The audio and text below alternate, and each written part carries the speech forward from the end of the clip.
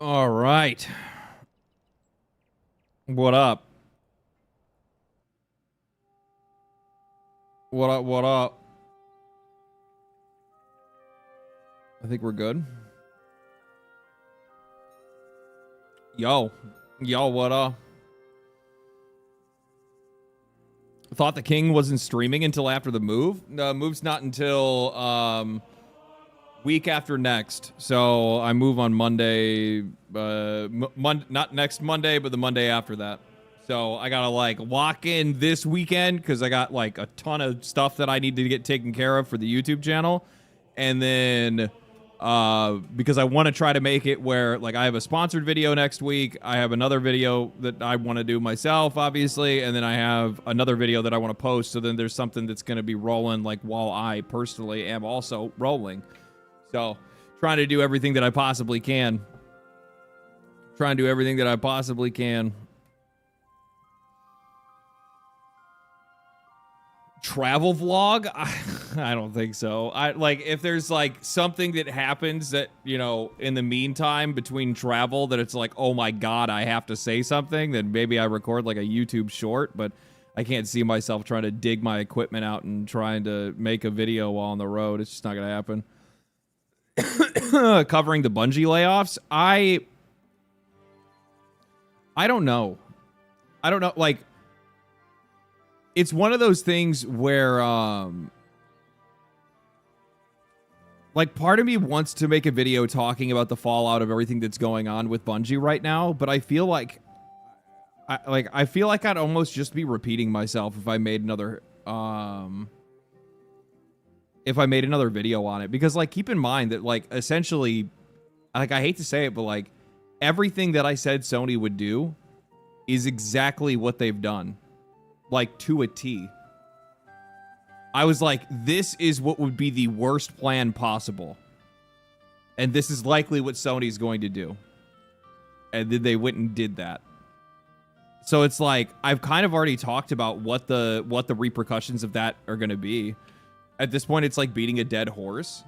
I guess. I don't really know. Like, there's part of me that, like, wants to, like, feels like there's more to say, for sure. But it's like, I've already communicated my love for Destiny, right? But, like, I don't know what else to say. Like, at this point, like, it's one of those things where, like, the only thing that I could say is that Bungie's going to close. This is going to close Bungie. Like, there's no path. Okay, I'm going to show you guys this. So I made a post about this yesterday. Let me get fucking enhance, zoom. So it was announced Bungie, part of PlayStation, has suffered significant layoffs, including most of the Destiny team and some on Marathon 2. The actual official announcement that Bungie had made is that some odd 300 plus developers have been laid off. Most of these people are coming from Bungie. A lot of the reports that I've seen, a lot of different people that have been like coming out and discussing it. It's like the entire update team. It's effectively their entire team for the most part. Their whole visual effects crew is gone. One of their VFX guys for the Destiny team came out and was like, hey, I just got my notice, as well as the rest of as well as like the rest of basically everybody else. So like, what are you gonna do without a VFX team? You know what I mean?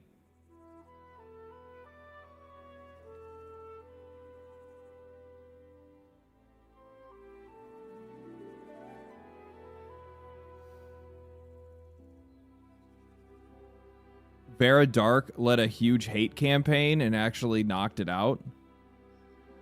Hate campaign? I don't even know what you're talking about. Game devs are rich, entitled twats. That I wouldn't say that. I personally wouldn't say that. But here's, like, okay, well, all right, we'll get into my opinions of the layoff stuff here in a second. But I had said Sony will shut down this studio. Destiny won't have a team to make another game. Marathon is already dead, and there's no projects that they have greenlit. I want you guys to keep in mind that, like, one of the discussions leading up to all of this is that not only have they not greenlit a Destiny 3, they haven't greenlit anything else. So while they have projects that are in incubation, which are projects they were planning on pitching, they don't actually have anything in the chamber yet. The only thing they have to rely on to make money right now is literally Marathon and Destiny 2. And with them effectively just halting development on Destiny 2, that means that that game is done. You're not making that much money off of that game anymore. You're going to make a little bit of money here and there, but then also at the same time, you have Marathon that's effectively making nothing for you, right?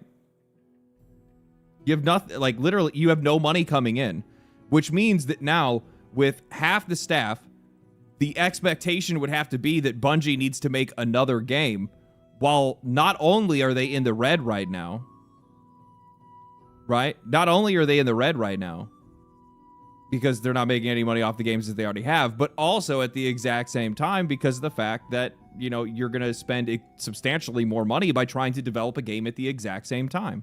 So you don't have any money coming in, and also at the exact same time, you're spending a ton of money trying to get something else out, which means, what do you guys think? Do you think Sony's really going to want to sit around and wait while the studio is, you know, has now 2 failed live service games? One that I'm going to squarely kind of put most of the blame on Sony on this one, but they have 2 failed live service games. The company is torching money, and then you're going to be like, oh yeah, we're going to give them 3 to 4 years to make another game.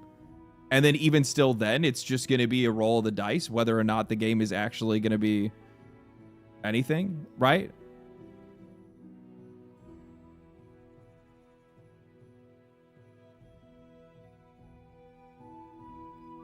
One of the biggest spits in the face is Herman Hulst went on to say that PlayStation or Vitalink will be getting into that. Thank you for the 10. Appreciate that, Bender. What is this? What are you guys talking about here? YouTubers aren't influential as you think. People saw and didn't like Marathon. That's it. Do we have like we got like a Marathon defender in the chat or something like that? I'm going to tell you guys it straight. So somebody actually responded to this post that I made with that very kind of thing. I think they said Marathon. Yeah, here, this person right here. Marathon isn't dead. Relax. They always do this shit when they half-ass a release and then it completely change direction in a year. It'll be fine. Not as big as Destiny, but it'll be fine. General audiences, I don't even have to say it because I already know it. General audiences just are not interested in Destiny. General audiences are just not interested in Marathon. And there's not really any reason for it outside of maybe it's the genre, maybe it's the look of the game, the visuals, maybe who knows what it is. It's just, it's a bunch of different factors that have all been compiled on top of each other. Some of it's their reputation that got destroyed from the fact that they had that whole art scandal. Some of it's just from the fact that these guys basically have torched their reputation over the past decade and have upset a lot of players and ruined a lot of the trust that people had in them. I think everybody's always wanted everybody's always wanted Bungie to be exactly who they've always been, or at least how people remembered them as, right? Like people wanted them to return to being those guys at one point in time. But the problem is that like that's just not who the studio is. And because they never delivered that, that's just why people aren't showing up for it. Marathon is done. It is done. I don't look at this game, guys. And I'm not trying to be Mr. Steam Charts Andy here, even though, well, guess what? Graphs do a really good job at proving a point. And this game cannot maintain players. It has not been able to maintain players since it came out. It has now been since March that this game came out. And in that time, they have not been able to hold anything. They can't hold water with this thing. It is full of holes. And the funny thing is, it's not the quality of the game. Genuinely, it is not the quality of the game. I think the gunplay feels great. I think the movement is all right, even though it's a little, unintuitive, the fact that you have like a heating system but especially in a game called Marathon. But outside of that, the actual construction of the game is relatively solid. But whether it's the theme, whether it is the look of the game, whether it is just basically all of these other reputational issues that are piled on top of this game, people are just not interested in it. It's cool that you are, and it's great that other people like it, and I get that people do, and I can even understand why some people would. But just because you like something doesn't mean everybody else is going to like it. And just because you can see the value in it doesn't mean you're ever going to be able to communicate to other people, especially when the overwhelming majority just don't see value in it themselves. This is not the game that people want. This is not what they're looking for. And the thing is that, you know, going and looking, Arc Raiders, if we're just talking about the efficacy of extraction shooters, right? Arc Raiders is the most casual version of extraction shooters possible. And this game it's headed in the exact same direction. Now, their problem is that they just didn't support the game properly. They just couldn't keep up with the flow. And right now, like, that's one of the things that I don't think a lot of people are realizing right now is that live service is done. It's cooked. It is the most toxic and absolutely dangerous thing for anybody in this entire industry to try to jump into right now, because these guys they've effectively ruined it. That's what's happened.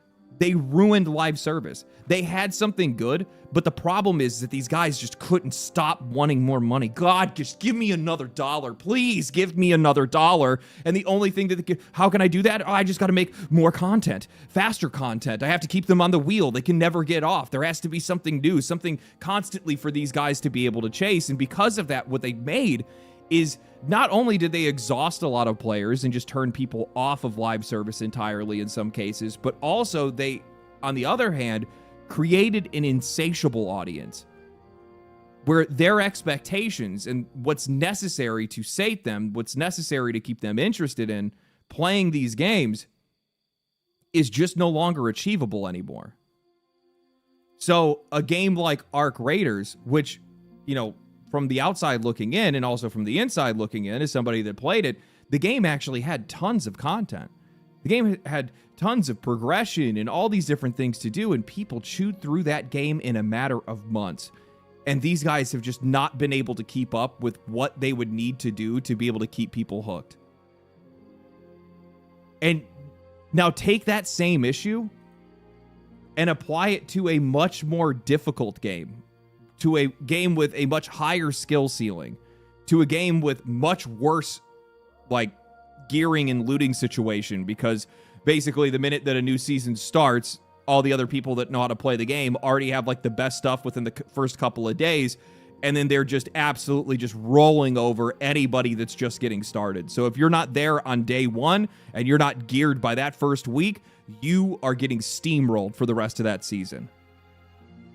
Not to mention there's already just other difficulty curves on top of that as well, right? But then you add on top of that the game is just relatively niche. You add that the genre is relatively niche. You add that the look of this game is just something that's just not really clicking with general audiences. And now you have something that cascades downward even faster than anything else that's out there. I've said this multiple times.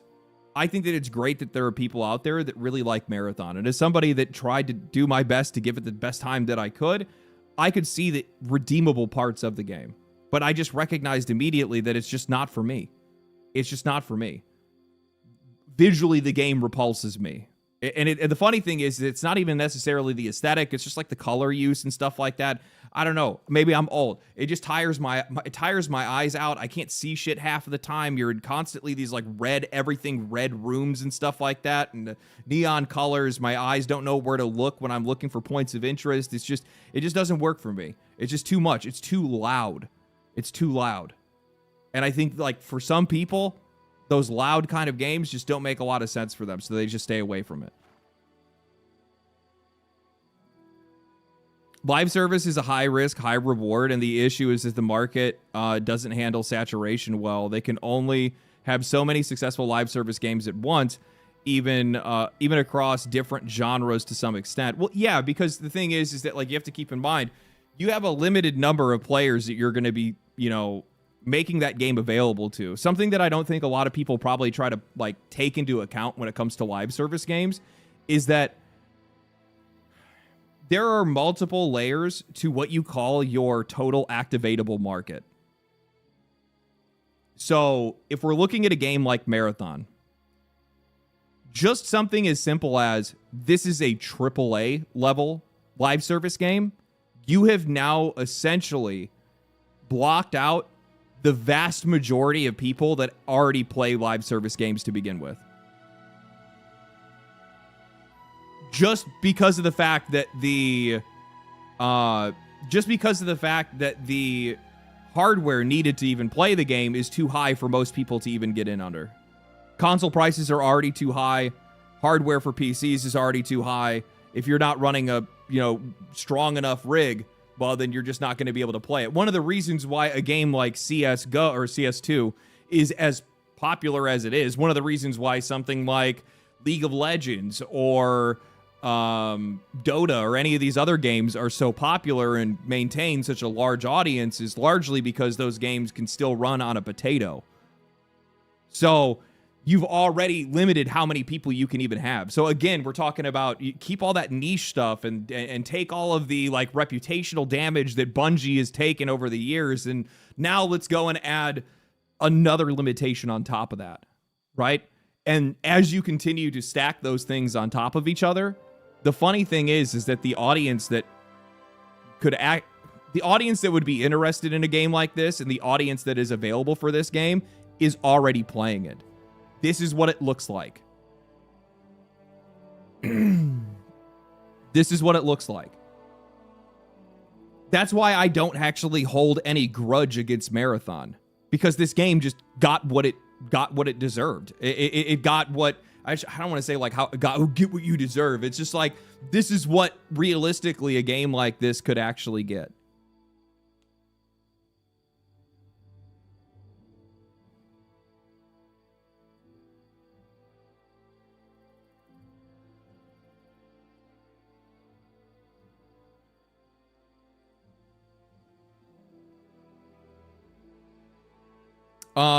Forgot to sub because of how many vids I watched of yours. Enjoy your talking points. Also, Alex says shave that beard.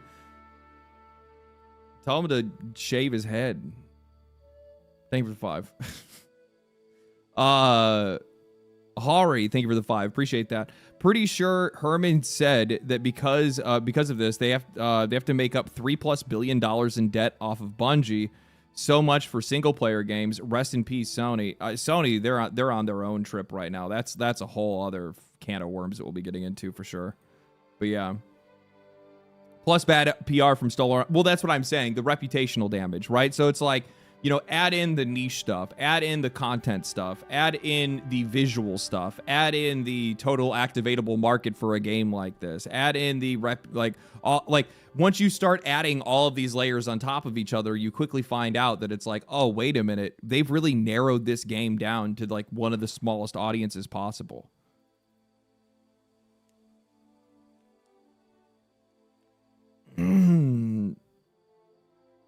Also, sorry. Also, Extraction Shooter is not a audience grabber. It's very niche. These are okay extraction numbers, but not good numbers for a studio as big as Bungie. Yeah, well, the other thing you have to keep in mind, and like I brought this up before, is that like I don't understand why the game. I do understand why. The games industry is obsessed with extraction shooters because they love the idea of a game where you could lose everything and then have to start over. It's not the same as like a pick up and play where you don't actually you're not committed in any way. You're not invested in any way, like Minecraft, or not Minecraft, but like you're not committed in any way. You're not invested in any way, like a game like Fortnite, where it's just drop in, drop out, and everything resets every single match that you play. In a game like Marathon or Tarkov or whatever else, chances are you end up becoming incredibly invested in those games, and you have other gear and other things, and then what ends up happening is you constantly chase your losses. It's gambling. It's a gambling shooter where not only are you gambling to find the loot that you want and the loot that you're looking for, but you're also gambling your gear every single time you go in. So there are gambling mechanics directly baked into the very core identity of an extraction shooter right from the get. And that is really attractive because that likely means that you're going to stay invested in that game and continue playing that game, chasing your losses. That's why they want it. That's why they keep pushing it, because it is the most attractive version of a live service game possible. They salivate at the mouth over it. The problem is that while that might work on smaller audiences, general audiences, your, dad in his 30s that works a full-time job, 40, 50 hours a week, that only has a few hours a week to play games, maybe once a night or a couple times a week for only a couple of hours, isn't going to have any interest whatsoever in sitting down and playing a game where they can lose everything in a single evening, have one bad weekend, and then now all of a sudden they're just kind of out on everything. And also at the same time, they're completely outpaced by all of the players and all of the younger kids that are playing these games that end up basically being fully geared within that first week, and these guys are just basically turned into cannon fodder after that. They don't want to have anything to do with it. Why would anyone want to sign up to waste their own time? They're looking to relax. They're looking to escape, and you're not going to get that out of a game like this. What I don't think the games industry has really kind of come to terms with is that while it's very important to try to make sure that you're capturing younger audiences, established audiences, and I would probably say men ages like probably, I don't know, man, like probably 22 or 23 to nowadays, probably 45, are like your baseline audience. And you need those guys. You need those guys. Want to know why? Because they have money. They have a lot of money. More money than the kids do, like at least typically. I shouldn't say they have a lot of money, but they're going to be the ones that are going to spend more regularly. And they're also the ones that tend to form habits more regularly, or routines is probably the better word that I'm looking for. They form routines more like regularly, where they're like, I love it where every single Friday me and my boys hop on and play X or Y or whatever it is, right? They're more likely to do something like that. We have stable income. That's another part of it as well. But yeah, so it's just, it's one of those things where it's like, like a game like this is completely limited itself. And the games industry keeps chasing these for whatever reason. Well, it's not for whatever reason. It's because of the money. But it's not any good. But, yeah, it's done. It's done. And that's why it also said Bungie is not Arrowhead. Even with these cuts, they're going to have to make twice. Yeah, Bungie is not Arrowhead. Even with the cuts, they have to make...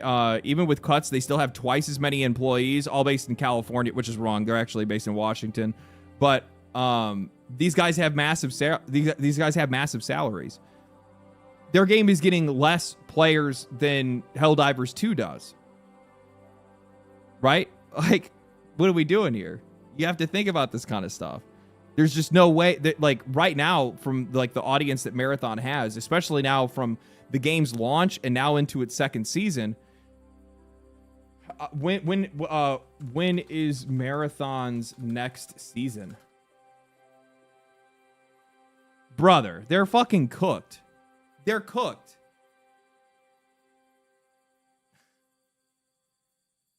Sony may give these guys to this update to do the PvE stuff and do all these other things, hoping that's hopefully, maybe, please bring some people in, right?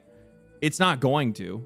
I'm going to tell you that right now. It's just not going to, because like it's not even something that is like cohesively a part of the experience, and it also kind of like undermines the entire like extraction shooter experience to begin with, because it's like, earn all of the money for your upgrades and buying gear and all this stuff in the PvE mode and have fun, and it's all low stakes, and then you have then you go lose it in the other mode, and it's just like, what you could do that kind of stuff, but you have to make sure that it actually makes sense in like the economy of the game and in the balance of the game. And I just don't think that these guys are going to have the time, especially when this is something that feels like it's being retrofitted onto the game to try to draw in audiences that they don't have. And it also means that PvE content is going to have a limit, right? It's going to have a limit where the game really is about the extraction part, but you're going to have a lot of people that are out there that, they're just not going to be in on this. Not gonna be in on this, and like that's September. Like, we're still 2 months away. So keep in mind, this is the other thing too. That's 2 months away while Marathon is doing this.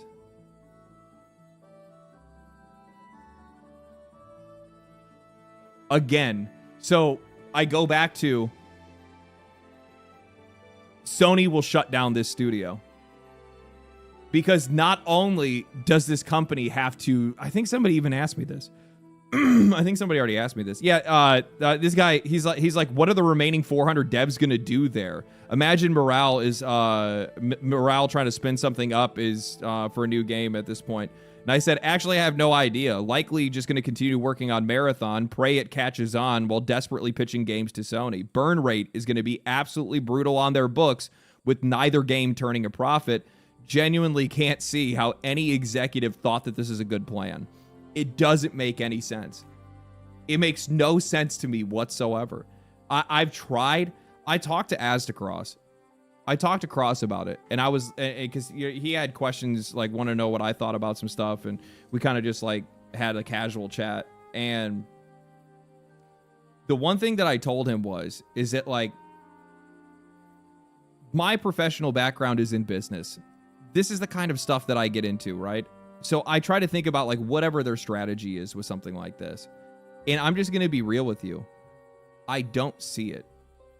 I don't see a strategy. The only strategy that actually makes sense in this case is that Sony is preparing to shut down the studio, and the only reason that they're keeping Bungie upright for the time being is because they can't afford to lose face by shutting down another live service game in such quick succession, and they have to make it look like they at least gave this game another shot. And also, some of it's probably, like, you know, sunk cost fallacy, right? Like, these guys are invested in the studio. They don't want to cut ties entirely. But yeah, I just don't see it, though. I would have waited to see what the Monument of Triumph would do and what it would activate within, you know, within the gaming community. And then I would have gone from there and figured it out, right? Because for this game to have shot up to its best numbers in the last, almost 2 years, and to have maintained still relatively well, right? I mean, like, just up until I think yesterday or the day before, this game was still sitting at like 100,000 players, right?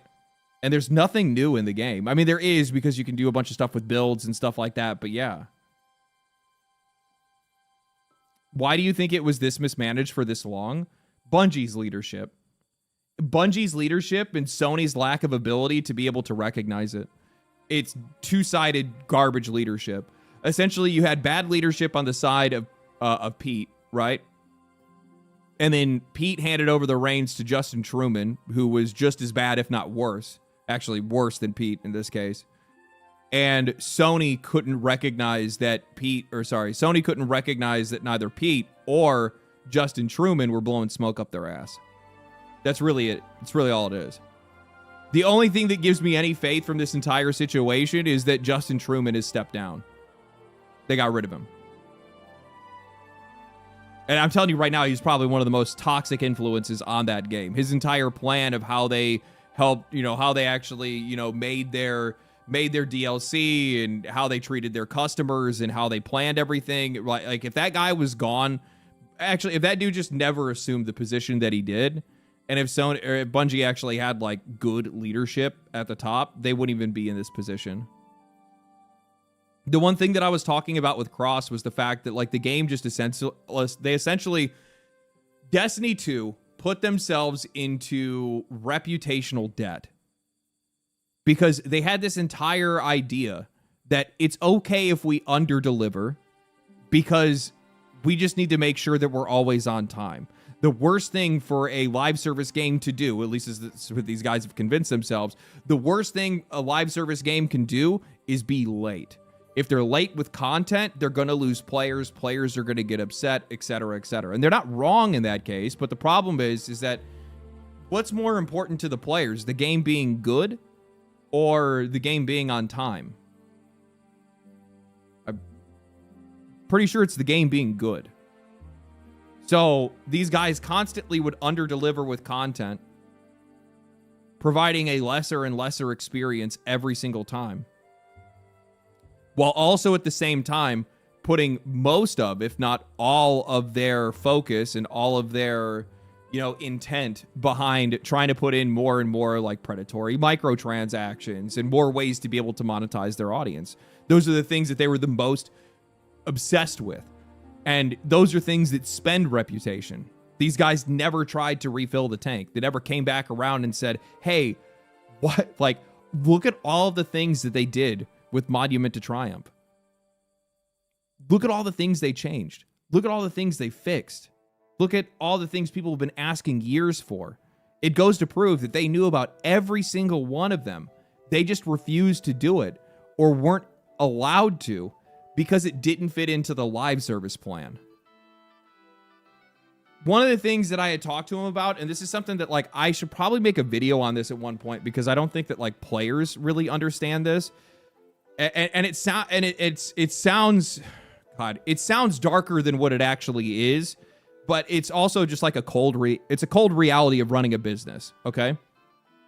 So anytime you have a project, if we're looking at video games, anytime you have a project that's a video game, every time you're going to look to make content, the question has to be asked, how are we going to monetize that? How is it going to make money? How does it play into the price that we're charging? You have to ask that question. And while some people are saying, oh man, isn't that terrible? It is terrible for a creative product, absolutely. But it's not even the number has to go up. No. You have to be realistic about this because you're going to be spending money to make this thing. You're going to be taking a couple of developers or a team of developers to go and work on this and test it and create it and plan for it and all these things. So like you have to get your money back from that somehow. And the problem is that there's no real way for you to be able to create a financial equation from goodwill. And a really good example that I used for this is that like Cross had brought up the idea of, they brought in the testing dummy so that players could actually like test to see how much damage their build was doing and stuff like that. And he's like, it's crazy that we couldn't get something like that in sooner. Why wouldn't we get that? Because a test dummy doesn't make money. And there's no way for you to be able to communicate that to the people up top that, well, this is going to be something that the players really like. It's going to add to the goodwill. It's going to add to the overall value of an expansion. But they're like, yeah, but we can't make money off of that. So while they're not fully opposed to it going into the game, they put it on the back burner instead, and they front load with everything that they know that they can monetize. Like a dungeon is something we can make money off of. A raid is something we're going to make money off of because those are the front sellers when you're selling another expansion. A story is going to make money because that's part of the expansion. That's the expectation of an expansion. Skins? Oh, you're making skins? That's something we can definitely monetize. That goes to the top of the list. And that's exactly what it is.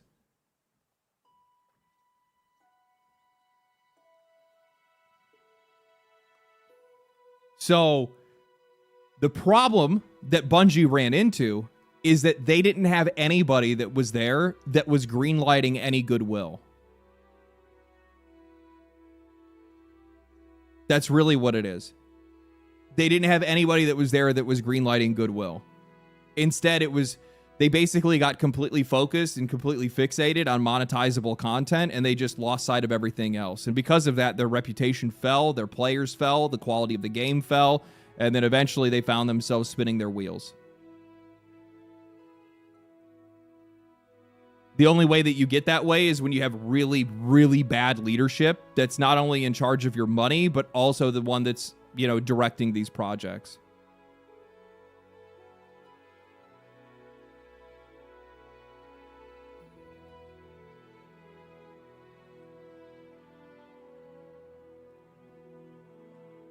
Isn't that pretty much all of those? Yeah, it's true for every single game. And the thing is that conversation still does need to happen. And by the way, there are tons of things that absolutely developers should look at and say, we're not going to be able to make money off of this. While this would be really cool to put in, we just can't do it right now because it doesn't make sense with this project and this much money that we're investing and, what we're projecting our sales to be and stuff like that. In some cases, you are going to have to leave some of that behind. And but the point is that you come back to it later and you don't leave it on the shelf that long. Because if you leave it there that long, you're going to find yourself stacking that shelf up with a ton of stuff that needs to get done, that does add value to the experience, not monetizable value, but overall value. And that's what ended up happening with Destiny 2, because they did stack that shelf up, and we saw them unstack that shelf with the Monument to Triumph.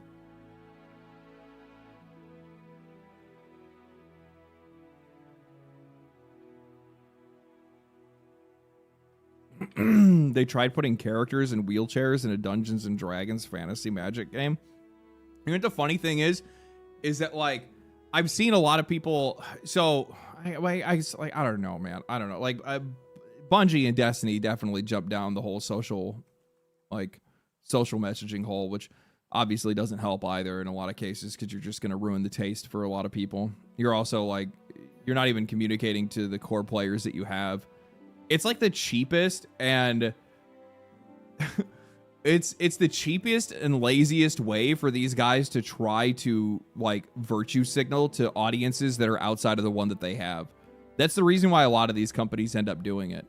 They're like, you know, if we just make our game look inclusive, then it should include more players, right? It's so stupid.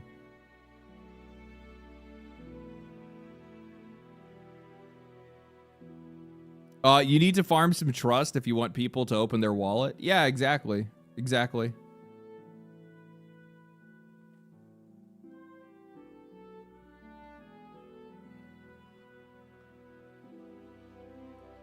But yeah, so I think this is it, man. I do, which is really sad, because I still think that Bungie has talent.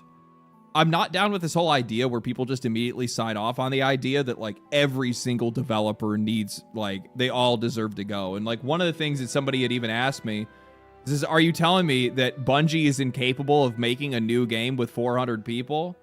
And I said, yes. While I want these studios to get smaller and games to be made for less, I'm not convinced that a studio this mismanaged knows who and who isn't the real talent at the studio. That's probably one of the issues that I have when, like, I see people get all fired up and they're like, hell yeah, lay them off, hell yeah. And so in some cases, you do see the people that absolutely deserve to not be working at these game studios get cut. But at the exact same time, when you see studios that are this poorly managed, there's a really good chance that a very good, sizable portion of that studio is actually the people that fully understand what players wanted, but they were left out of the room. The only thing that we can hope for is that those people find jobs at studios that actually value them.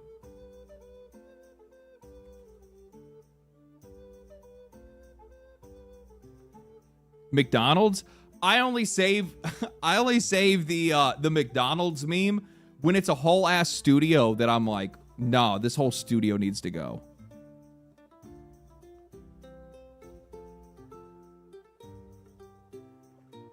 See if Sandfall or Larian are hiring. Dude, the funny thing is that most of those studios probably know to keep themselves small to begin with.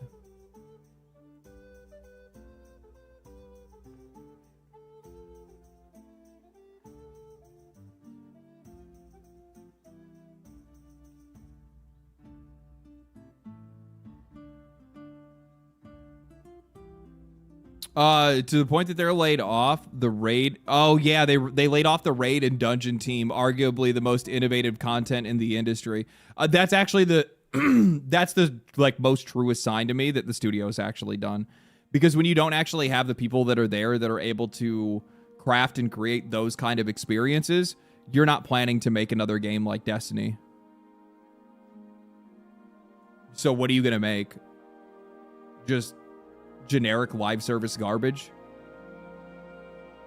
There's literally nothing in the entire games industry outside of traditional MMOs like Final Fantasy XIV and World of Warcraft that have a dungeon or raid experience like Destiny.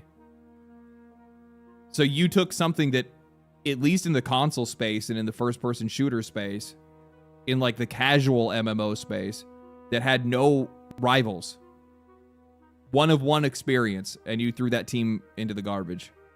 Interesting. Interesting thing to do. Now, what makes this really funny, this whole debacle with Sony, because I said this is a generational fumble by both publisher and studio. The only possible upside is that PlayStation stays out of live service forever. And wouldn't you know it? Sony proved me wrong by saying PlayStation wants to revitalize the market with new live service games. In a recent interview with Famitsu, Hideki Nishino, the president of Sony Interactive Entertainment, shared his insights about PlayStation's strategy with live service titles. Nishino emphasized that Sony believes that live service games have the potential to reach players on a global scale. The company aims to revitalize the market through both first-party and third-party content. In terms of live service, PlayStation is not only focusing on marketing its upcoming titles, but is also considering how to enhance existing games in both the medium and long term. Nishino emphasizes that it is crucial to continuously provide new content for live service games, and this genre is relatively new, and many developers are still experimenting with different approaches. PlayStation aims to continue to take on challenges within that context. Nishino then reaffirmed that single-player games will remain first-party, while their live service multiplayer games will be multi-platform. I don't really care about that. So I posted this. Goes 1 for 12 with failed live service games. Sorry. Goes 1 for 12 with failed live service games, mass layoffs and studio closures, lights billions on fire, stops development of Destiny 2, PlayStation. I'll do it again.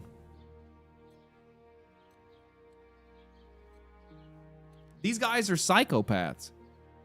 There's something wrong. They're all one-note Andes. Not a single one of them has any other ideas in their head. It's like I said before, these guys just all share one single brain cell, and right now it's just live service, live service, live service. It's so bad. It's so bad, man. How are you ever going to pull out of this? One, I don't know about that anymore. Helldivers 2 was a success. It's still, at least it's still from my perspective, is a success. And I'm going to tell you why. Probably got like 20,000 players, 25,000 players, 30,000 players. This is more than I ever thought that this game would ever maintain. I've always held the position, I've always held the opinion since this game came out that even when the game was at 450,000 players, that was way too high. I had said within like my second video playing it, when everybody was like, oh my God, Helldivers is the future. This is the best game ever. I was saying that this is a game that's likely going to have an audience of like 30 to 50,000 players. Because it just doesn't have that kind of vertical, it doesn't have that kind of like vertical progression. It's very fun. It's crazy fun. It really is. And you have like the whole, D&D campaign with your, playing through the galaxy essentially with everybody else and stuff. It's a really cool game. It's a lot of fun. It's super cinematic. It's always satisfying to play. Especially if you're a casual player like me that only plays like I don't know, once or twice a month or something like that here or there. It's a great time. Great time. I got like 500 hours in this game. I went super hard when the game first came out, but this is what this game should get. This is the realistic size of the audience for a game like this with this kind of progression. For it also just being straight up a PvE, horde shooter essentially, right? So it just, this game is a win. It was a W. It was a massive W. Massive W for more so Arrowhead than Sony, because this game also afforded Arrowhead the ability to get out from underneath Sony and not have to partner with them in the future. Bro forgets the console people exist. What do you mean by that?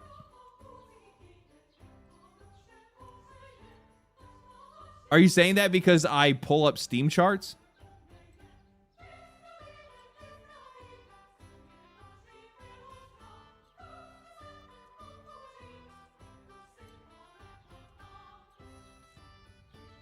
Pull them up. I don't think there's an option to pull people up on YouTube chat. Not the same as Twitch.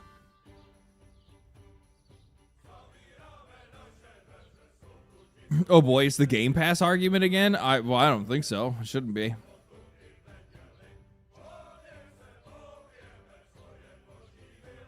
More people played this game on PC. You focus on Steam charts and console people would have bigger numbers because Helldivers 2 is casual. Do you want to know the reason why I use Steam charts? I use Steam charts because they are a representation of what the general trend for a game looks like. I don't need the numbers everywhere because we are all one people. If a game is doing really well on PC, it's not just magically having players just absolutely hate it and throw it away on console. At least not if, you know, the game is like completely unplayable on console or something like that, barring anything like that. But it is a general trend. It's like the same thing as like, what's a really good example of this?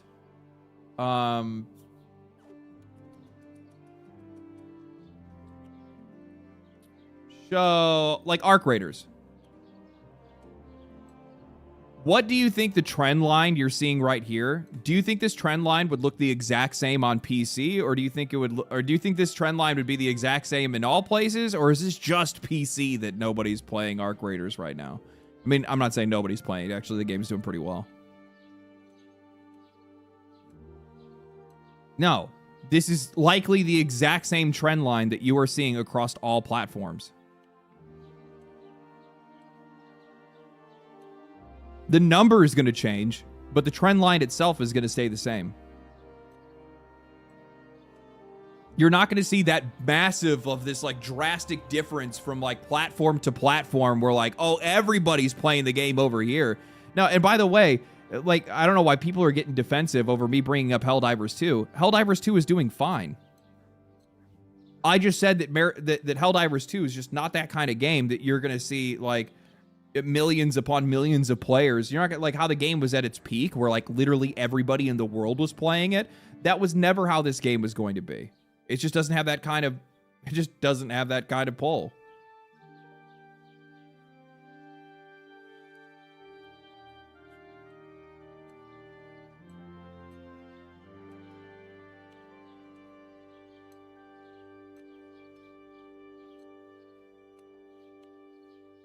What is this? What a slime ball? Got to siphon that blue-collar workers' Friday paycheck? Bro, suck my fucking cock. I've never asked anybody for any money.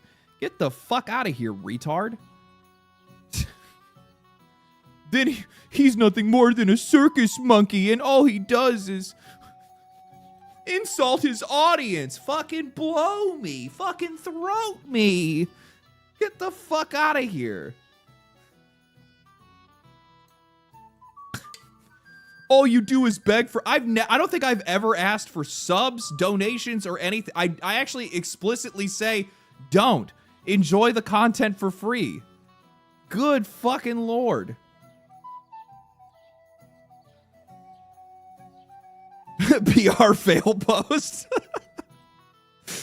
I love how, like, my first reaction is somebody being like, you're being mean to your audience. And I'm like, yeah, fuck you in particular.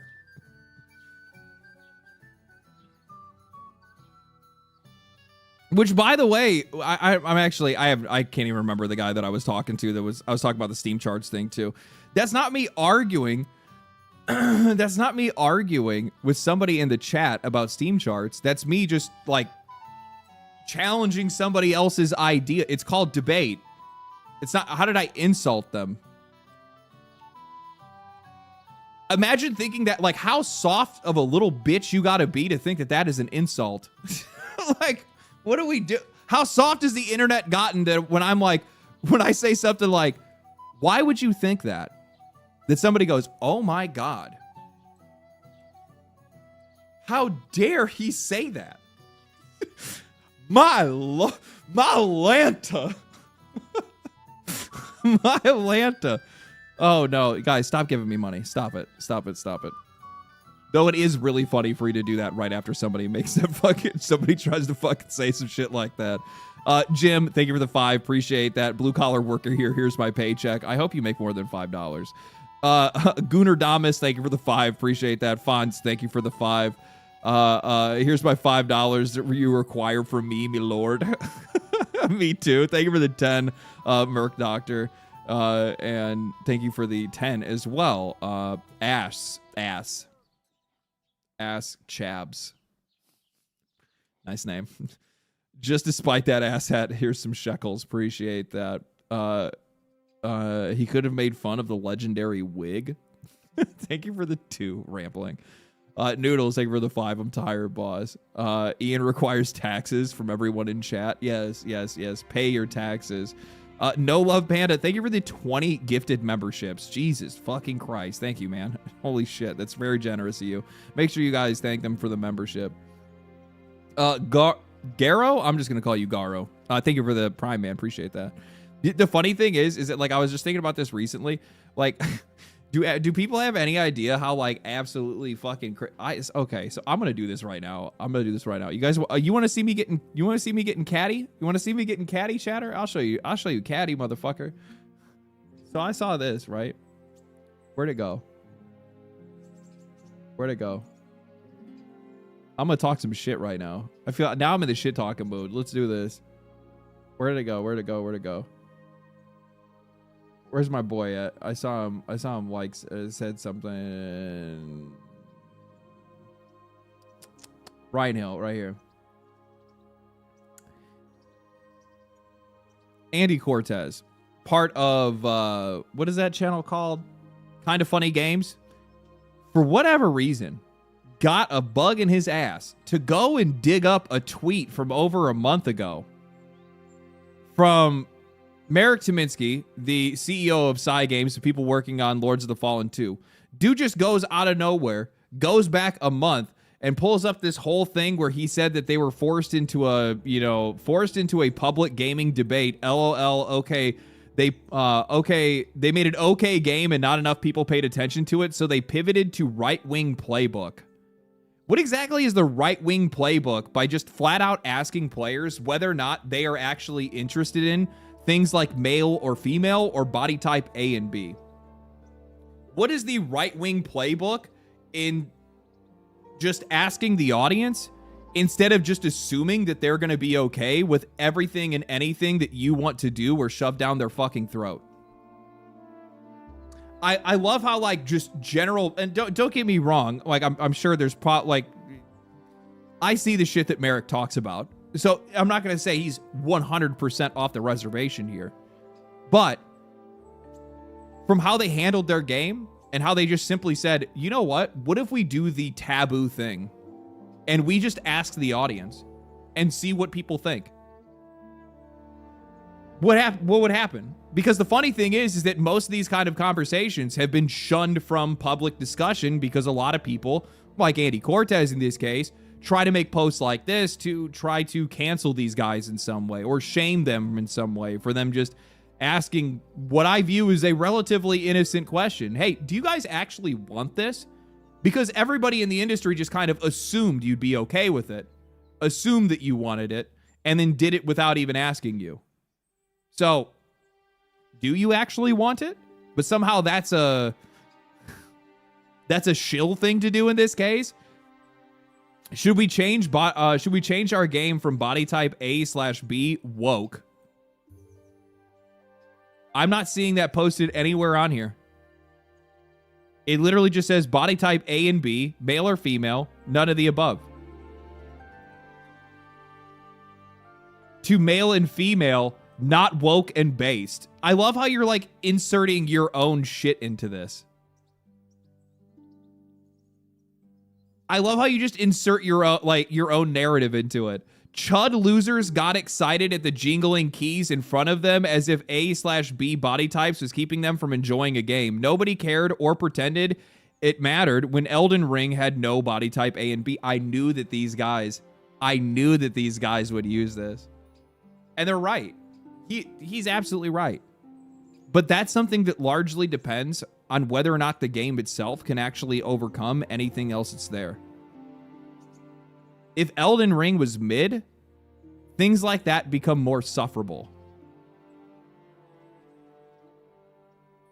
They grate on people more. The only reason in most cases that you see a lot of these discussions about like woke or non-woke or based or not based or whatever it is, anytime you see any of these like social political discussions that pop up around video games, it's largely because the game itself just isn't good enough. So it can't actually mask over these things that some people just aren't comfortable with or they just don't want to see in games. They were stoked to play an awesome game, but more importantly, they hadn't been told to care about it. Nobody is being told to care about anything.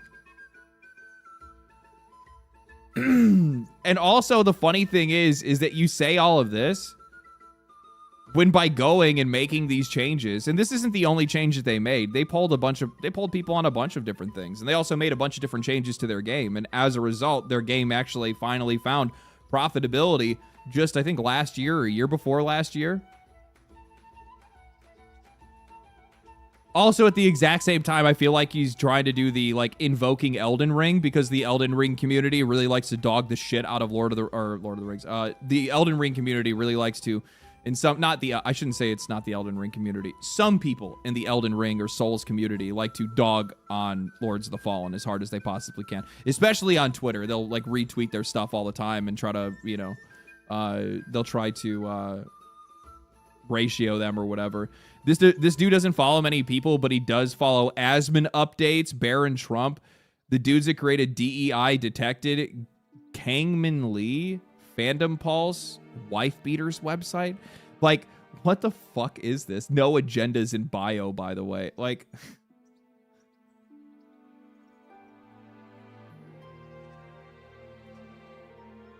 and you have the thing is, like, I was sitting here and I was just like, and by the way, like, this stuff here it's not wrong. It's not wrong. It's just that stuff isn't as noticeable when the game itself is good enough to be able to essentially mask over it. But that stuff starts stacking on top of each other and starts irritating people a lot more when there are things that are shoved into games that they're just not into. And yet the funny thing is, chud losers, brother, who the fuck do you think buys video games? That's the reason why opinions like this aren't worth a shit. And this is probably one of the things that I know for a fact it probably... One of the things that irritates a lot of people about me is that I'm not necessarily, like, picking a side on this kind of stuff, because I'm not really interested in that. I'm coming from the pure cold corporate approach of who's the one actually spending money. That's who you make games for. What is your alternative?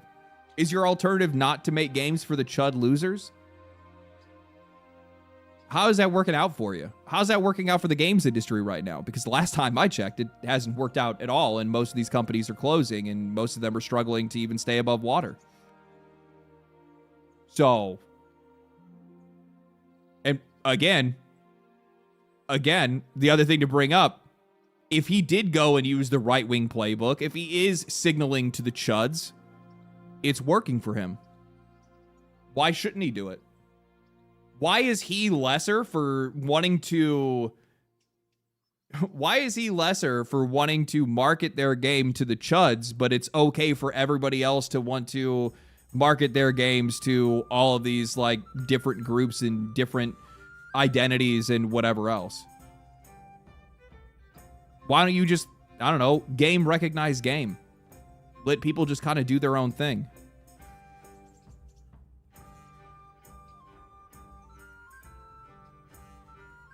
Not all games need to be the same. I don't understand how stuff like this has become such a big deal. The reason why it's become a big deal is because the door doesn't swing the other way. That's really what a lot of people end up having problems with. The other thing that I find really funny, too, is because I was, like, sitting here and I was just like, when you have opinions like this that, like, I just genuinely view as just not, like, it's so out of touch. It's just out of touch with like, the state of the games industry at the moment. And I'm like, you guys are content creators. How are you making your money?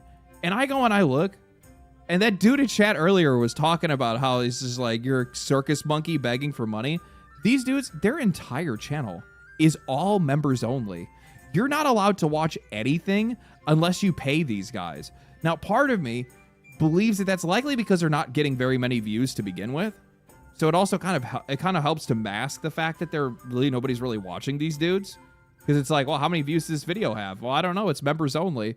But like the whole thing, you have to pay a fucking sub. But then 11 days ago, I don't think anybody's actually watching these guys. How do they have so much access? How are they so like I don't know. And these guys are like industry favorites, by the way. They're known by like everybody. They're known by everybody. What did he say here?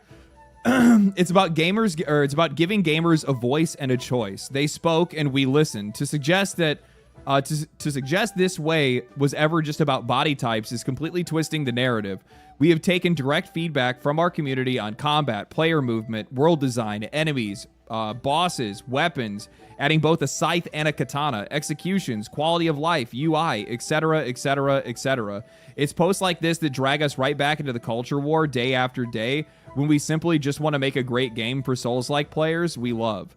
Perhaps comment on our monthly dev video series, perhaps comment on our monthly dev video series, dragging singular tweets back up from 2025.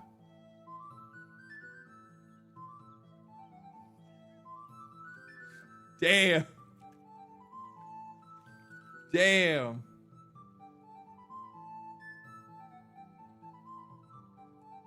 Yeah, that's a good response. That's a good response.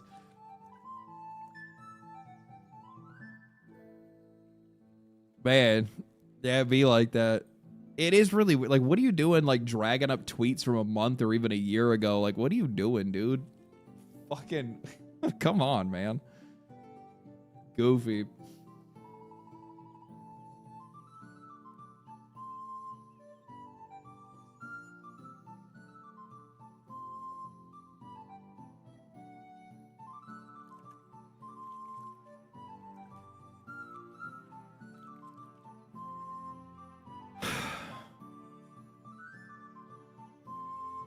I don't even know what to say. I don't even know what to say. Haha, my game came with a little book. Hey, where's the little book? Where's my game? Where's my game?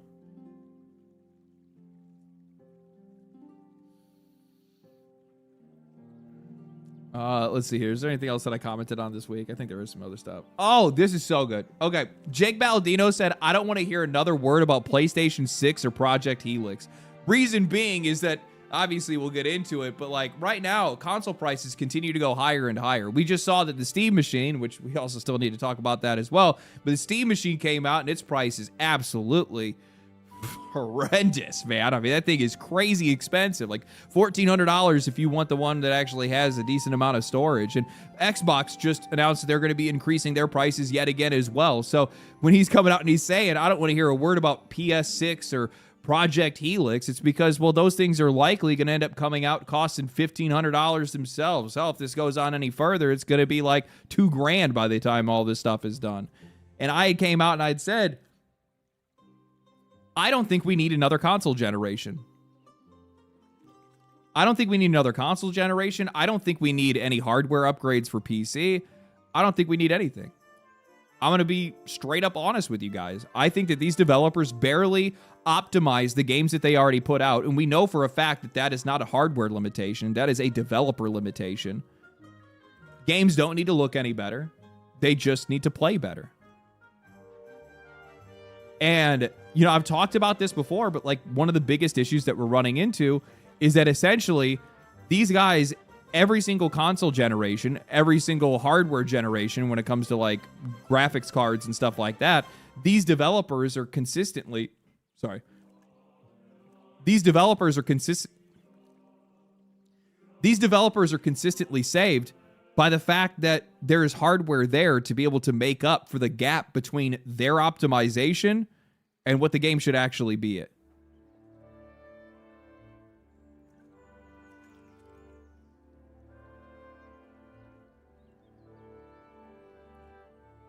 We do not need another console generation. I think that we would be able to be just fine if we stuck with the current generation of consoles that we have right now, and also the current generation of PC hardware that we have right now.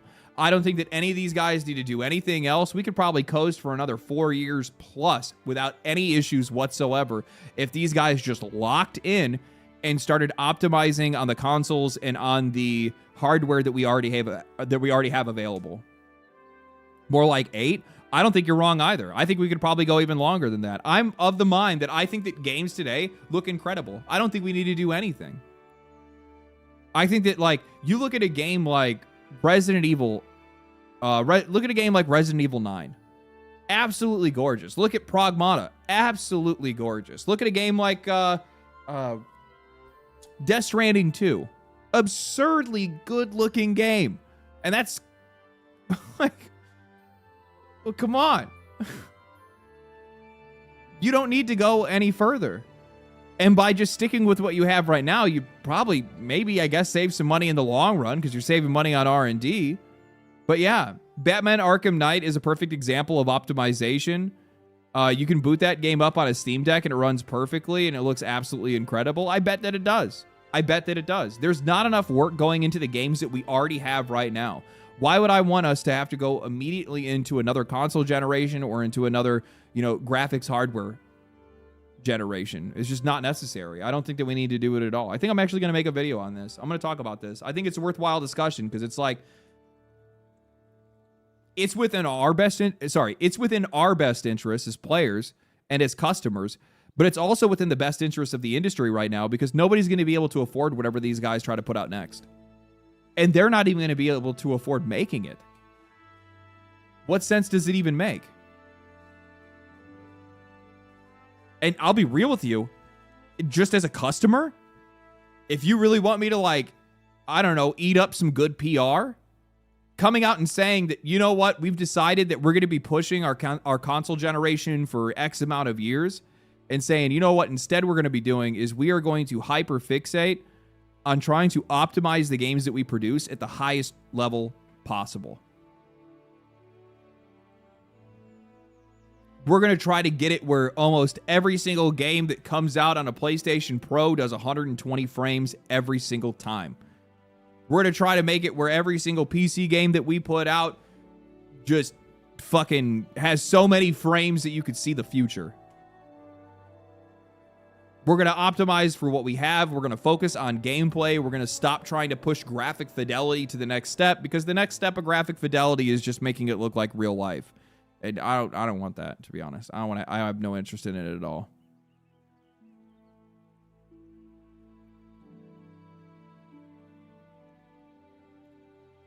My best guess is that Sony can't sell this to investors. None of these guys can. That's really what the problem is.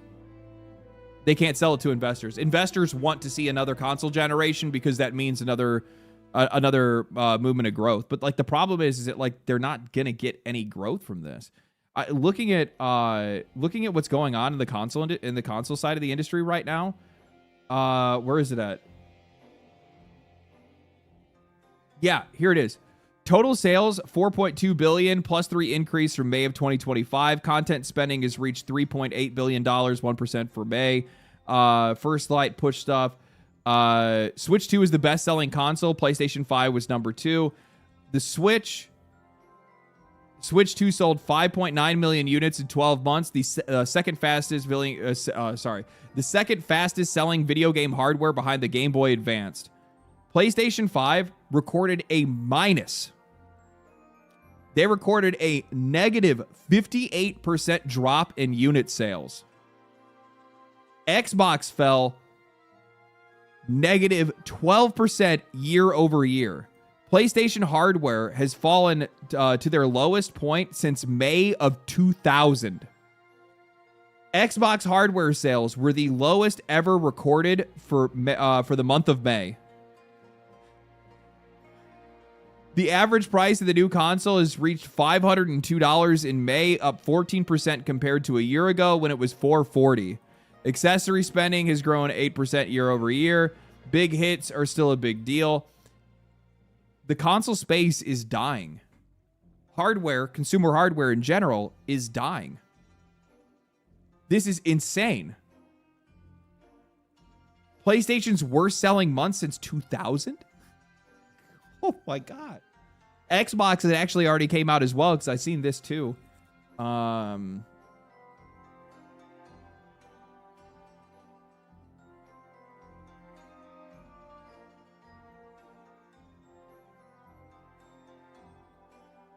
Xbox console sales in May were the lowest ever recorded.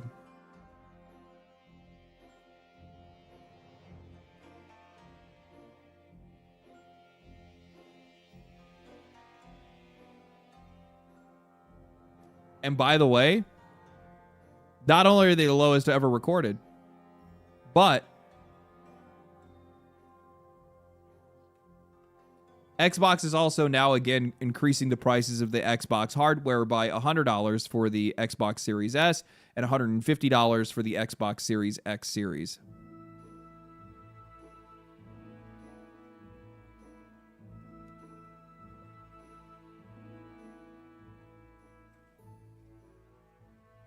You thought we hit the bottom? We're about to drive right through.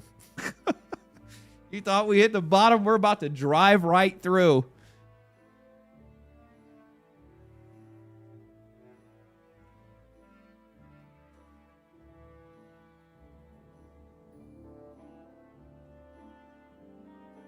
So yeah.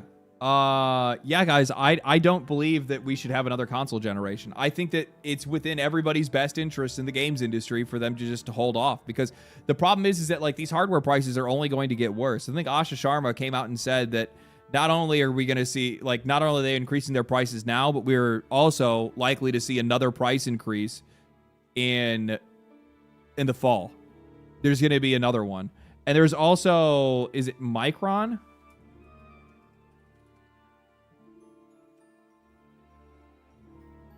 Micron locks in historically high memory prices for 5 years. The company has signed 16 strategic customer agreements with a floor price that it concludes a robust gross margin for Micron, well above our peak quarterly margins in the past any cycle. In any cycle in the past. So these guys have already just locked in the memory prices that we see right now at higher margins than what they are for the next 5 years.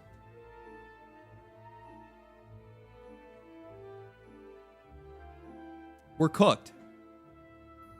Now, mind you, Micron is mostly just making memory specifically for the AI data centers. These guys aren't making it for anything else right now. I don't know if you guys remember this, but like, not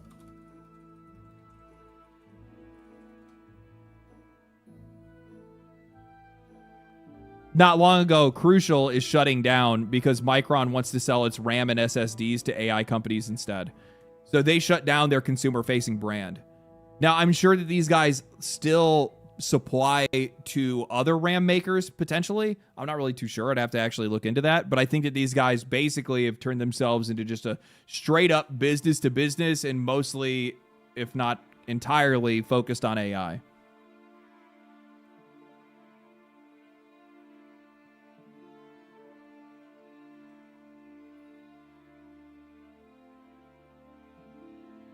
So these console prices are only going to get worse. These numbers that we're seeing right now are apparently already locked in for the next 5 years. So, I don't see how it's realistic at all to come out with any other gaming hardware. I don't see any point in it. I really don't. The bubble can't burst fast enough. But the thing is that even if the bubble bursts, these guys have exit strategies. And also on top of that, there are going to be massive repercussions for the rest of the world when the bubble does burst. Because all these guys that have invested their money into this stuff are going to be looking to take that money out of your wallet instead. In some way. Any way they possibly can. Let me get through some of these super chats here. I missed a few of them.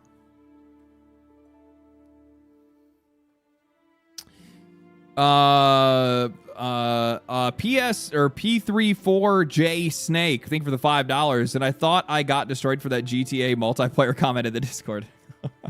Stygian, thank you for the $2. Here's some donos because you keep asking. Shut the fuck up.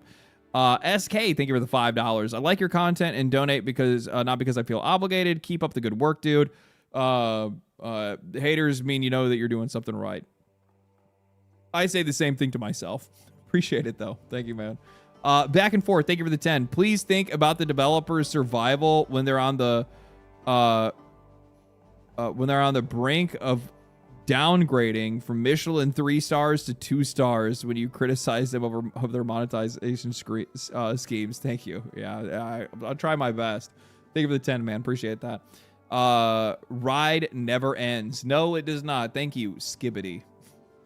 Psalms, thank you for the 5. Here's some extra cheddar just to piss that dude off. Keep doing you. Thanks, man. Appreciate it. Fine, I'll give you some money. Stop threatening. Thank you for the $2. Appreciate that. Chuds are basically the #1 demographic for games. They always have been. Thank you for the 2. Appreciate that, Blake. They made a dog shit IP. Neo solos everything. Neo is fucking sick. Thank you for 2. Thank you for that. Tank Dempsey. Appreciate that. Top fucking piece of shit. Tom, thank you for the $10, Brand. Appreciate that. I don't like how they're trying to monetize Grand Theft Auto 6, and I don't like how they are monetizing Grand Theft Auto 6 and want people to complain. However, I point out Mario 3 cost $49.99 when it was released. By today's dollars, that's $123. We'll get into the Grand Theft Auto pricing discussion and stuff like that later. The problem is that like the vast majority of people are, and this is like something that I brought up in the video.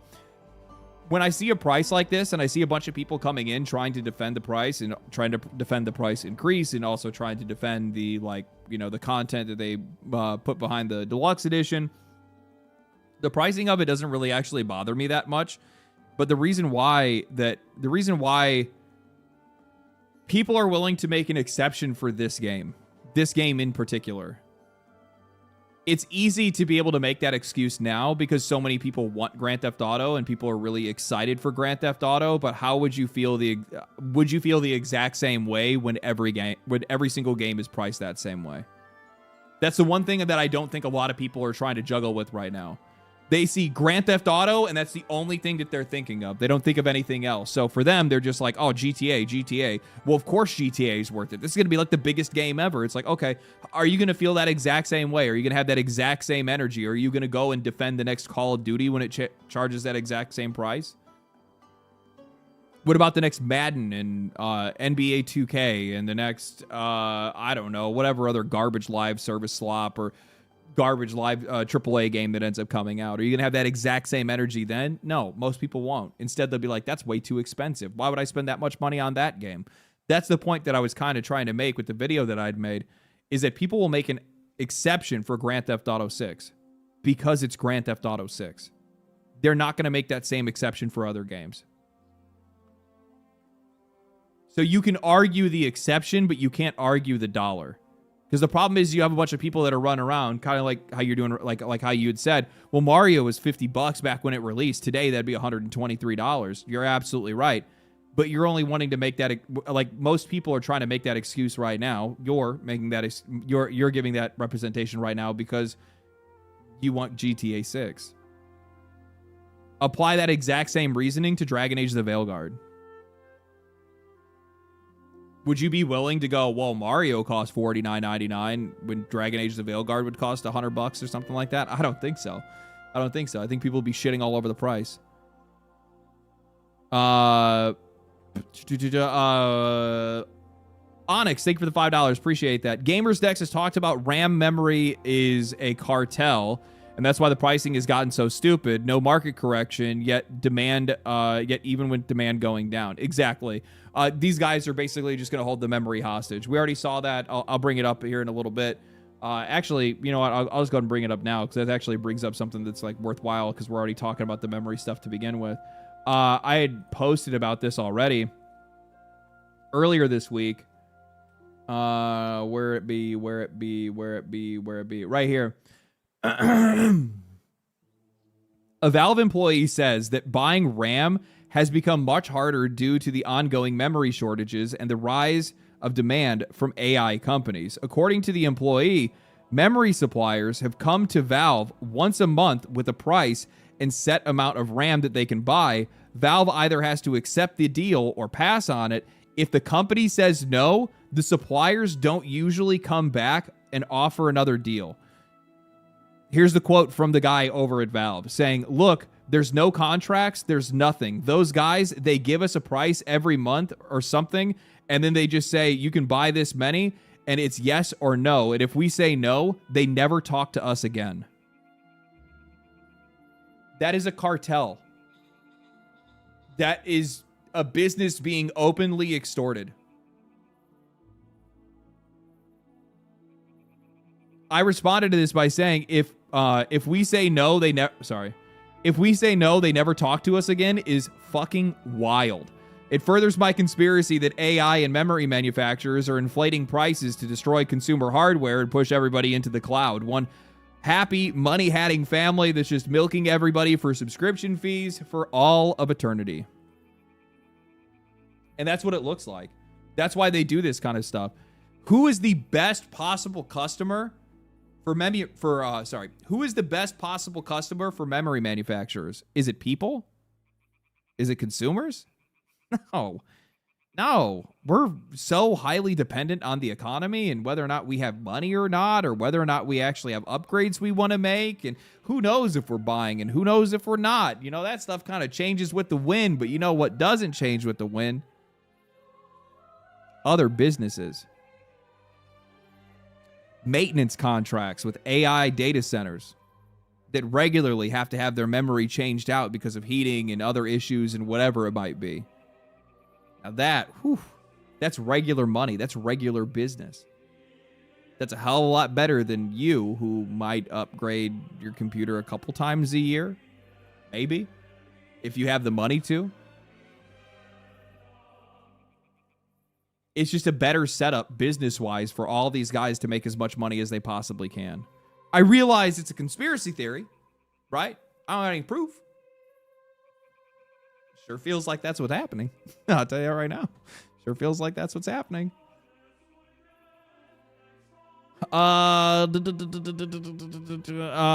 Responding, the Andy Cortez part.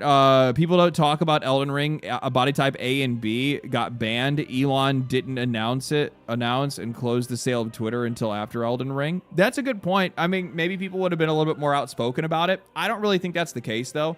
The whole like body type A and B stuff, the whole like basically, I'll be honest with you, man. Basically, any of this stuff, and like Baldur's Gate's a really good example, right? I think Baldur's Gate's probably like one of the best examples that I could use. Like Baldur's Gate was woke as hell. Can we recognize that? I think it's pretty safe for us to. It's intersectional. I like that. I think that's a better way to say it. Baldur's Gate 3 had a very obvious like split of choice of like how you like to play games and the kind of things that you like to interact with. And because the game, you know, has so much freedom when it comes to what you can do and, you know, how you choose to actually interact with the world, that game could be as based or as woke as possible. It was all up to you. But nobody really complained about it. Nobody really had that much of a problem with any of that stuff actually being included in the experience. One, because it was largely a choice. And two, because the game was so good. If the game is good enough, in a lot of cases, people will just flat out ignore a lot of this stuff. Now, don't get me wrong. I think that over time, you know, depending on how, like, it largely depends on, like, how big,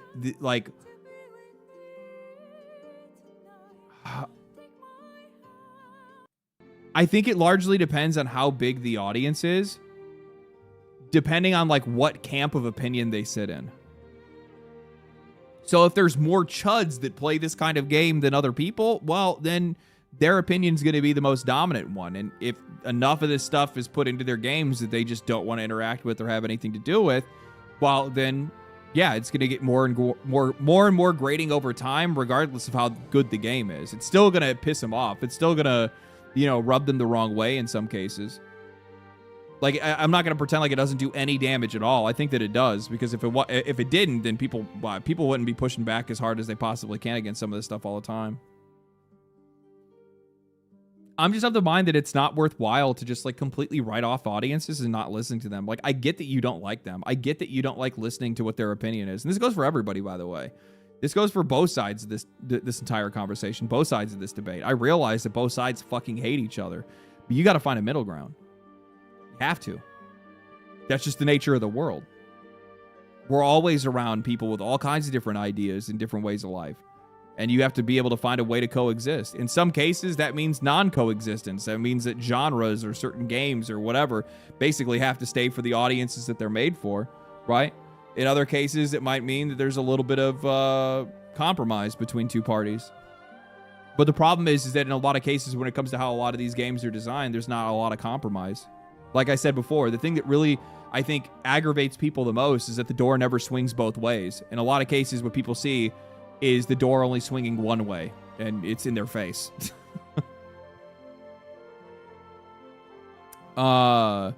Those Micron assholes are in collusion with other DRAM companies to artificially inflate prices, screwing everyone. They got fined in the past.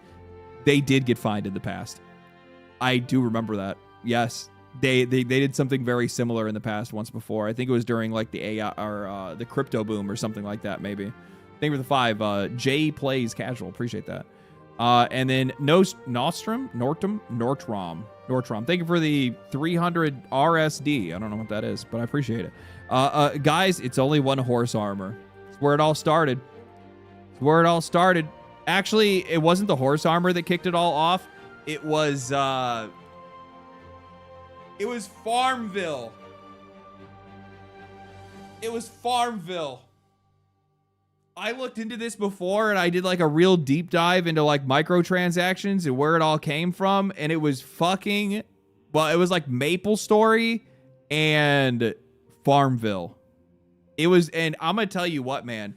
Now that I think back on it, the amount of moms that would roll up into the GameStop that I worked at and would just like hand over money like crazy for those fucking Farmville cards. We used to joke about it all the time.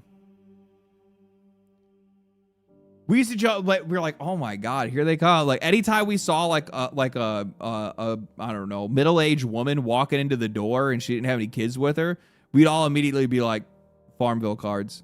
And sure enough, that chick would come up, do you have any Farmville cards? We were like, dude, play a real game. Play a real game. Farmville and Neopets? Neopets didn't take any money, though. At least not back in the day. I used to play the shit out of some Neopets. I used to play that game like crazy.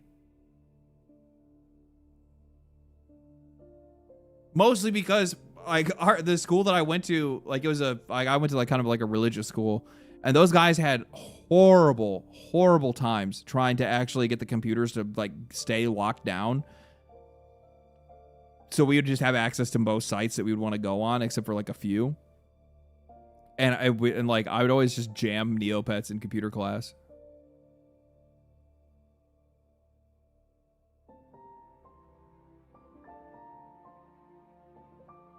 Games industry desperately needs another Atari crash. Nothing like that's going to happen because they don't actually have like supply stuff. We could see a console crash. I think that's definitely going to happen. Give me 1 second.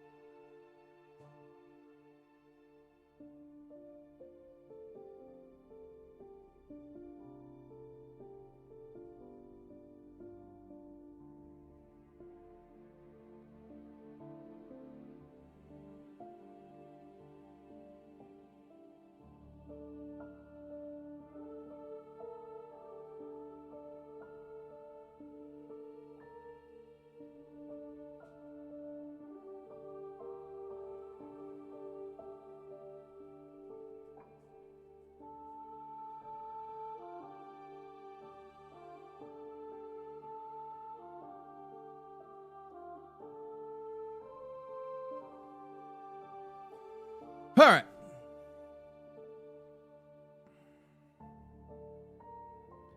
Before that, we had Tavarian, Omerta. We had Tamarian, Omerta. I don't remember those. I'd have to look into it a little bit further then. Would anybody here pay $1,200 for a PlayStation 6? No. Why would you? You're already basically paying that after tax for a PlayStation 5 right now. You wouldn't be able to even get it for that. If I had to take a wild guess, these guys are either going to push the next console generation back, or we're just going to see, like, some absurd prices. Because, like, whatever the next thing that they're going to try to put out is going to be, these guys are going to have to charge an obscene amount of money to do so. Like, it's going to have to be, like, $1,500 a console at the least.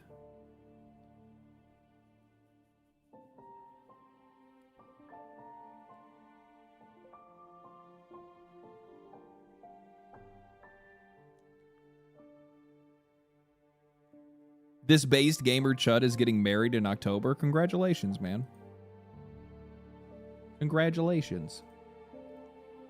Let's see here. Is there anything I also wanted to see that I posted about this week? Let's see here. Yeah.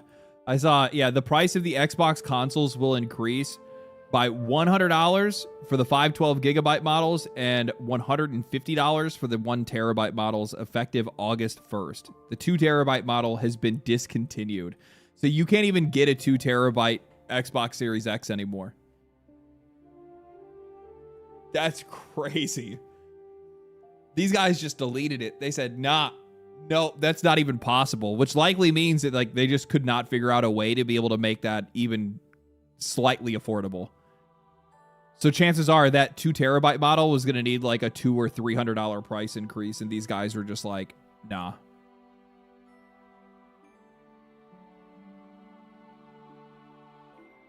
LD, what kind of game would you have want a hand in creating? Oh, I don't know. I don't even know how I would even contribute to a game outside of like testing it or playing it myself. The business side. That's probably the best. To be honest with you, I'm not going to be able to contribute anything on a creative side, but I'd be able to contribute a lot on a business side. I'll tell you that right now. That's why I said, guys, I think it's time we run it back. What if we all just decided to run it back?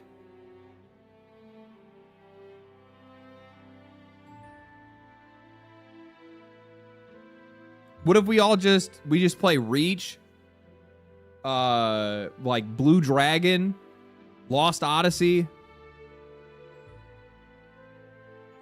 Kane and Lynch, Army of Two,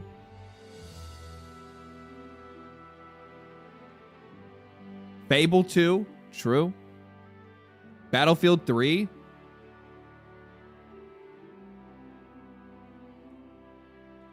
just run it back. I'm gonna be straight. I'll be straight up with you.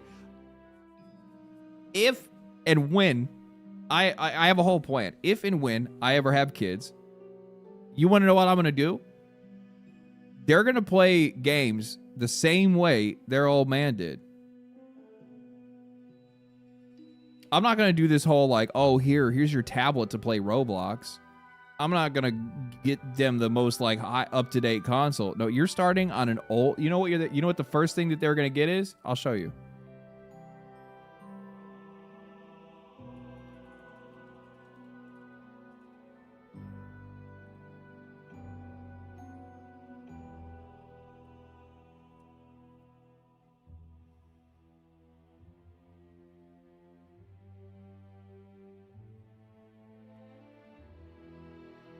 That's what you get. You start off with this and an NES. And then after that, we'll see. After that, we'll see. We'll go from there. Modded Game Boys are so hot right now. Yeah, I've seen a lot of like the mod retros and stuff like that. I think those things are really cool. I'm probably going to get one at one point in time. Co-Carnage did something like that similarly with his kids. I think it's actually the best thing to do because, I mean, let's be honest. You're actually just straight up getting a better experience, a better, like, gaming experience. You're coming up with, like, way, way, way better games. Live stream your move and drive across country. I'm not an irresponsible. I'm not a fucking Twitch streamer. Why would I do something like that?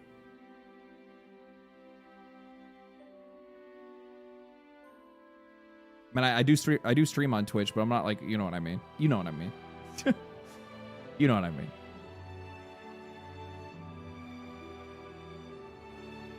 So, no, I think this is the better way to go. You get a better experience. You get access to better games. You get like some of the best gaming experiences in the entire world, like flat out, right? But yeah, I think this is where you start. That's where you start. There ain't no reason to go anywhere else. You probably wouldn't be able to afford to get anything else anyway.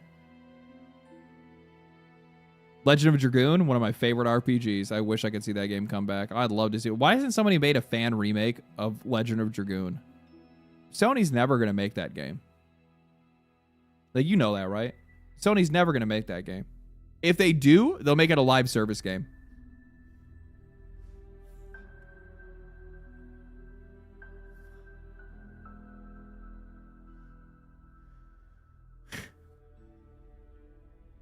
They probably they make me a terrorist. They're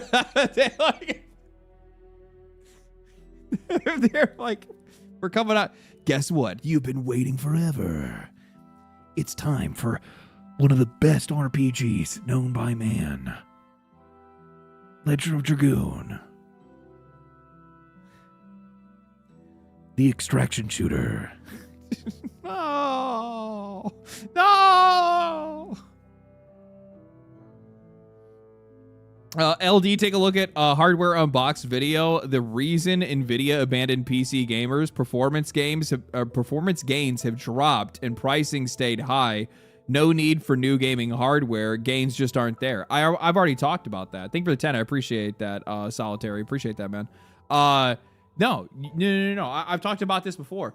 This is actually something that a lot of these companies have already discussed to begin with, and it was something that was actually brought up in one of the interviews with, I think, the guy that used to run Height or something like that, or like the product visionary for like the Height Y3, like the Y60 case that I have behind me. And one of the things that he brought up was he's just like, these guys are trying to find a way to get out of the consumer hardware industry because consumer hardware has largely plateaued.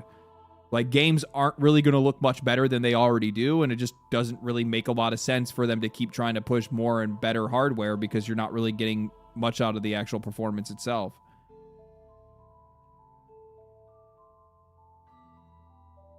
Resistance, SOCOM, and Killzone were great. Bro, I played so much SOCOM. The problem is that, like, that was, like, the, you know, like, that was, like, the start of console online gaming.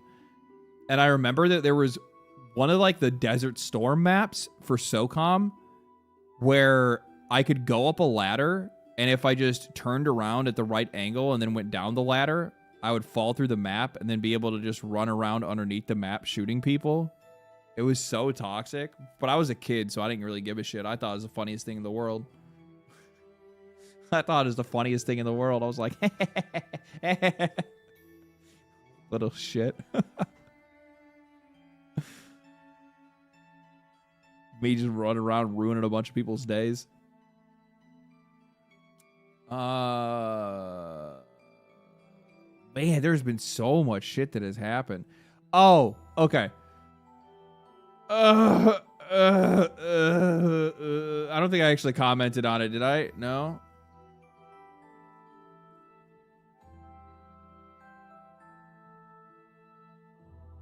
Oh, I saw this. Some Stellar Blade fans have been spotted.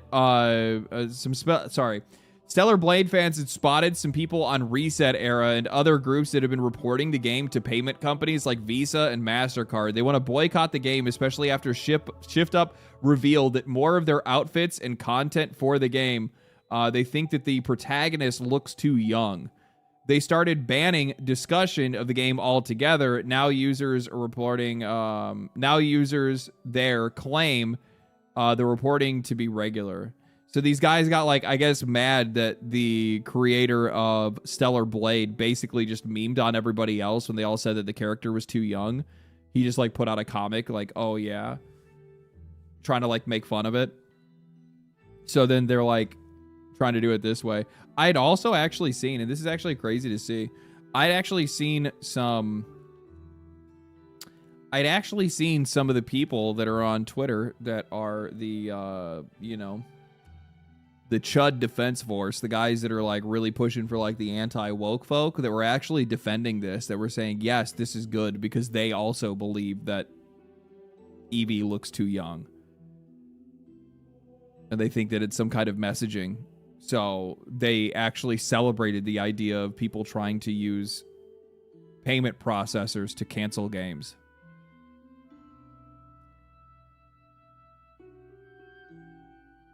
Yorch, that's who it was. Yeah, I saw Yorch post it, and like that guy's a retard. Like like everything that dude posts, I'm just like, what the fuck is wrong with this guy? But like imagine like how much of a like massive, just, I'm trying to find the right word for this.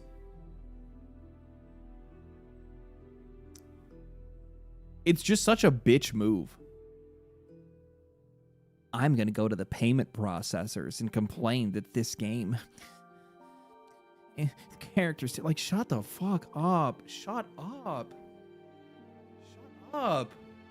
Bitch made. Yes, it's bitch made behavior. Who does that? Just don't buy it. If you don't think it's good, you don't want to support it, just don't buy it. Voice your opinion and then don't buy it. What are you doing trying to go to payment processors? That's what Karens do. I like how immediately people want to pretend like they're on one side and they will jump to the other immediately and act just like a Karen. Act just like a Karen.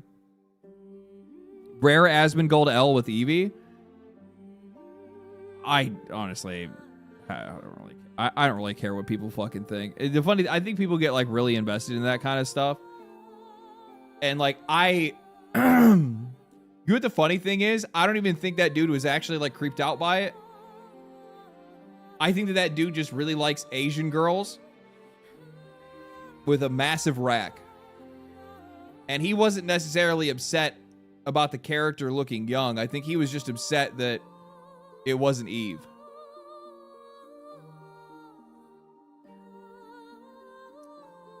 I'm telling you right now, I guarantee that's exactly what it was. Does she look young from one angle? Yeah. Does she look younger in general because she has a boy cut? Yeah, of course. Pixie cut or whatever? Yeah. But that dude, I think he has very particular tastes. And when he saw that the game that originally definitely leaned towards his taste is now going towards some more cultured taste. Tomboy fans rise up. I'm just saying. But yeah, he didn't take kindly to that. He didn't take kindly to that.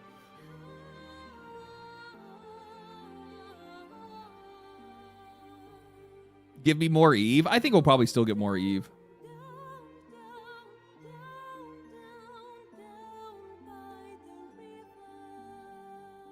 So I posted up. I remember the last time that Reset Era tried to boycott a game. I remember last time Reset Era tried to boycott a game. They should boycott more games, honestly. If anything, this just spells victory for the next Stellar Blade game. These guys are going to absolutely crush it. Do you guys remember when people were actually going and like trying to get people like canceled from their sponsorships, canceled from their brands, trying to get they were doxing people, they were going in their chat, they were doing they swatted somebody, they did all of these things. And the game still sold 40 million copies. You had people essentially turning into online terrorists. Game still sold 40 million copies.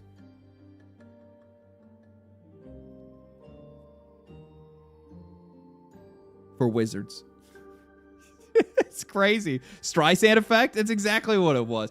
Fire game, by the way. Absolutely fire game. I love the hell out of Hogwarts Legacy. I played the crap out of that game. I had so much fun with that. I'm looking forward to when they make the next one. I just hope that they actually complete it next time. It was very obvious that like that game, like they just like went so deep that they didn't know, like they couldn't get everything out basically, like or they went too wide that they didn't go deep enough. It's just the fact that there's no Quidditch, man. There's no Quidditch. Which house were you? Did you pick your house in that game? Yeah, Slytherin. But I also went straight for fucking the dark arts. Like, immediately. I was Avada Kedavra in every motherfucker I could see.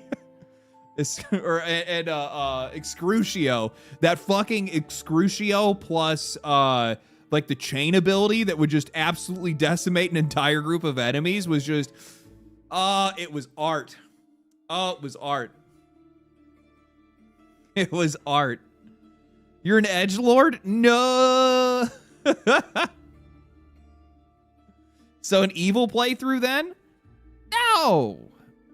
I'm just a guy that says some bad words from time to time. Oh man. What is this? Sony faces proposed class action lawsuit over digital purchases and how they're presented on the PlayStation Store. Plaintiffs argue that buttons like buy now and confirm purchase give customers the impression that they are purchasing and owning a game when they're actually just receiving a license to use it. The case, based in California, took effect in 2025, requiring companies to clearly inform customers that they are buying a license instead of owning a digital product. Sony's checkout page includes a notice stating that these purchases are licenses under its software product license agreement, but the lawsuit claims that the disclosure is too easy to overlook. The complainant argues that such labels as buy now and confirm purchase can lead consumers to believe that they are obtaining something that is permanent ownership. These guys are going to do everything they possibly can to try to wiggle their way out of this situation because they want to make sure that they still keep that language. I don't think you guys really understand how powerful a word like, or how powerful the words buy now. I don't think you guys realize how powerful those words are. And they want to do everything they can to hold on to those words because they're important to them and they're how they make money. The minute that you start to change that language and now you make it rent now, lease game. Honestly, even language like download now also makes it feel like I'm owning it, right? In some way. But by changing that language, it creates this little just tiny added layer of either confusion or hesitation. And hesitation is the last thing that you want to have on any storefront. In any sale. You want zero hesitation. You want people to go, buy now.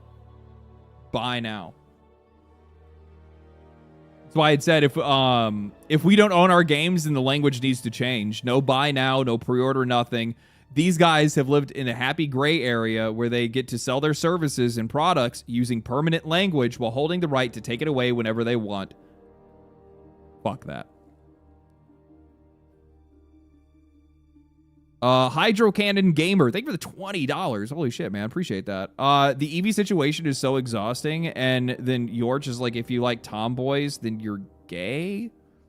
And I nearly crash out at work after seeing that take.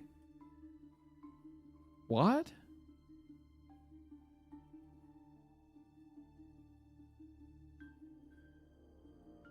The whole world just got a little bit gayer. Whole world just got a little bit gayer. Why would somebody say that? That's so stupid. It's so fucking dumb. It's not even like... Tomboys aren't masculine. It's...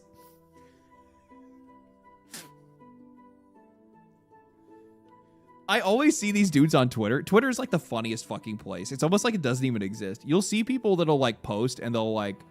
they'll comment under like posts of like chicks and stuff like that, where it'll be like a girl that is just like,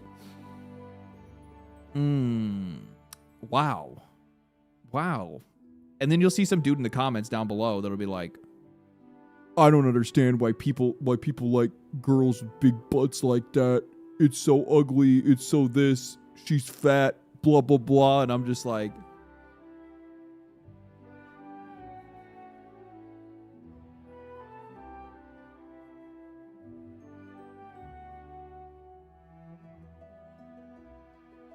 I think you might need to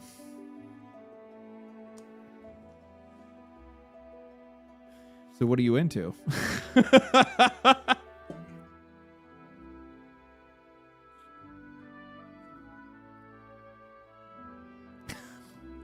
Because I don't think you're like the rest of us. I don't think you're like the rest of us. Do you guys remember that Joe Cat video? That Joe Cat song that he made? I think he took it down. I can't remember if he did or not. The one that he got canceled for? That like turned him into like one of the softest people online?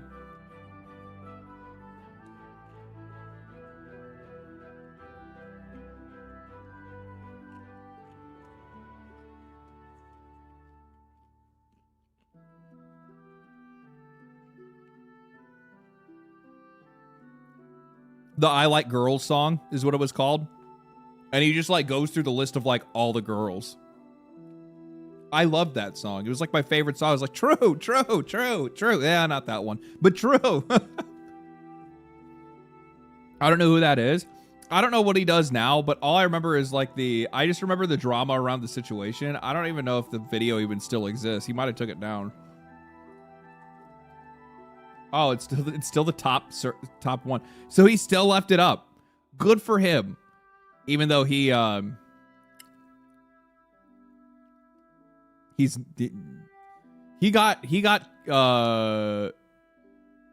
online for this one. He got online for this one. But it's just a video about how he likes girls. And he's like, you know, he's the pretty ones, the thighs, the tomboy. Yeah, he just likes girls. That's all the video was. Why did he get hate for this?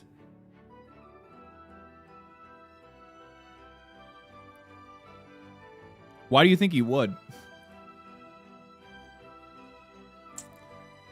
I actually don't even really remember how he got hate for it.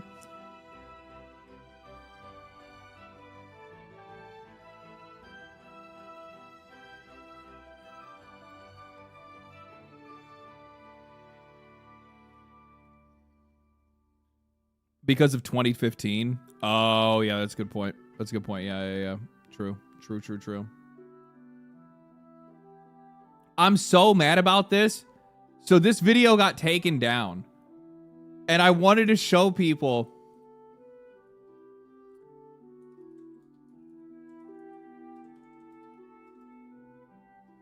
I wonder if somebody reposted it.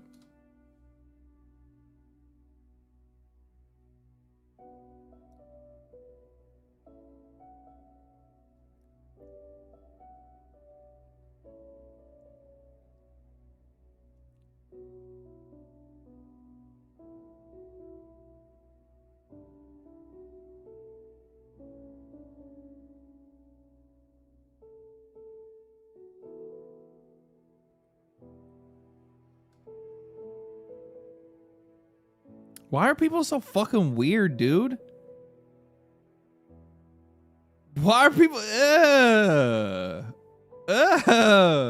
bruh. Ew.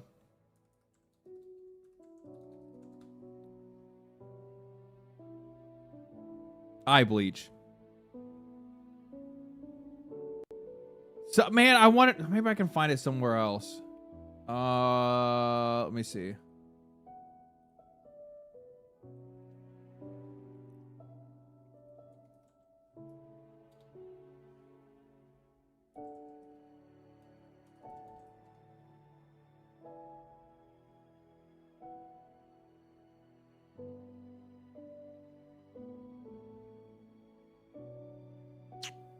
Doesn't look like it. No, somebody got rid of it. That's sad. That's sad. Okay. So this dude had made a post, and I guess Rockstar made a copyright takedown and took it down.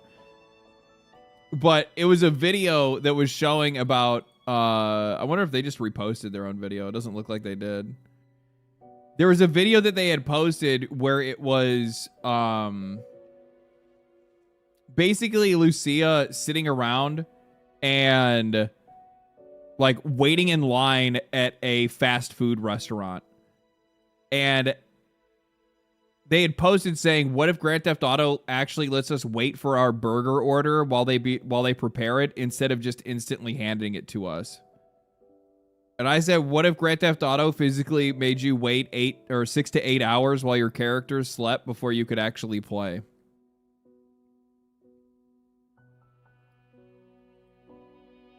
There is a group of gamers. I don't even want to call them gamers. They must be on autopilot in life or something like that. I don't really understand it, but it's these people that are like, what if the video game was like real life? And it's just like, do you guys not realize how much realism just absolutely annihilates the game's experience? Part of the whole, enjoying a video game part is actually getting to play a video game. And also on top of that, not have it just layered with a shitload of inconveniences that we constantly see in real life. Why would I want to go and wait 5 minutes in a fast food place inside of a video game? I'd seen somebody else that had posted something similar saying like, hey, wouldn't it be cool if we actually had to pay a mortgage on our house and we had to make sure that we kept our money up and kept up with our escrow? And it's just like, and if we didn't pay our taxes and, we could get arrested for tax evasion. What? Why would anybody think that would be fun? Our peers? Then do that in an RP environment. Do that in an RP server. Don't be trying to bring that stuff into my single player game. I don't want to have anything to do with that. That's Final Fantasy XIV. That is true. You can lose your house. You can lose your house in Final Fantasy XIV. You better pay your taxes. That's just who those weirdos are. It's so weird, dude. And it just makes games so lame, man. Makes games so lame. For true immersion, if you die in Grand Theft Auto 6, they should just revoke your access to the game completely. Yeah, your fucking PC just dies immediately. I have 3 kids. I have 3 kids and 3 and under. You think that I have touched 6 hours of sleep in the past 3 years? Yeah, probably not. It's just crazy to me that you'll end up seeing these people that'll post some of this stuff. I think realism just absolutely destroys these games. And and also on top of that, it's all the money that these guys waste trying to chase realism, both in like fidelity because they waste a lot of money with the production stuff, but also at the exact same time, it's just like the minute weird detail stuff that most people are not even going to pay attention to. I remember when people were getting like absolutely just like, it's like when we first were starting to go through like the AI stuff where people would find AI things in video games, the times that they would find stuff, like I could understand why people would be upset because they're like, hey, you didn't put in the full effort. But the things that they would find and how they would find some of this AI stuff, I'm like, I would have never seen that. Who is walking around looking at shit like this?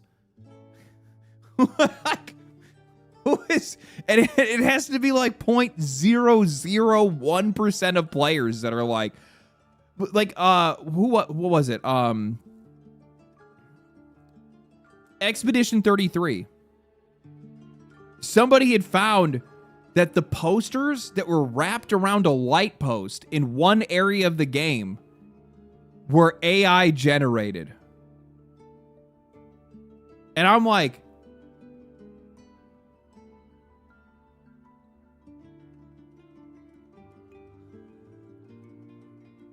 what?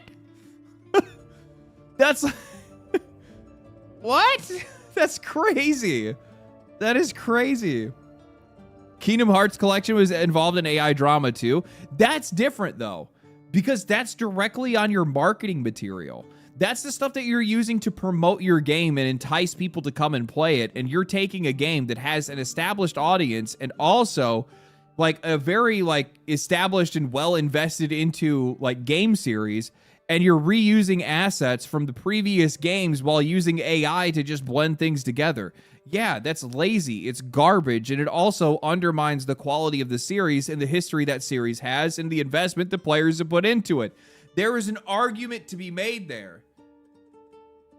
But some random inconsequential posters that actually just so happened to turn out to just actually be like some like placement holders that they had. They meant to actually take it out, but they just didn't get it because they're a smaller development team. They're a smaller development studio, right? It was just crazy to see people just like, and it's also really funny how contagious that becomes, because once it was that just one thing, what happened? For all of the people that wanted to be haters of for all the people that wanted to be haters of Expedition 33, after those posters, the whole game is AI slop. The whole thing, AI slop. Larian Studios' next game, after a random conversation with Jason Schreier where they said, yeah, we're messing around with some AI tools here and there, just seeing what if some of this stuff might work or if not. Divinity, whole thing, AI slop. It's just like, brother, guys, like I don't get me wrong. I understand. The funny thing is, I know like part of it is definitely like people's like disdain for the like the plagiarism and the like destruction of artistry and the loss of like artist jobs. I think that definitely plays into some of it. But honestly, I think like the two things that probably make people the most mad when it comes to AI is literally just the price of everything in the world going up all the time, constantly, and never coming back down, and looking like it never will come back down.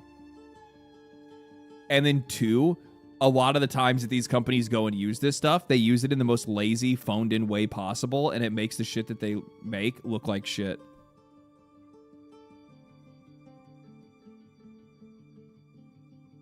That's what the two issues are.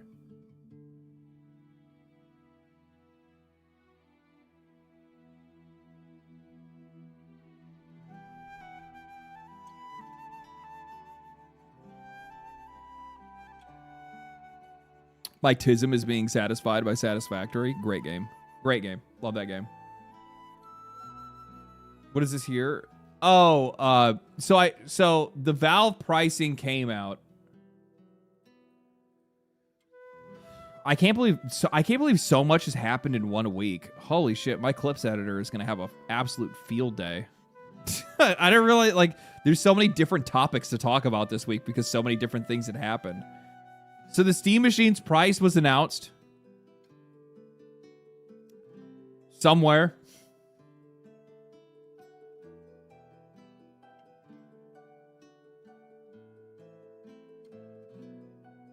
Oh my god, Nintendo fans absolutely driving me crazy. Oh god. Valve says its $1,000 Steam Machine costs more than a PlayStation 5 because it refuses to sell their hardware at a loss and make up for the difference with subscriptions and game sales. The cost of the product is basically the cost of the components and what it takes to make it. So the Steam Machine came out and showed their pricing, which is over $1,000 for the base version. And then if you want the upgraded memory, it's like $1,400. The reason why these things are being priced this way, and the problem is that like immediately when people saw these prices, they started like the Valve hate train. And I get it. Like these prices are too expensive. And also what like the hardware does. I want to be very clear on something. For the price that Steam is for the price that Steam is charging for the Steam Machine, it's simply too much money. It's too much for what it does. You can get a far better experience on PlayStation if you're looking to have something that's going to sit in your living room. If you wanted to get a PC experience, you would spend a little bit more money and just get a better PC. It's just not really worth it. The only thing that does make it worth it is the convenience, the look, the fact that it doesn't make any noise, the fact that it's made by Valve. So if you're an enthusiast for things made by Valve, and then, it has your Steam library, You know, stuff like that. Like it's a very specialized niche market. Outside of that is just a piece of gaming hardware. It doesn't really make a lot of sense for a lot of people because it's too expensive. It's too expensive and doesn't compete with current gen hardware. And it's also too expensive and doesn't even compete with stuff on PC. So it doesn't really make a lot of sense. Or if you hate Windows. Yeah, I mean, some people want to do it for that, right? And the thing is that these guys have come out and they've tried to explain to people why they're charging as much as they are. I don't think that Valve actually ever assumed that they were going to be selling it for this much. The one thing that they do bring up is that the cost of the product is basically the cost of its components, and that they didn't want to try to sell it on a loss and then make up the difference on subscription models or anything like that. I read into this, and Valve says, we think of the Steam machine as an extension of the PC and not as a console. The traditional console model is to sell hardware at a loss and then make up that revenue with subscription services or by selling games that are locked into the hardware. We think that this can we think that this makes sense for a single business in the short term, We think that this can make sense for a single business in the short term, but that open ecosystems are better for customers in the long term. PC gaming's history proves this. The openness of the PC gaming space has enabled it to be the primary driver of hardware and software innovation for decades. The strength of PC gaming is the ability to play games where you want, wherever you want. That's essentially where their entire position lies. So Valve's reasoning for not subsidizing the Steam machine and taking a loss on it is that they wanted to put Steam, PC, and just their customers, their existing customer base, before this next piece of hardware that they were making. If Valve was actually trying to compete with the console market and make hardware that would compete specifically with Microsoft and with PlayStation, what they would have done is they would have actually made games that were exclusive to the Steam store. Couldn't buy them anywhere else. You couldn't do anything anywhere else. That's where you're going to play that game. And then they would likely try to seek some way to have some type of subscription service that's included with their games, either with their games or with the experience itself, because that's how these companies make their money. That's why Xbox has things like Game Pass and why you have to pay for Xbox Live still. It's why PlayStation still makes you pay to play online and why they have their own subscription services. It's why both of those companies, and actually all three of them, including Nintendo in this conversation, it's why all these guys have exclusive games. And it's because, well, that's how they make their money. It's not only just enticing people to come to your platform, but it's because when they're on your platform and they buy your games, you get 100% of the profit. And you're supposed to be making up that money on those experiences. All they had to do was include Half-Life 3 and it would dominate.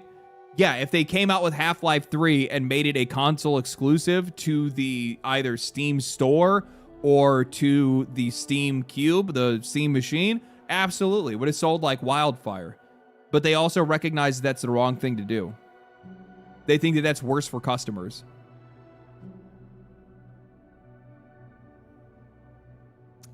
Is selling the Steam machine at a loss, or does that still include the 20 or to 30% margin in it for Valve? Well, the problem with the Steam machine is that you're not guaranteed to use Steam on a Steam machine. It's an open platform. You can install whatever OS you want onto it. You could install Windows on the thing. You could install Linux. You could install whatever the hell else. You could use whatever game stores you wanted on the Steam machine. There's no guarantee.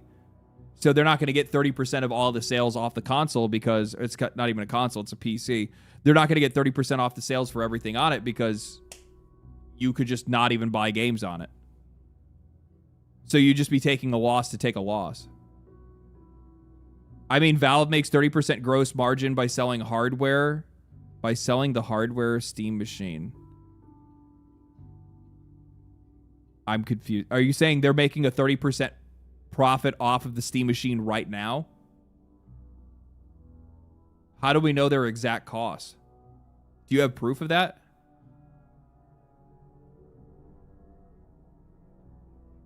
I haven't seen anything about that yet. Steam makes 30% off their software sales. Hardware is a different story, though.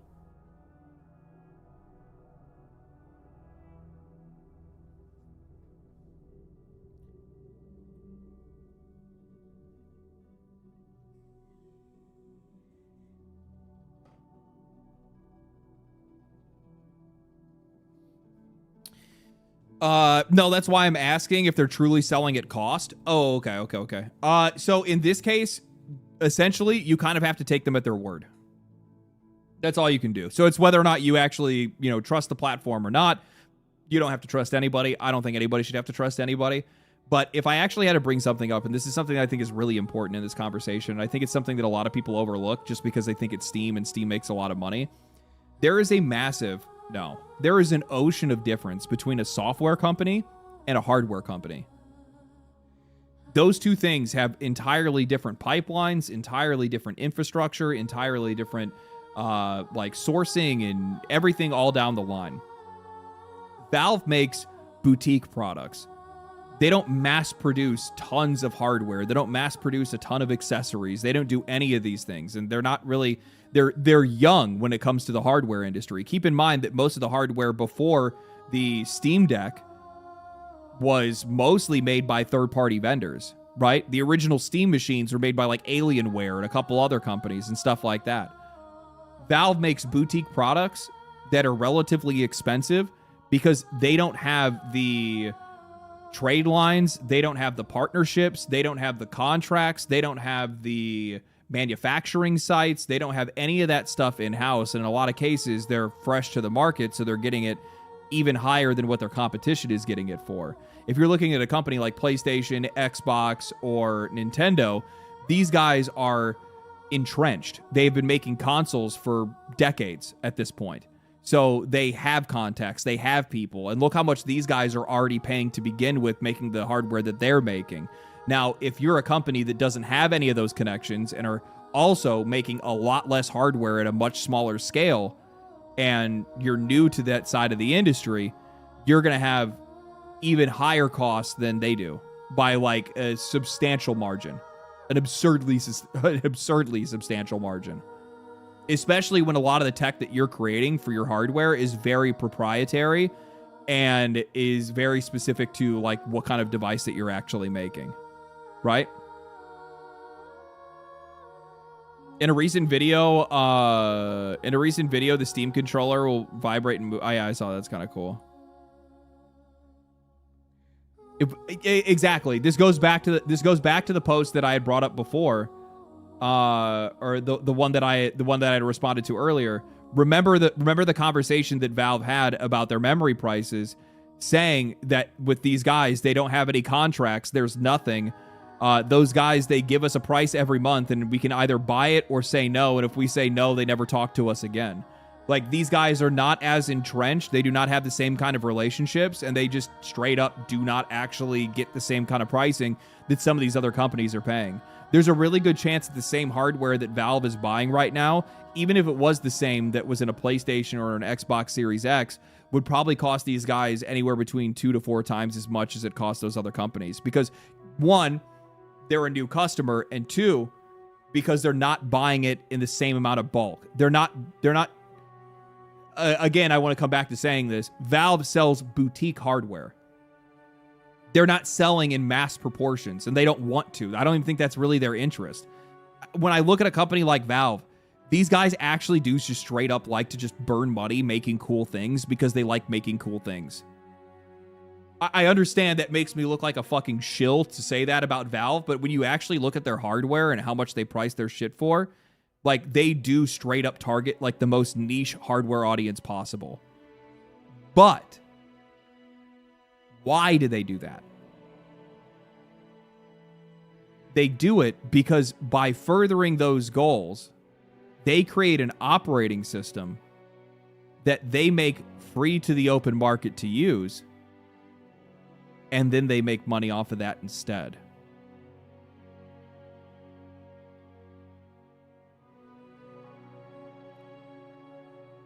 I saw another post.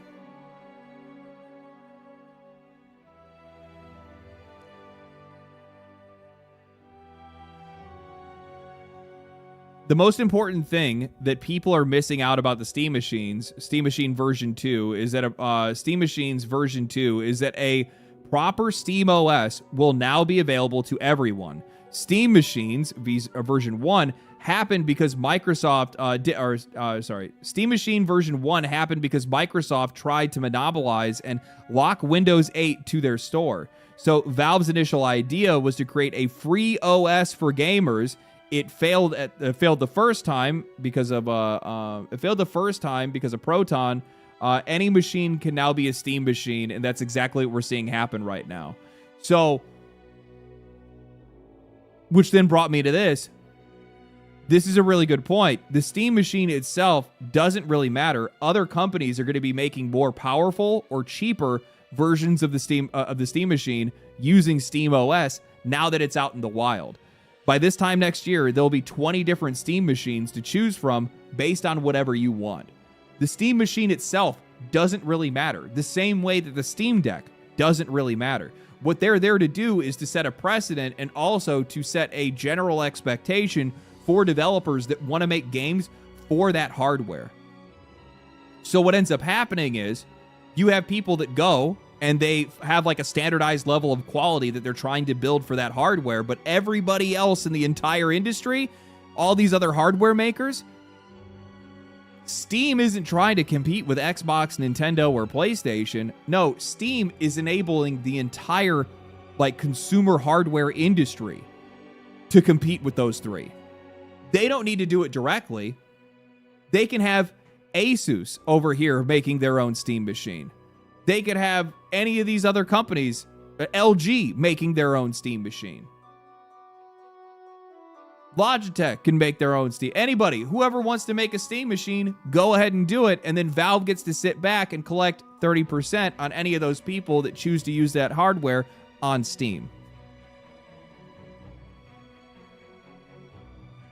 They don't have to worry about scaling up their entire business. They don't have to worry about trying to make all these manufacturing deals. They don't need to worry about making hardware accessible or hardware cheap for people to buy. Let somebody else do that. We'll make the operating system. We'll make the store. We'll make the money. We'll enable everyone else to compete, bringing equality to the market. And the only people that are going to benefit from this the most are the players.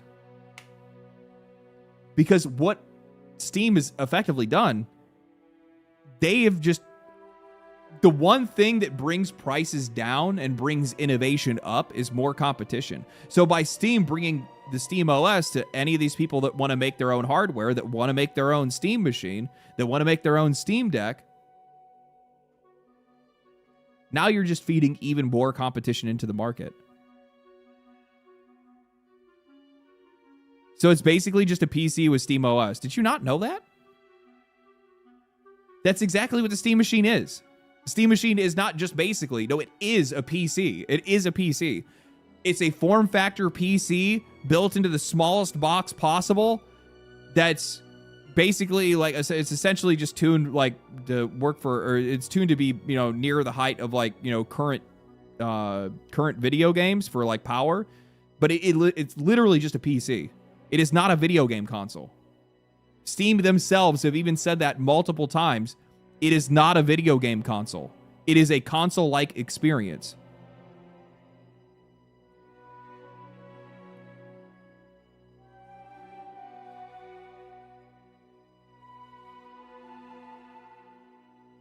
Just a higher powered Steam Deck, essentially, yeah.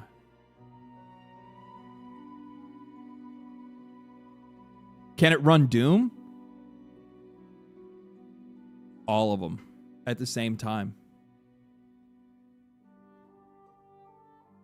All of them at the same time.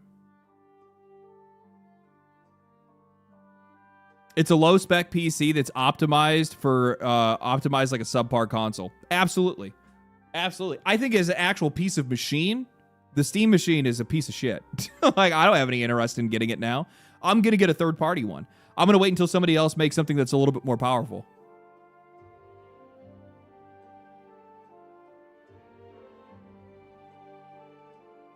Optimized? Oh, no, the Steam Machine is 100% optimized for the hardware that it's running. It just so happens that the CPU and the GPU that's in that thing are kind of a piece of shit.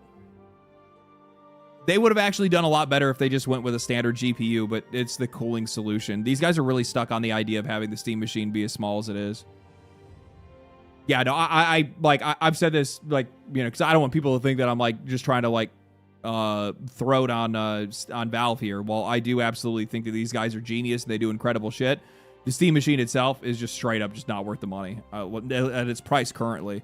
If it was like $700, sure, I could maybe make the excuse to get it. But even still, that's steep, to be honest with you, because it's just not getting the kind of like performance that I'd be looking for.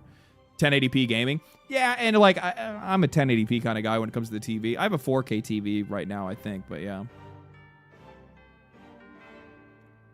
I don't need a Steam Machine. I want the Steam Frame. Ooh. Steam Frame kind of guy. So I think this is incredible. I think this is actually going to blow people's minds what's going to end up happening over the next couple of years. This is ultimately going to actually... The funny thing is that Steam did do exactly what everybody needed them to do. Steam just made PC gaming in the living room much more available than it's ever been before. It's just going to take a little while to get there. But you're gonna start to see some of these companies that are going to come out with Steam machines. They're going to be cheaper. That maybe even will be more powerful. You're also going to see people that are going to come out with Steam machines that are more powerful. Like, so you're going to see ones that are being made cheaper that might actually be less powerful. Something that's actually more in line with, like, you are going to use this to play indie games. You're not using it for anything else. And if somebody rips out like a Steam machine that's like, I don't know, $250, $300, that's just like, you're playing indie games on this thing. Don't think about trying to play a AAA game. I'd actually be all for it. To be honest with you, having access to all of the, like, every single one of the indie games that are on Steam, which is like the vast majority of games that I play. Yeah, I get a lot of mileage out of that. But you're also going to see some people that are probably going to be able to make something that's a little bit more powerful than what Valve made for cheaper. Starforge Steam Machine. They should do that, actually. They should. They could. I know that's what Asmongold said he wanted to do a long time ago. He wanted to make the big black box, I think is what he had called it, or something like that, where he wanted to make a console like PC or something like that. That would be like $1,000, but I don't think that's actually going to happen. Steam bought LD. They can't afford me. Actually, they could afford me, but yeah. Valve actually they don't even really fuck with content creators now that I think about it. The only people that they actually give a shit to and the only people that they actually talk to is like nothing to do with like the gaming side. They just talk to hardware people. Like they bring in like Linus Tech Tips and people like that.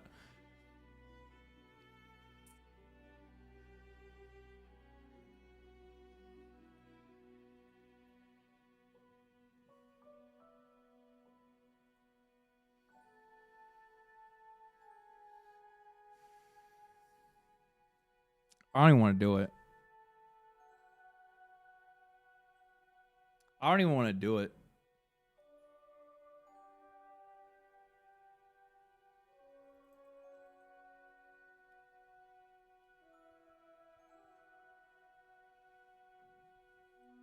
I don't even want to do it.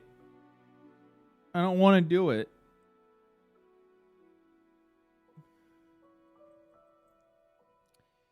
Grand Theft Auto 6 will retail for $80 for the standard edition. The ultimate edition will be $100.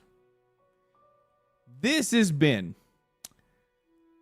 I haven't seen the internet go this hard in a long time. I have seen so many people split right down the middle where you see just as many people that are celebrating it and being like, guys, why are you complaining about the price? Stop complaining about the price. And then you see on the other side of that, a lot of people complaining about the price. But it's like right down the middle, there's like just as many people. And like, I totally get it from the people. Like, I am just as excited. And even I can find myself being like, whatever, I don't care. I'm going to buy it. I can feel that. I feel it. It's in me too. Okay. But they still went and did it. And not only did they go and do it, but they also made what I view as like one of the more predatory versions of the game possible. The thing is that the locking story missions or some extra story missions and stuff like that, some side content or whatever behind a $20 extra, ultimate edition, that's not even really the point. Part of it's just the principle of the thing. The shops part is the thing that really pisses me off the most. That's the one thing that really gets me going the most. But yeah. The thing is that but now we're going to see a bunch of people that are going to see how they monetize this game and how much they sold this game for. And every single one of these publishers are going to think that they're going to be able to do the exact same thing. Maybe they won't. I mean, Mario Kart was the first one to break the seal, right? But I always felt like, and I think this is actually true, because if we probably look back at when games went to $70, I think it was the same thing, where we saw one game sell for $70. I think it was Take-Two that was actually the ones. Was it Take-Two? I'm pretty sure it was Take-Two that broke the seal the last time. It's always them. I think they did it with like NBA 2K. They rose the game to $70, and then it took a little while before anybody else tried to charge it. There was like one other game that did it, but it was like once one other game did it, then everybody else started doing it after. And I think that I think it's basically the same thing here, where there was one game that did it, and then some time went by and nobody did it, and then now Rockstar did it. Now everybody's going to do it. Take-Two just became Take-20.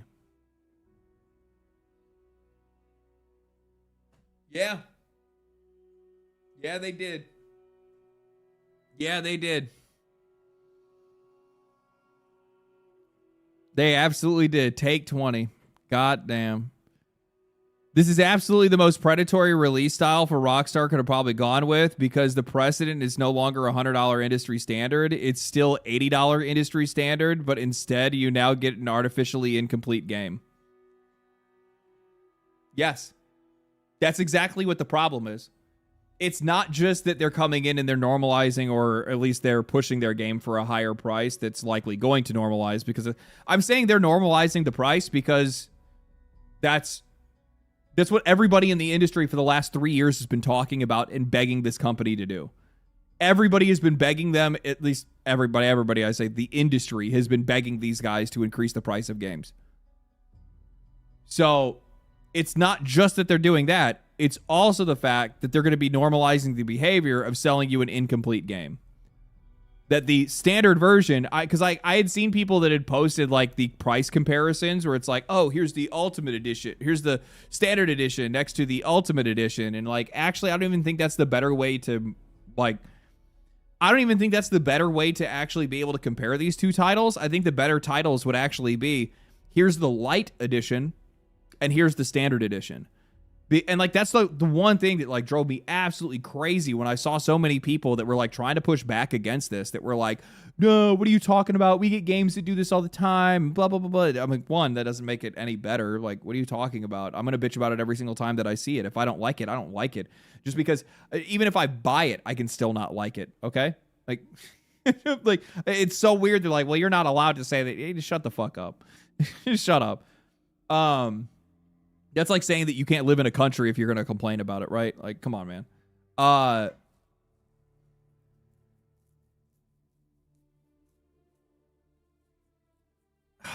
Man. Here's a good example of it. Grand Theft Auto 6 will feature auto shops, clothing stores, tattoo shops, barbers, gang compounds, and more without the Ultimate Edition. Seems like there's some misunderstanding going on that you can't actually use any of these features without paying the $100. This is false.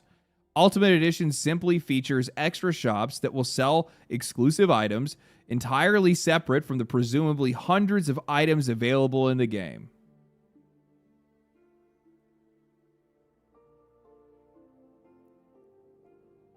To which I respond, guys, you can still use the poor people places. Come on, man. You can't walk inside Balenciaga, but you can still go to Walmart.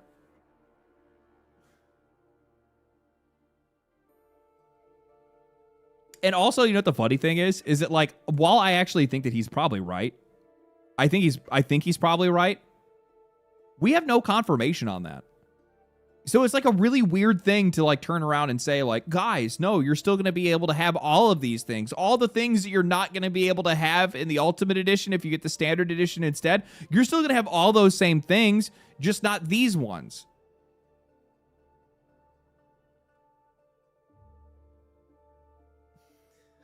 It's like, you don't have any proof of that. How do you know? How do you know? We don't know anything about this game. You guys are out here dying on a cross and defending a game that you haven't even seen gameplay of yet. You got people that are ready to pre-order, lining up to pre-order a game that is still like, what, 6 months away? Effectively, 5 months away, I guess.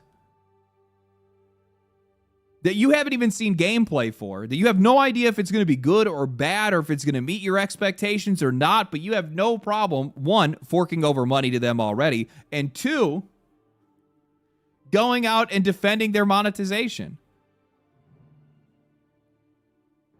And the funny thing is there's a lot of people that are like trying to frame this around, oh, it's just $20. It's just $20. Shut up. It's not even the $20. It's the precedent that it sets. And on top of that, it's also not just $20. It's technically $30 if you're talking about from a base AAA game. And $100 for anybody to spend, especially in today's economy, is a lot of money, man. I get it that some people have more than others. That's cool. Good for you. That ain't the truth for everybody else. And while I am one of those people that can afford as many of these games as I want right now, that's not really the point. Anytime I look at any of this stuff, all I see is the hobby that I enjoy the most becoming more restrictive for more people to be able to get into it. All my friends that I used to like play Grand Theft Auto and Madden and all this stuff with growing up, none of those guys have any money. Hell, there's a couple friends of mine that I almost know for a fact are not going to be able to afford this game. They're not going to be able to afford to even, honestly, probably have the ability to even play it at all because they just don't have access to the hardware. It's just, I don't like seeing it. Plus, on top of that, the other thing is too, is that like going through the list, right? So I got it right here. This is the two versions of the game. So this is the pre-order bonus, so you get some exclusive skin.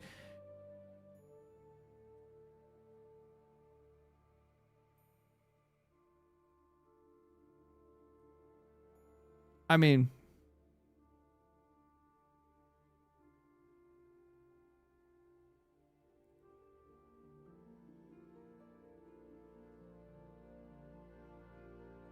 I do like the look. I like the shades too. I think that looks really cool. But like, what is like also at the same time, what is the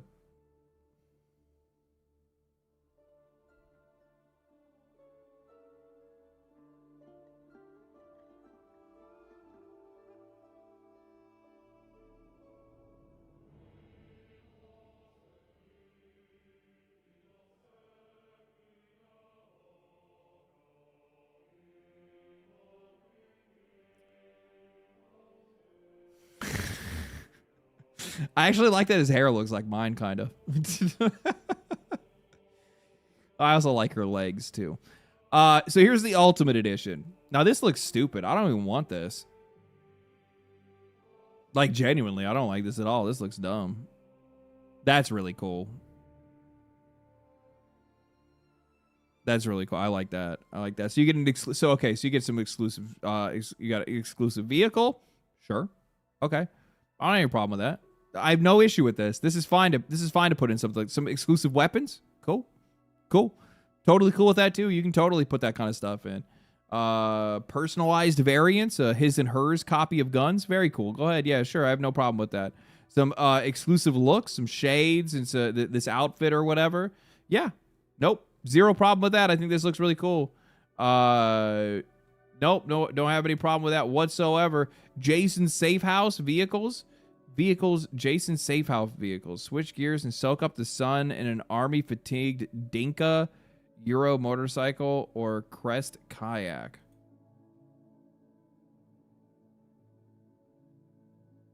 Okay, I think this is just vehicles again, which is fine. Yeah, that's cool. Here it is, the kayak and the bike. That's very cool. This game is so pretty, dude. I mean, obviously this is just right, like this is just screenshots. But man, is this game looking good though.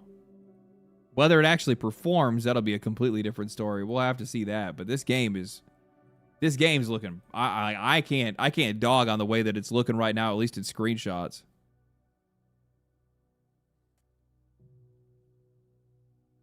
Some extra cars in the game will have thousands, but only 150 single, like GTA. Yeah. Like, I mean, the game's gonna have tons of cars. Like, okay, whatever. You got some exclusive cars in the game. I'm not really that worried about that. Now this. Transform vanilla vehicles into magnificent works of art with detailed interiors, exquisite rims, and donk stylings. Only open for business with the Ultimate Edition. Only open for business with the Ultimate Edition.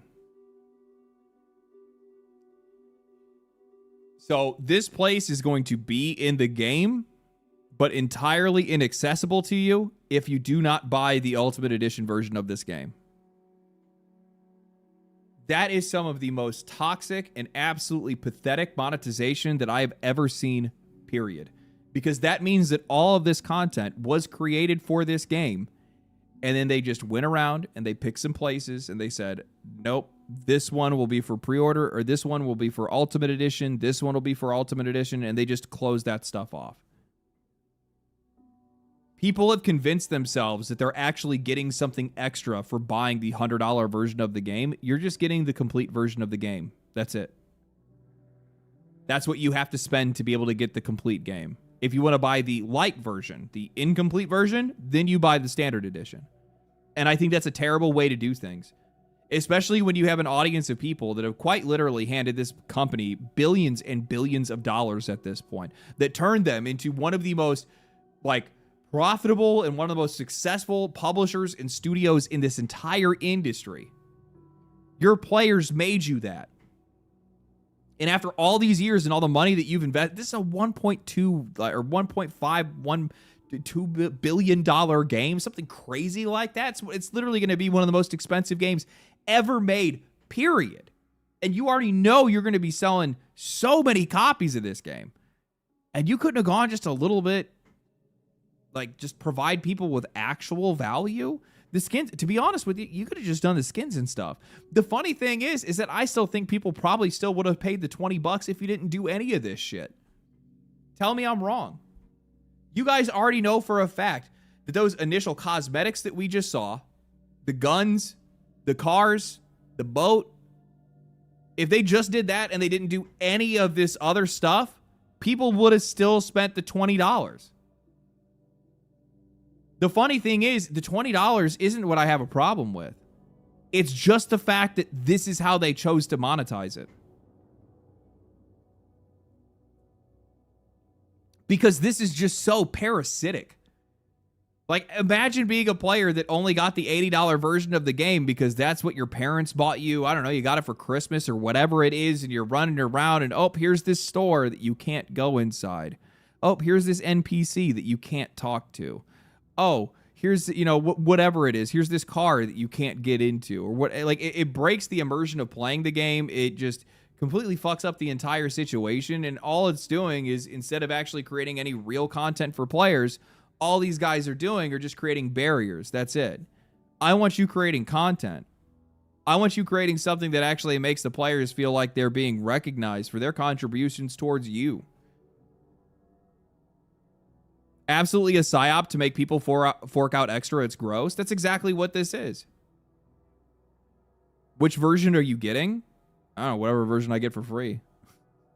I ain't gonna pay. Are you kidding me?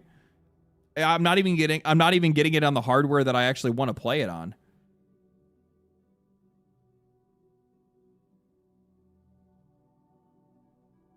I want to play the game on PC. It's not coming out on PC. So, yeah. Whatever version I get a review code for console, I guess. I don't really care.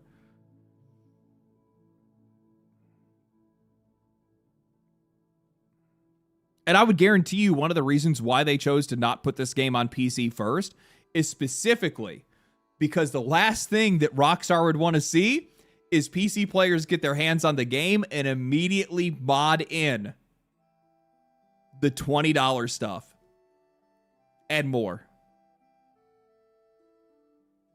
So then the console audience would have to watch on as everybody on PC is running around with all the stuff that they didn't actually have to pay for. And you guys know that's exactly what would have happened. Within minutes. Within minutes.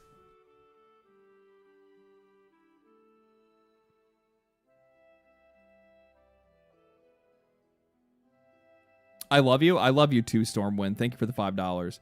Onyx Spy, been at work to bring back the Steam conversation. If anyone made a Steam machine that played friend slot games like Peak and stuff, I'd buy it easy peasy. Think of the 5. That's actually a really good. That's what I'm saying. I think that you're probably going to see some people make a real low end version that is just for indie games, like stuff like that. And I guarantee some people are going to buy that stuff up. Doesn't GTA 5 have a subscription called GTA Plus that locks extra vehicles and stuff as well? GTA Plus is for GTA Online, if I'm not mistaken. I think it like gives you extra like added currency every month and like a battle pass and stuff. I actually have no idea how GTA Plus works. I've never been a part of that part of their ecosystem at all. Skibbity, name of the 2. Wouldn't it sell 1 billion copies if it was $49.99?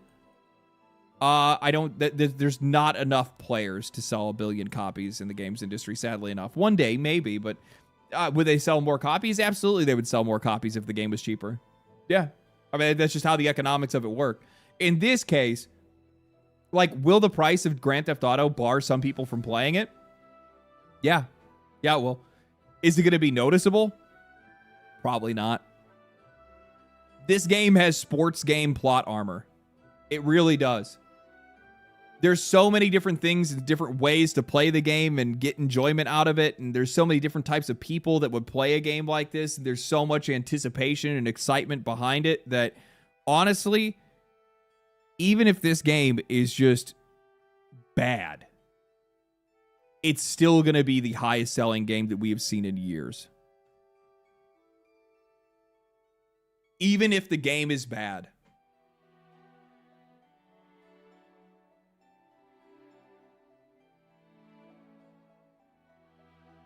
Even if the story is absolute garbage, you're just going to have a bunch of people that are just avoid the story entirely and just do their normal stuff that they usually do in a Grand Theft Auto. Just run around and run people over and run away from the cops. Do side missions and stuff. Collect cars.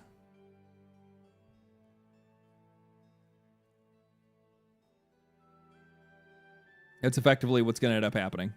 I guarantee it. I don't care how good GTA 6 is. I will never reward Rockstar for handing me most of a game unless I pay more. I don't reward that kind of behavior. Thank you for the 5, man. Appreciate that. Hey, you're gonna have some people that are gonna feel that way. I hate to say it, but like I'm all there for people speaking with their wallet. As much as I hate to say it, in this case, this is a game that's going to get away with it very easily. They're not even gonna feel it. They're not even going to feel it. Brother, they didn't even show you a product yet. Are you talking to me? You talking to me? In a way, you're talking to me.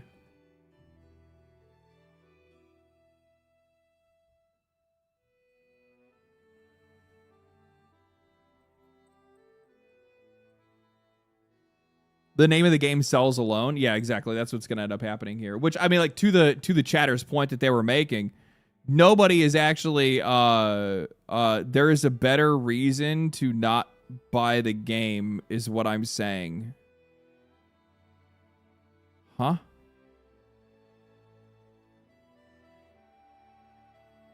I don't you say they didn't even show you the game, but there's a better I don't know what you mean by that. Speak English.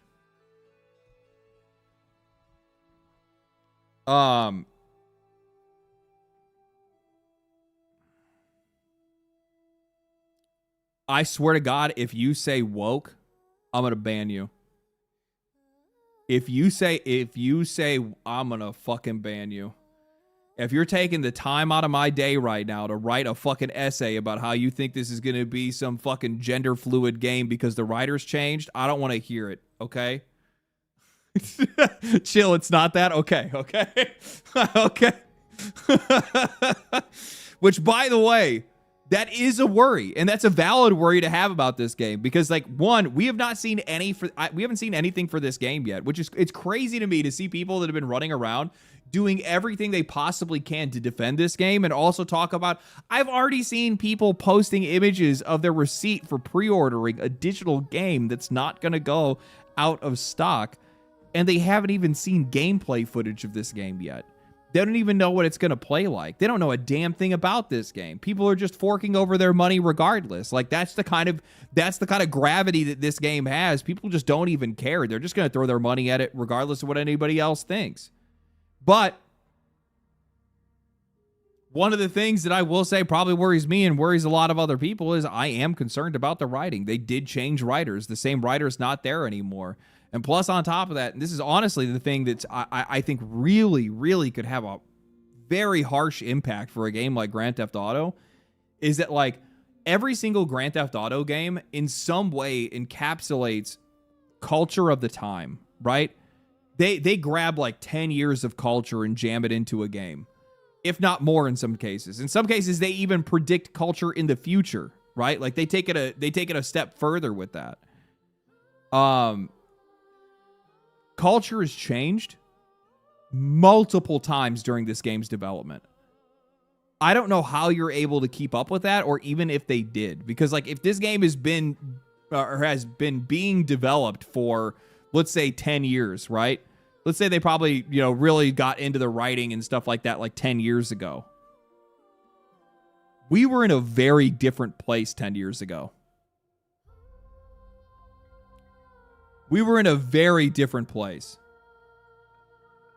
Like, oh man. What was going on in 2016? Me Too? Was that 2015? Keep up with offending everyone? Yeah.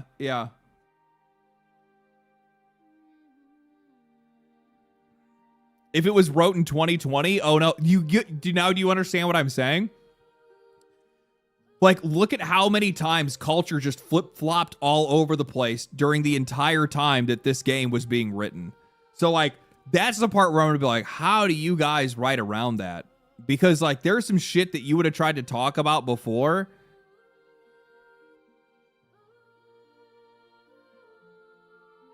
They didn't even show you. Pickle. I've already said that there's no reason at all for people to try to buy something or pre-order something when they don't even know what it looks like. I think it's goofy as shit that people are already pre-ordering something. The game's not even... why are you pre-ordering a digital game? That alone is fucking embarrassing. That alone is embarrassing. You said it as I typed it? Did you not watch my video? Dude's like, LD, don't pre-order it. Why would I do that? Why would I do that? Out of all people.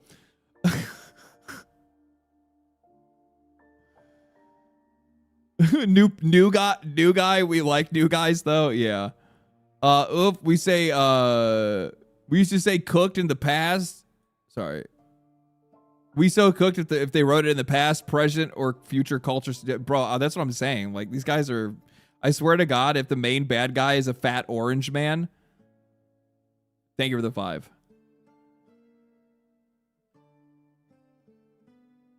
If this game... I will roast this game so absolutely fucking hard. If it at all involves... Donald Trump. And that is not because he doesn't deserve to be made fun of. He absolutely does. It's because I'm sick and tired of seeing every lazy writer under the sun go, I know who I'm going to make my villain. Nobody's going to see this coming. And then all of a sudden you see like every form of fucking media for the last 5 years have Donald Trump, pseudo Donald Trump, as their fucking villain. And I'm just like,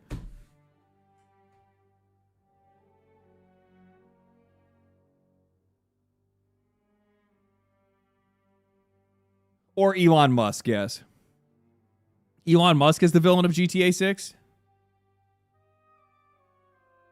Hold on, let him cook. Let him cook. What do we got to do? Like, stop him from going to Mars?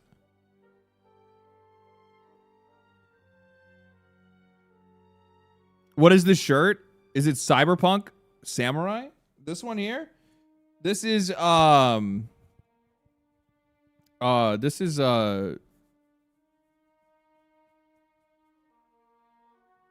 my God, my brain isn't fucking calculating. Hold on.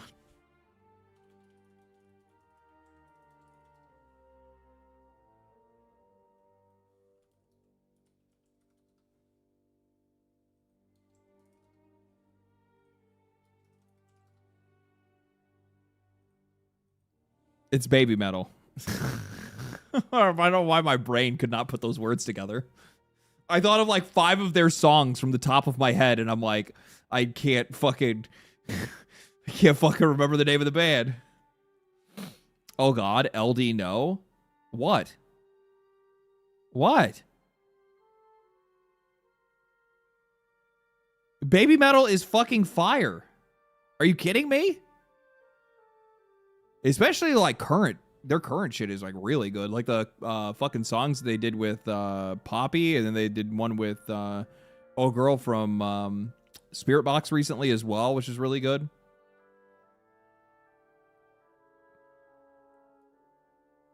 You're no longer an edgelord in my eyes? Oh, okay. Bill Murray 4th of July merch is so great.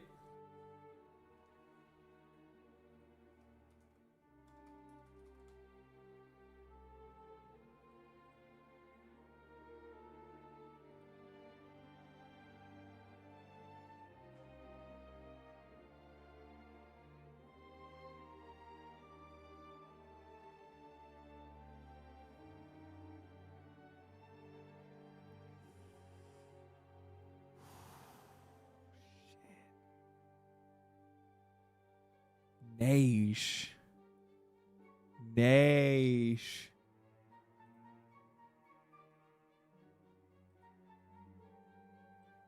Yo. These shorts go fucking hard, though. 2 hog shorts. I dig that. I already have one of the hockey jerseys. I don't need another one. And you get a hog American flag. Oh my God. Oh my God. The last thing I need to do is buy more Bill Murray merch. This would actually be really nice actually for the gym. But I kind of do. Is this a foam cap? I can't really tell. I dig the colors though. Yo. I need to stop. Last thing I need is any more band merch. I don't need any more band merch. None. 0. I'm just waiting for payday. I'll probably end up going right back to that website and then ordering something. I can't order anything. It's going to take way too long to get here. I'll probably move before it even arrives. So I'll have to wait, which sucks because that likely means that I won't be able to get it because their shit goes out of stock so quickly. I do want to get that American. I do want to get that fucking bald eagle shirt though, because that shit is fire.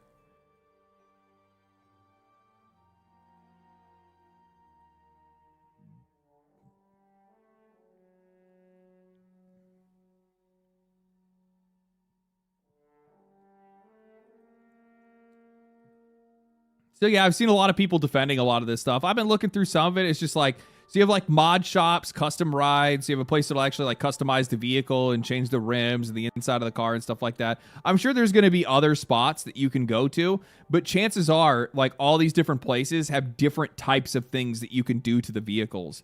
And this very specific place will have very specific, like interiors and rims and stuff like that you're not going to be able to get anywhere else. If this ends up being the only place that you can do that, holy shit.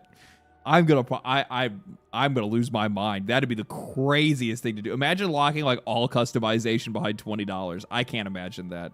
Sarah's unisex salon, again, like locking another place that you can go to customize your characters is just lame, dude. It's just lame. I mean, it helps out that it doesn't even look cool, and I don't really give that much of a shit about it, but still, it's just lame. Shih Tzu Squallow, perfect for casting in Gambit Bay and reeling back catches of all sorts. This gradient pink and blue Squallow, docked at Washington Beach, is made open ocean ready with explosive laden weapons crate. Oh, it's just a boat? Okay, I don't really care about that. Stock 305, another clothing store that you can't go to unless you fork over that extra $20.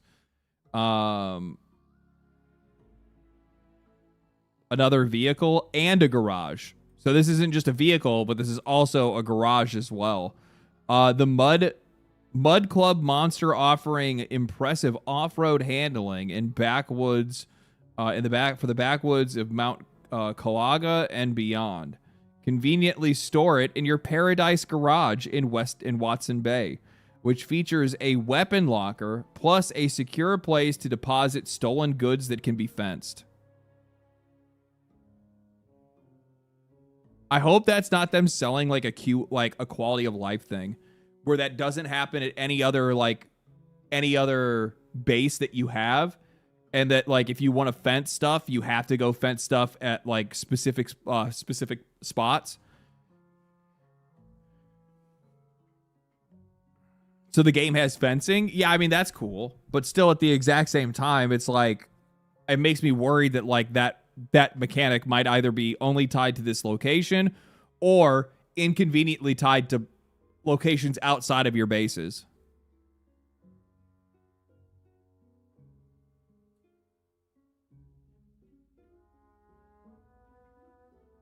I fear it'll be lame too. I don't know, man. A tattoo shop that they also locked behind it as well. Electric Fang Tattoo Shop. Stockyard's most iconic inked bar with over 50 signature tattoos for both Jason and Lucia. All designed by the artist collective Fail. Only open for business for the Ultimate Edition. Another like full shop that is only open to business for you. I'm telling you right now, these like...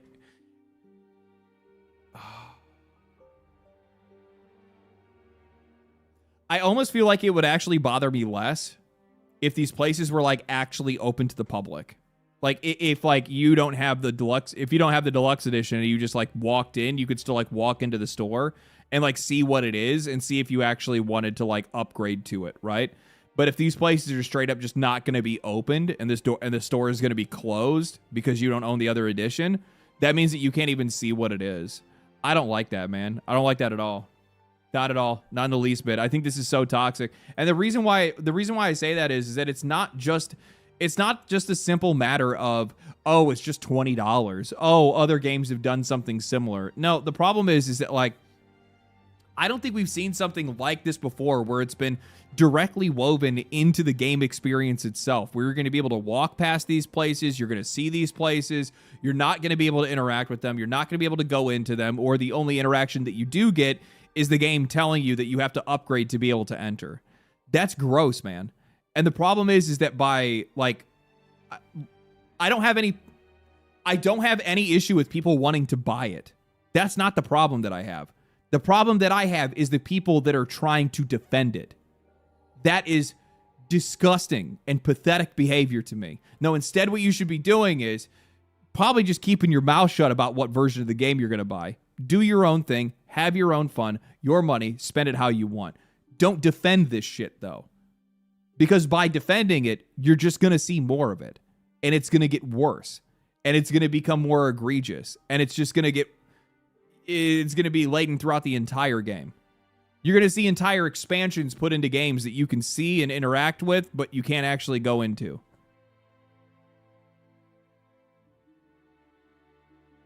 That's exactly like it's when people go to take that next step further. It's not just quiet acceptance. It's actually coming out in defense of. That's the part that I don't like. Would your opinion change if they kept adding DLC to those stores at no additional cost? Would your opinion change if they kept adding DLC to those stores at no additional cost? No, I'd be getting even more pissed off.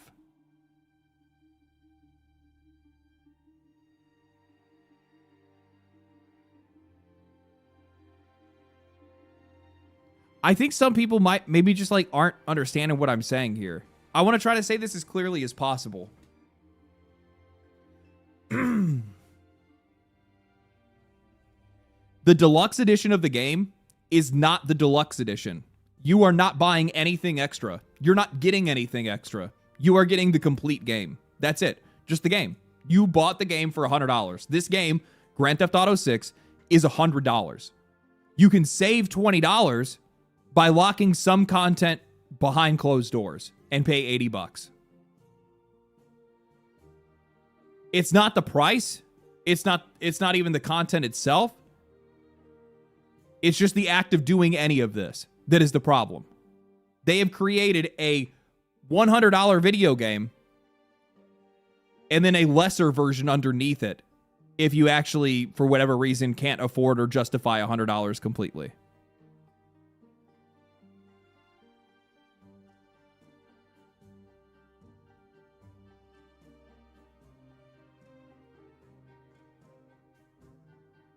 I think like some people get really fixated on the content itself, right? They get fixated on the content. They're like, well, maybe should they add, or do you want them to add more to the content? Like, would that make it better? And it's like, no. It's the opposite.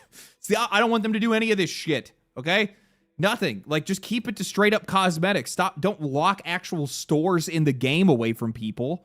They could have, the funny thing is, they could have still just given people exclusive tattoos. They could have given people exclusive vehicles. They could have given people exclusive cosmetics. They could have given them this I don't like either. The mod shop in Lake Leonida specializes in off-road modifications and hand-painted automotive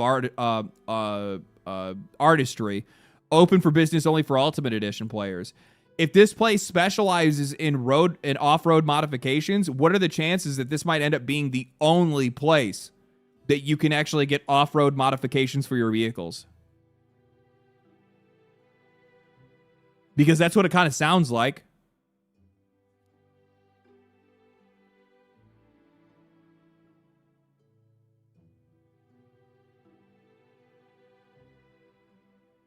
It's the act of doing this that bothers me, not the price or the actual package itself. That's what I don't think, like, some people aren't fully, like, and it also could be like a language thing as well. Like, I recognize that. I'm not getting frustrated with anybody if you're misunderstanding me.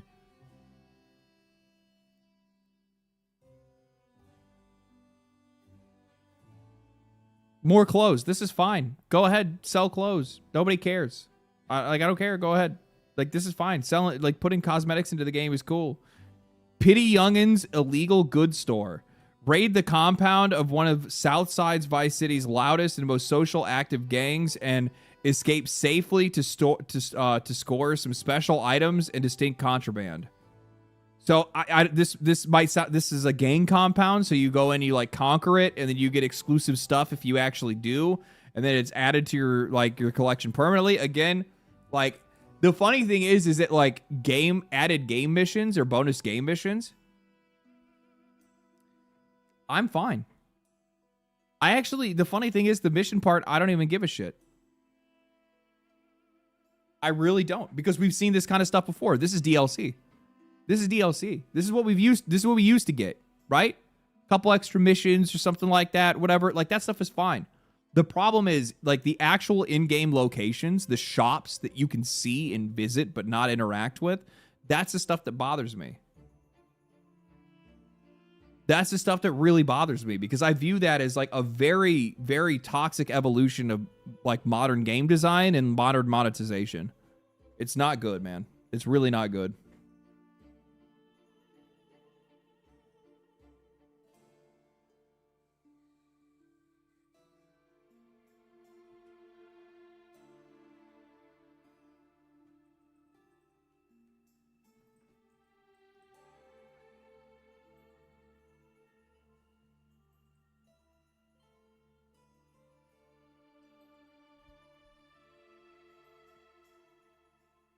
classic car collection, track down a variety of abandoned classic cars, works in progress. I mean, I still don't like it. I still don't like the idea of like having actual missions and stuff like that locked behind DLC, but I'm not completely foreign to it.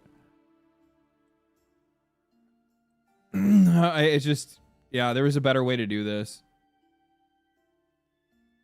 Bro, that is what is up with that haircut? What did they do to her head?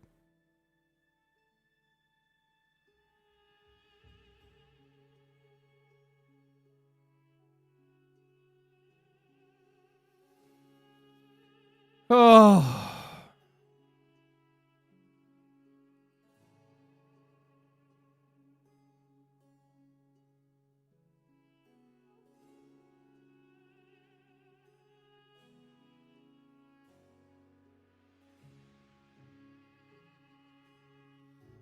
That shit specifically took up development resources during ongoing development to cut it out and sell it extra. Yep. Actually, I'd probably go to say, yeah, without a doubt, that's probably exactly what happened. Especially, like, keep in mind that, like, these guys probably didn't even have time to do so. They've been distracted with everything else that they were doing to the game. So, Epic Games CEO Tim Sweeney, man, this guy really likes to come up in conversation, doesn't he? Has called out Valve's AI disclosure policy on Steam as irresponsible, arguing that forcing developers to label their games using AI could unfairly target smaller studios. Doesn't that sound familiar? Where have I heard that before? Oh, that's right. We heard it from the ESA when they were saying that by going and making it where, you know, you actually had to have some semblance of permanence when you went and made your purchases and fighting against Stop Killing Games, these guys said that, oh, well, this disproportionately harms smaller studios. Don't you know that most of this industry is made up by 10-person teams? These guys always like to create this straw man situation. We're like, yeah, there is small teams that are out there. Yeah, there are smaller developers. They're not the ones being targeted by this. Last time I checked, I don't know, let's take 5 seconds to think about it. How many small developers do you guys see being attacked over their use of AI? Where is most of the hate that you're seeing for games coming from? Are you seeing it happen with indie games? Or are you seeing all this criticism being leveraged at AAA? Because the last time that I checked, every single major controversy that actually had any impact on either sales or the reputation of a game almost always came from AAA. So it's really funny how they try to make it like, oh, look, you don't understand. You're actually hurting the little guy with this. No. Accountability for one is accountability for all. And the thing is that, like, you don't have... Where is it your place to tell people what they can and can't know? What is it your place to say what people should and should not actually have a taste for? I don't have a problem with... I don't have a problem with a single one of these companies using AI to make their games. I have zero issue with... None. What, are you kidding me? Or, like, if it's going to make the game faster, if it's going to help them in their development process, if it's going to make a better game, go for it. Cool. Zero problem with that. But there are other people that are out there that don't. There are other people out there that straight up hate it, that absolutely... Some of it's virtue signaling. Some of it is just straight up people just not wanting anything to do with it whatsoever. And I think that those people should be able to be allowed to make purchasing decisions off of their own preferences, off of their own taste. If that's the way that they feel, if they are 100% anti-AI, let those guys be able to make that decision on their own. You don't get to tell them what to think. Valve's over here just trying to make sure that they're operating with full transparency, which is smart, by the way, because ultimately there is going to be some regulation that's going to come through that's going to force a lot of these companies to actually have to disclose this stuff, because there is going to be some problems that are going to come along that have to do with some of these games having some either like copyright issues or plagiarism issues or whatever it is. And Valve is just taking the first step to say, hey, we're making sure to track those games and have a tag that's for those games so that we know, hey, these are the ones that have to actually be, part of this regulation or whatever it is.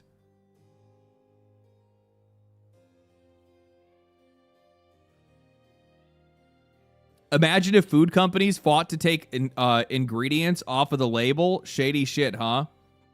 That's funny.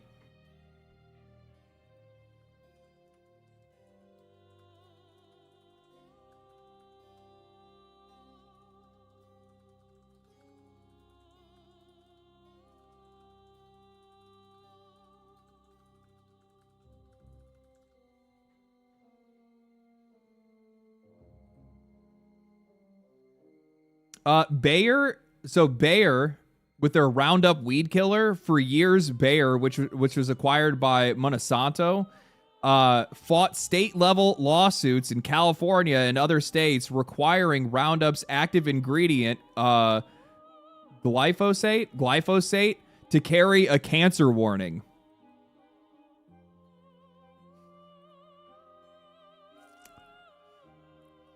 Food manufacturers, California's Prop 65, major coffee chains, including Starbucks and potato chip manufacturers, spent years in a prolonged legal battle over acrylamide, a chemical formed when food is cooked at high temperatures. Companies argued that the carcinogen was naturally occurring and that a cancer warning label would needlessly panic consumers.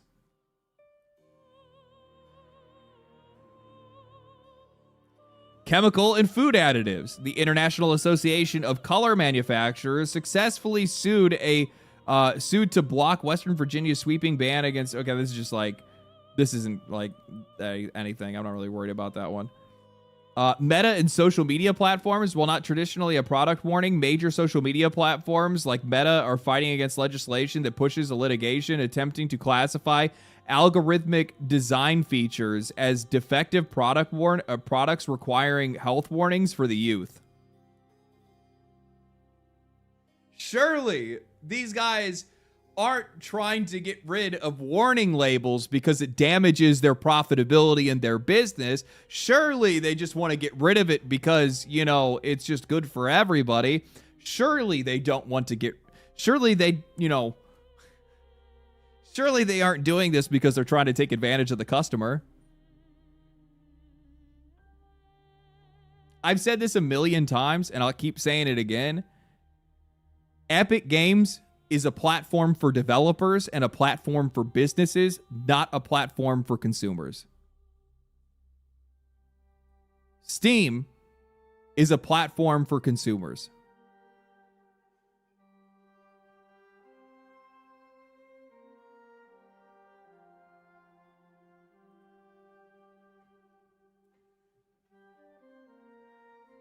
I 100% agree with Tim Sweeney every single time he talks about how fair his platform is for developers and for other businesses. He is absolutely right. It is. It's one of the most fair platforms possible. You guys get to make way more money.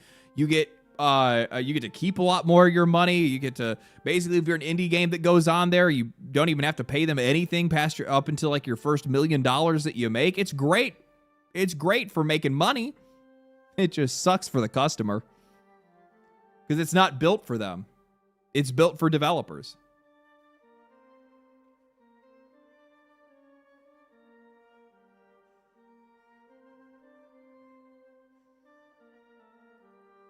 That's why I said it's funny how much getting rid of something that unfairly targets smaller studios ends up being incredibly beneficial for high-profile studios with much more expensive and publicly discussed games. Every single time, man. Every single time with this guy.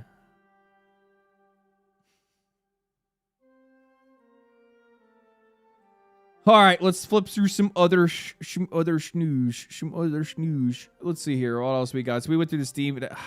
I hate that it's so fucking cool, man. That's the thing that bothers me the most. I wish it was stronger. If this thing was just more powerful than what it is for the price that they're selling it for, I would totally be buying one of these things because I think it's so cool. I think it looks cool. I just like how sleek and like minimalistic it is and how easy it will just fit into like any room, dude. I want one of these things. I really do. But the problem is it's just way too expensive for what it does. It's a box. And I love box.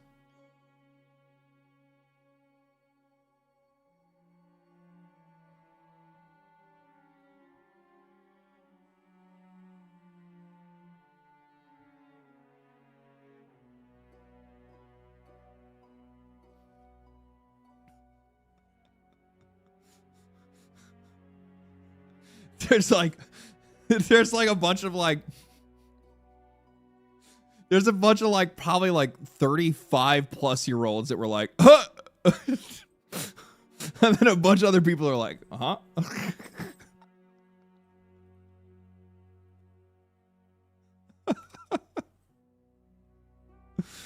Oh, man.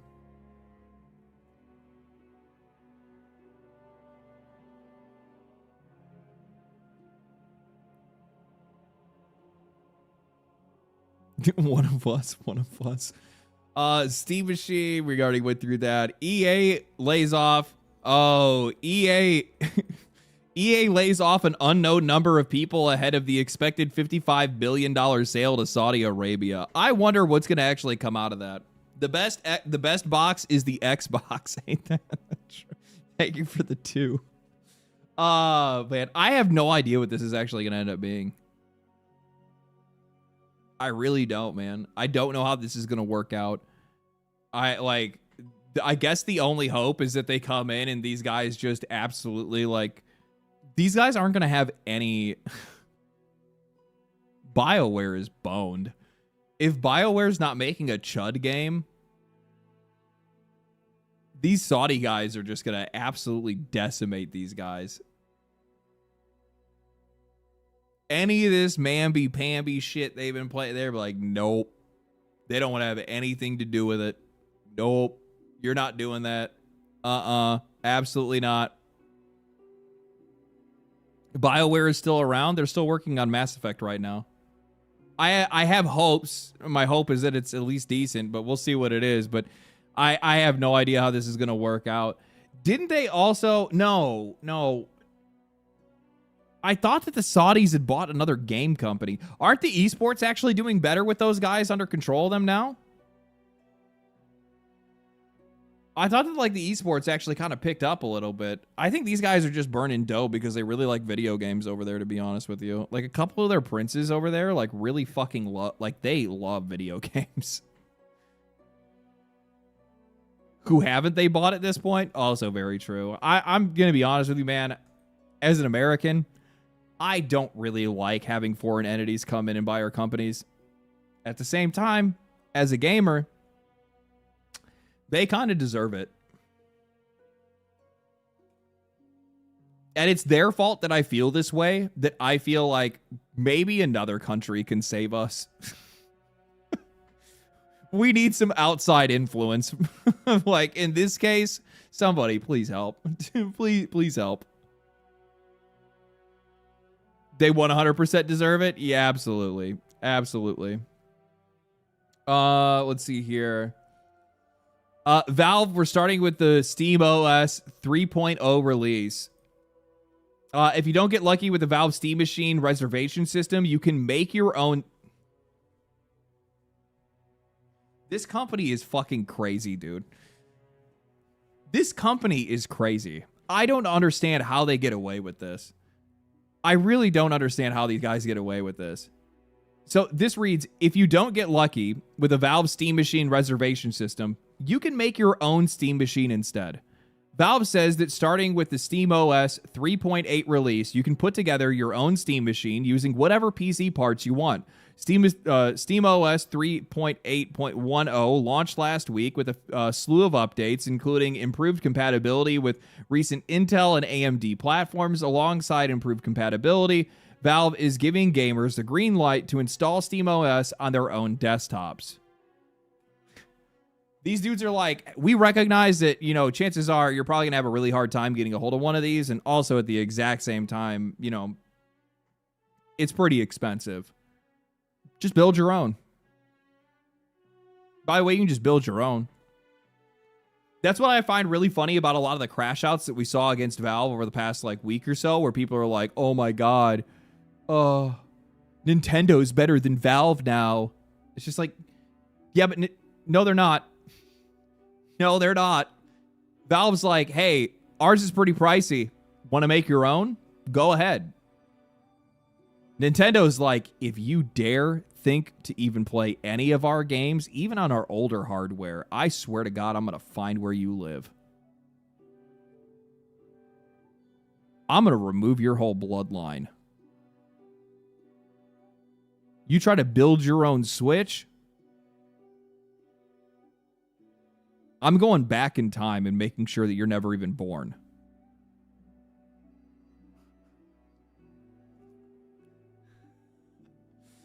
Like, I had seen some of these posts. Let me see if I can find it. Like these guys here. The world has not changed. Gabe has. If the Steam machine was $800 or something, we could argue about it. If they were purely screwed by RAM prices, but $1,050 is just planning his next yacht.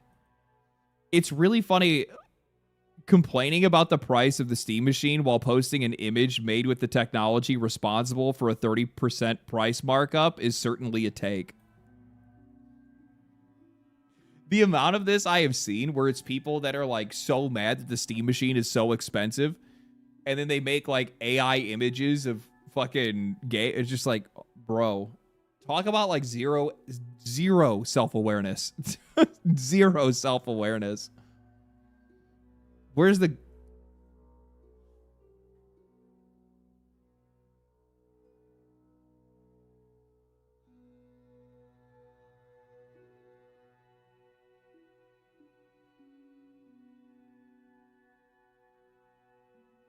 Nintendo fans really are a different breed. They really are a different breed. No games. Game key cards exist. $80 for first-party software. Online multiplayer that requires a sub. Virtual Boy is a ripoff. Oh, that was just cardboard. Remember that?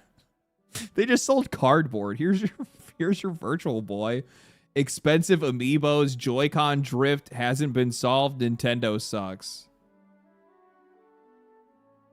Makes another AI image.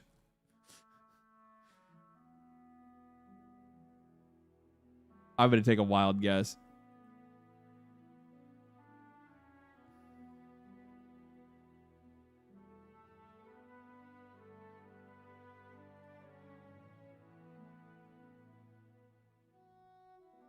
It's about right.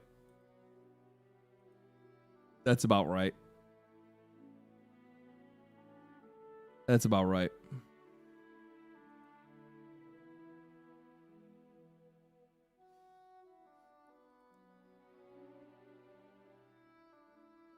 Steam, I hate you, and you're poor and I hate you. Nintendo Switch 2, you're poor and I love you. So Nintendo Switch is Jesus now?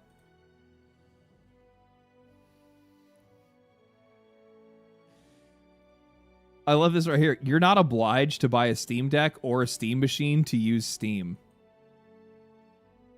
That's the most important part. They're like, for what, like, and this is like for some of these console guys, especially I guess for Nintendo fans, they don't really understand that, where it's just like, I can use Steam on like everything.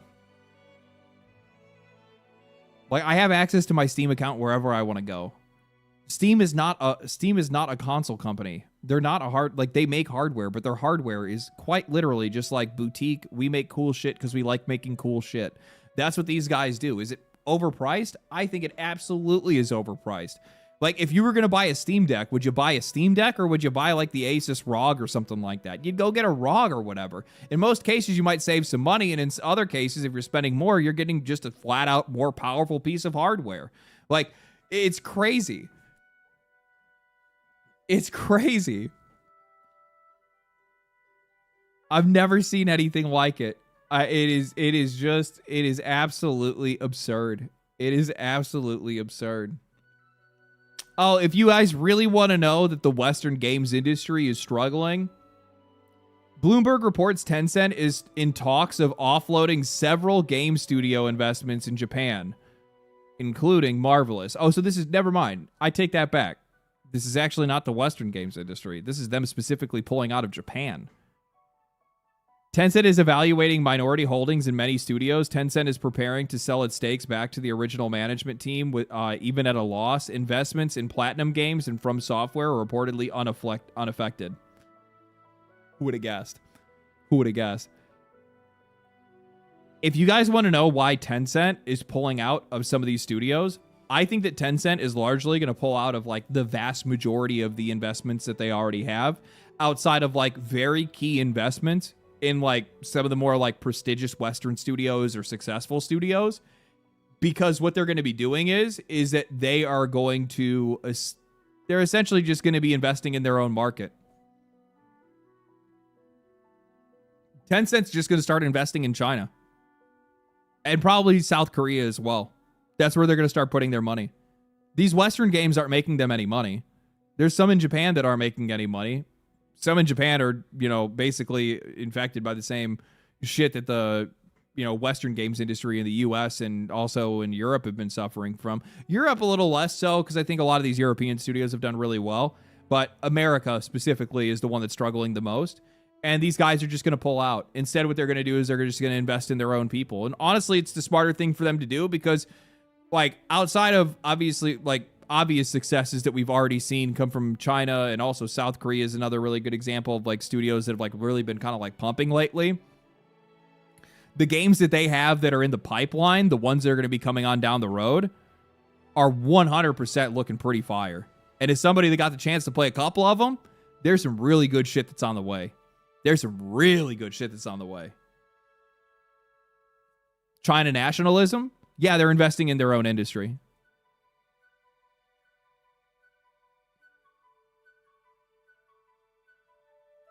Phantom Blade Zero looks so sick. As somebody that got hands-on with that game and played it for like a good hour, whew, man, this game is going to be so much fun. I'm going to have so much fun with that game. God, it is so good. Did you get your hands on with Turok? I did play Turok, yeah.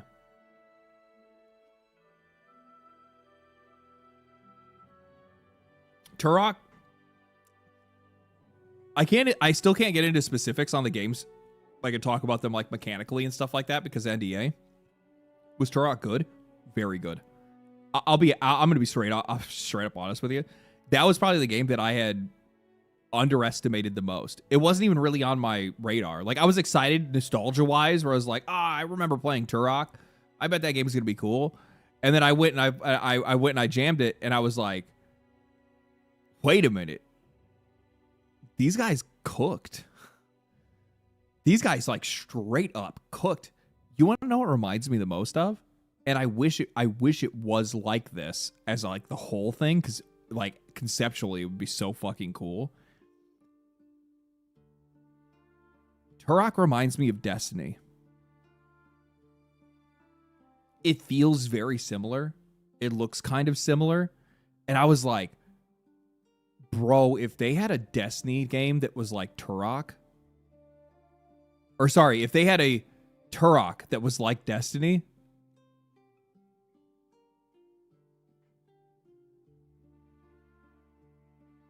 like, maybe that's like my little kid brain being like, wouldn't it be great if I mixed peanut butter and chocolate together? But like, dude, that would be like so cool. I'm sorry. Like, the idea of being able to have these like raids against like dinosaurs and shit like that and aliens and whatnot would be like so sick, dude. It'd be so sick. Especially just like the things that they could do with gear in a game like that. And yeah, dude. Yeah. It works in lore. I'm telling you, man. I'm telling you. So Ark? No, not Ark. How do you get Ark from Destiny?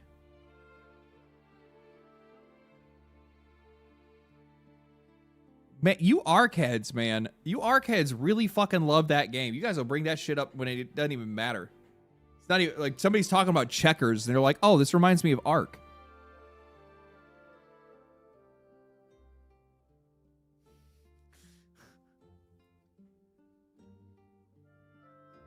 I hate Ark. Don't call me that.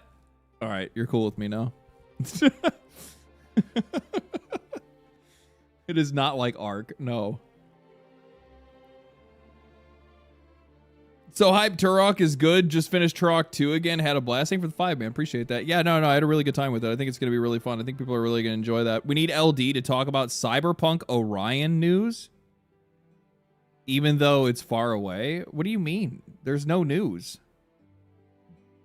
Ever since I was in college in the US and now at work, I've constantly heard that diversity is a key driver for success. But why does the Chinese market, which only has Chinese, continue to thrive?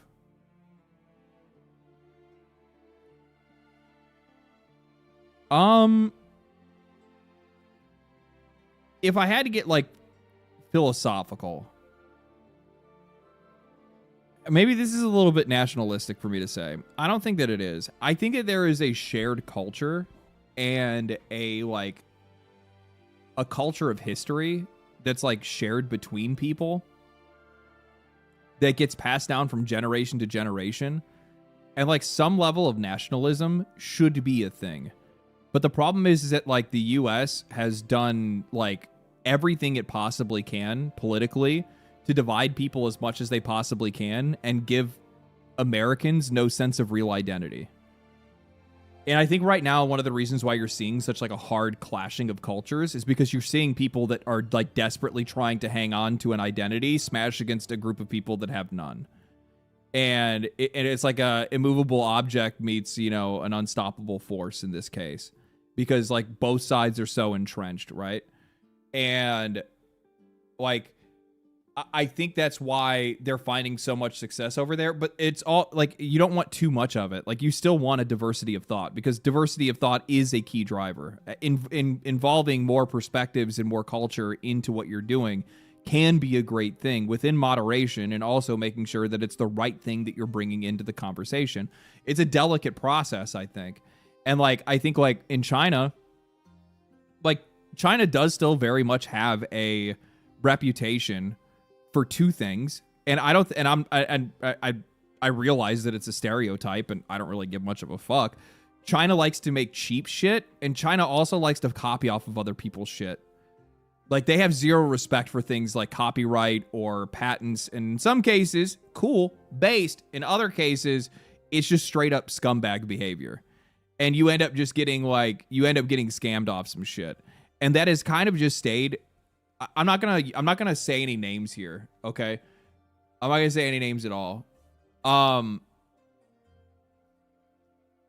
There are sponsors that I've talked to or have worked with in the past that are like from China that have very specifically like tried to push back on me when I would want to talk about anything like real. If I actually wanted to give a real opinion on something, they'd be like, no. And I'm like, I don't think you understand. If you just let me off the leash, if you let me talk to people normally, if you let me be honest, you're going to do better. We're going to do better. It's the better thing to do. People want to be talked to like normal people. They don't want to have anything to do with that. They're like, no. Say best game ever. Say best game ever. And I'm like, no, dude. There's been plenty of deals that I just flat out turned down because I was like, you guys just don't fucking get it, man. Like, you are so like absolutely in this idea that you have to like say the line kind of shit. And it's just like, that's not going to do anything for you. It's just not going to do anything for you. And I'm like, and I try to do my best to like influence that side. I'm like, man, like I've talked to a couple of their like, and I've talked to a couple companies into it, by the way, and they've been totally cool about it. It just took a little while and a bit of a conversation where I'm like, I don't think you guys understand. People are genuinely interested in your games. You do not have to lie to them. All you have to do, because like they'll do this weird shit where they're like, there was one of these companies that was trying to get me to compare their game and say, oh, tell the audience that it's a lot like God of War, and it's a lot like this, and it's a lot like this other game, like these like very popular Western games. And I'm like, no, because your game is not like that. It's not like that at all. You're just saying those as marketing lines. Don't do that. Don't compare it to those things. Your game is its own experience. It's going to be its own entirely different thing. What you need to do is you need to sell this based on what it actually is, and you need to just meet the audience where they are. And they initially pushed back on me, and then I went and I talked to them, and I talked to one of their marketing guys, and I was like, hey, this is how it is. People are really interested in your games right now. There is a huge problem in the games industry of not wanting to be honest with the audience and not speak to them like adults. And because of that, a lot of these companies are losing trust and they're losing players and they're losing a lot of money. I'm like, if you go in the opposite direction and instead what you do is you just lean into the idea that, hey, we might be a little bit flawed sometimes. Hey, our games might be a little bit too much, a little bit over the top, a little bit this, a little bit that. But, you know, we're really trying our hardest and we think we're making fun games. Most of these people are going to get on board and they're going to give your shit a shot. And in some cases, these companies are cool with that. And they're like, yeah, okay, all right. And they kind of accept that outsider perspective. And they say, sure, all right, let's give it a shot. And then other companies do the opposite and say, no, we can't do that. And then they just cancel the deal. That's why I don't get a lot of sponsorships. I do have one coming up, though. I did get a sponsored video coming up. It'll come out next week, actually. And I'm so happy because it's not even just like a it's not like, how do I say is it GTA 6? No, it's an indie game. And it's an indie game that I already have like a shitload of hours into, and I've had a shitload of hours into for a while.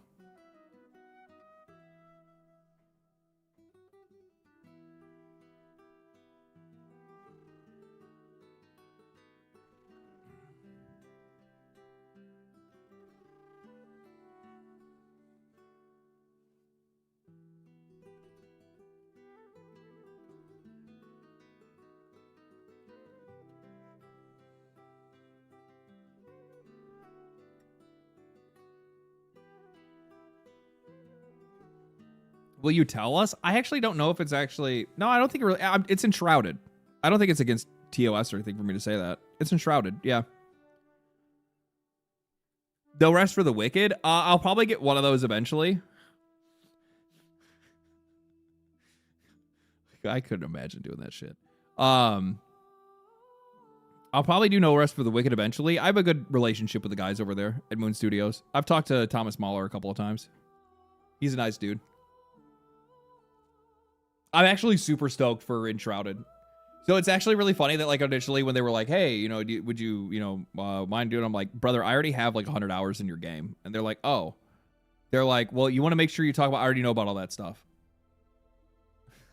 I already know about all that. They're like, oh, okay. Okay. And I was just like, they're like, do you want to, like, yeah, I want to talk about it.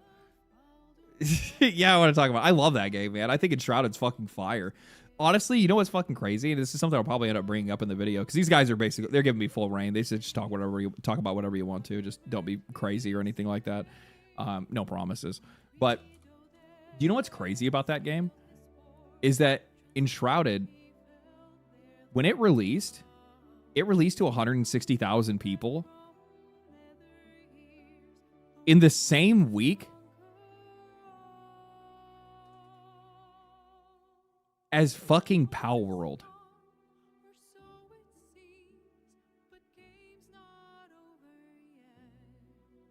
That was the 22nd. And they were 3 days later on the 25th. So Palworld was already popping off, and these guys still were able to pull 160,000 people.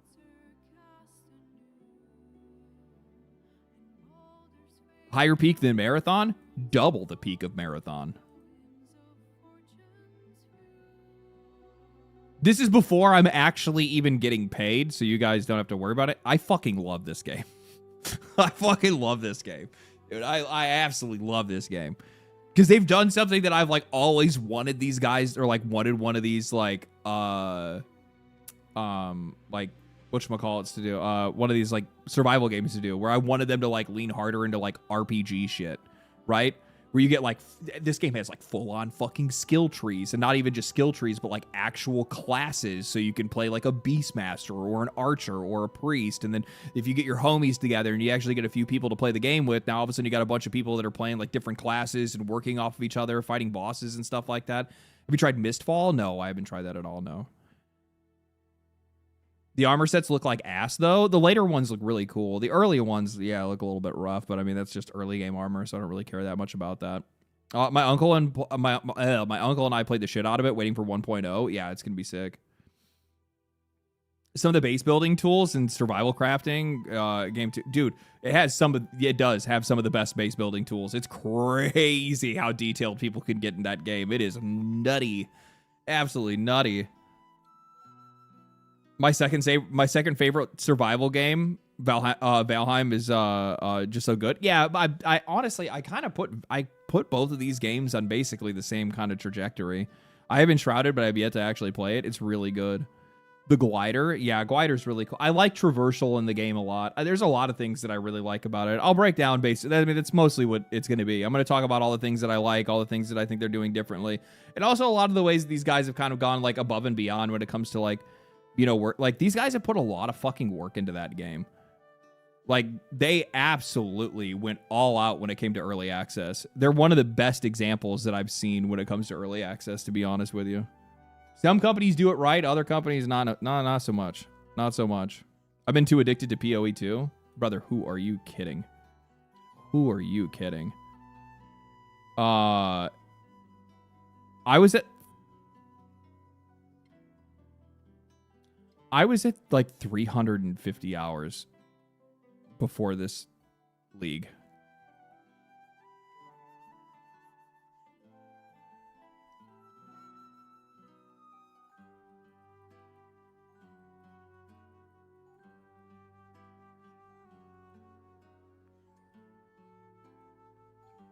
It's actually, but what levels you hit? I'm 95.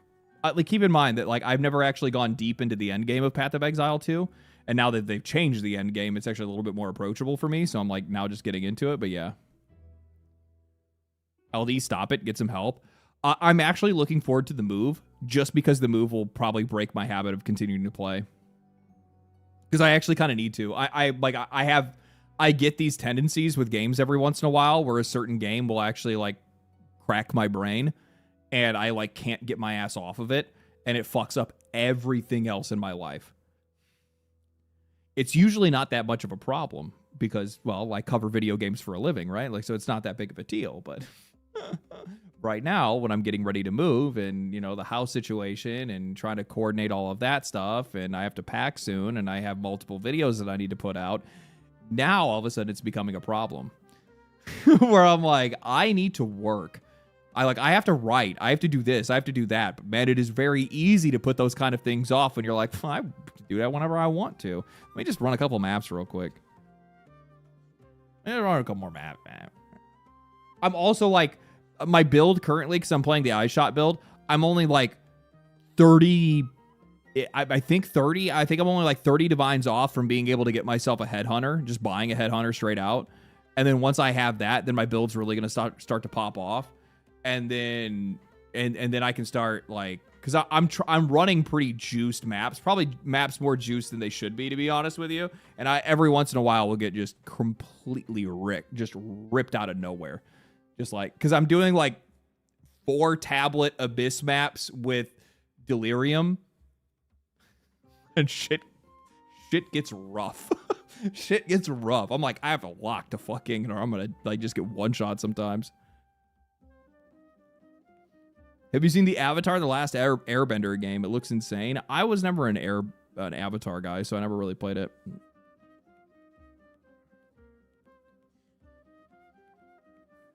It does look good, though.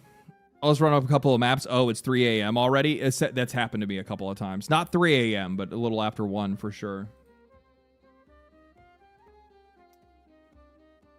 Steam Next Fest Hard Truths.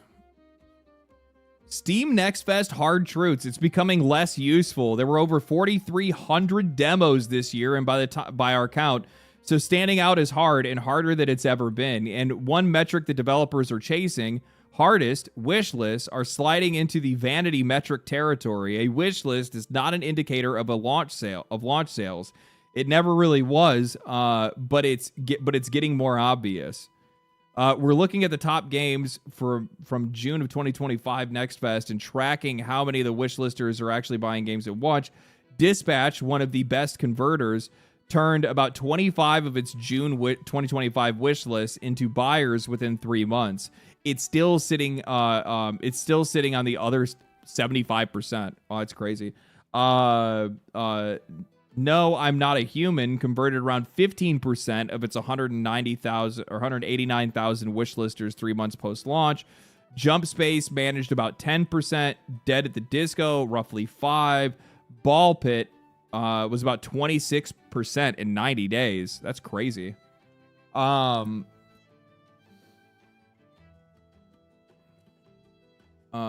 Again, the lesson is an uncomfortable one, but it's one worth saying. Being at the top of Next Fest is undeniably helps visibility, but it's the games that become the zeitgeist on the strength of their quality.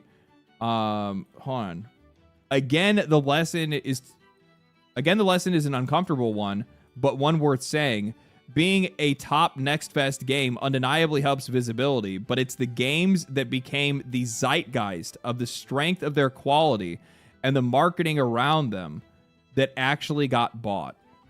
So the uncomfortable truth when it comes to Steam Next Fest or any of these indie games that are getting posted, how about this? I'll just have a better conversation here. Because of the fact that so many developers are consistently being essentially just ejected from the games industry, or at least the jobs that they already have, by so many layoffs that we've seen, we're seeing more people take on solo development jobs because they're just trying to give it a shot. On the other hand, we also have an entire generation of people that have been enabled by AI, not necessarily at every single level, but at some level, to be able to expedite the process of making their game. Maybe it's just ideation or whatever it might be, and they've been using that to, kind of push themselves forward. What that means is that you're seeing a much higher volume of indie games than ever before. That is both good and bad. And the vast majority of those games, probably a good 95% of those games, are going to be absolute chaff. They're nothing. They're just, it's a passion project, a cute game, but nothing anybody's really going to want to spend any money on. The truth of the matter is, the games that are going to rise to the top are the ones that actually deserve to do so, regardless of whatever marketing is going on out there. And any single time, you're always going to see these guys come out and try to say, oh, this game deserved to be noticed. It deserved to be this. It deserved to be that. There are very few cases where games that just flat out didn't deserve to not get the sales that they didn't get happen. In most cases, what ends up happening is those games will be found, they will be discovered, and they will spread like wildfire. If your game is good enough, it's going to sell. It all comes down to the quality of the game itself. The best marketing for any video game is the video game itself. There's a lot of uni and college devs making cutesy games and stuff. Absolutely. Like Mecha Chameleon. Yeah, exactly. Stuff like that. Absolutely. Yeah.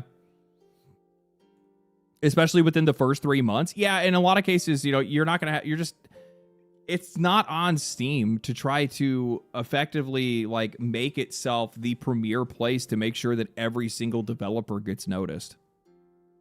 I get it, but you're also taking a gamble when you're making a game. You're taking a gamble when you post that money to Steam to submit your game or to publish your game on there. Just the nature, it's the nature and reality of the situation. The dark reality of indie games on Steam.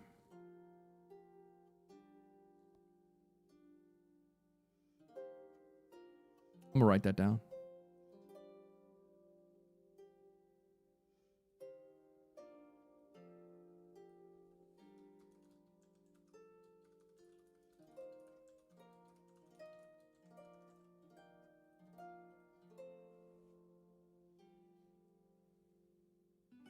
Many games get lost in the flood. Yeah, absolutely. Absolutely. Xbox's CEO Asha Sharma believes that Call of Duty has become one of the most biggest entertainment franchises in the world and says that it now makes more money than the Marvel Cinematic Universe. I want to be honest with you. That's not really the flex that you think it is. I don't think that's the flex that you think it is.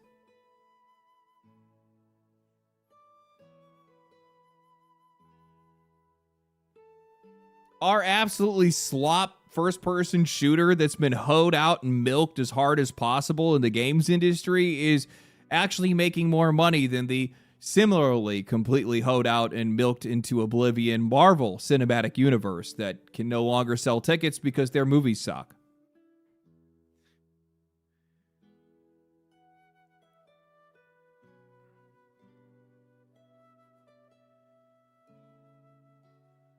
MCU has already been shitified. Oh, it's absolute crap. Oh my God, dude. Marvel's garbage nowadays. Are you kidding me?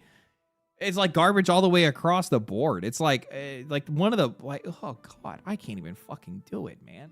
Like, I mean, even the art for a lot of their comics now suck.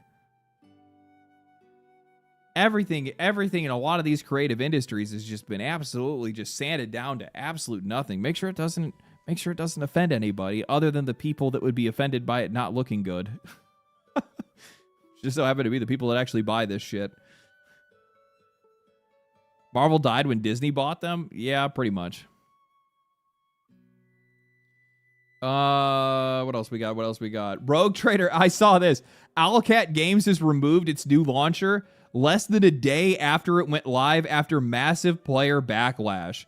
People said that the launcher was unnecessary and only added an extra step before starting their games. In response, Owlcat apologized and decided to scrap it. We heard your feedback loud and clear, said the studio.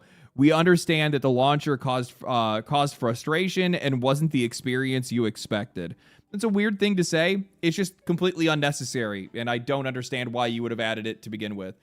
The only reason that I could think of is if you're looking to like capture added data, or maybe you're using it for like a piracy check. I have no idea.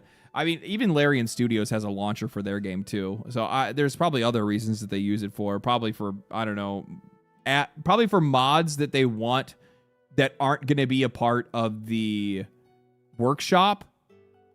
That's the only thing I can think of. Like, that's the only thing that's, like, I guess convenient about Baldur's Gate 3s is that it's, like, where you get to load, you know, their approved mods that they have for their games. Data tracking and bug fixing? Oh, okay, that makes sense, yeah.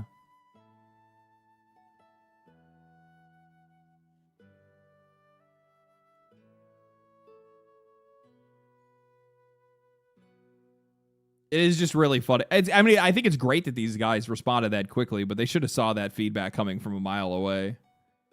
What is this?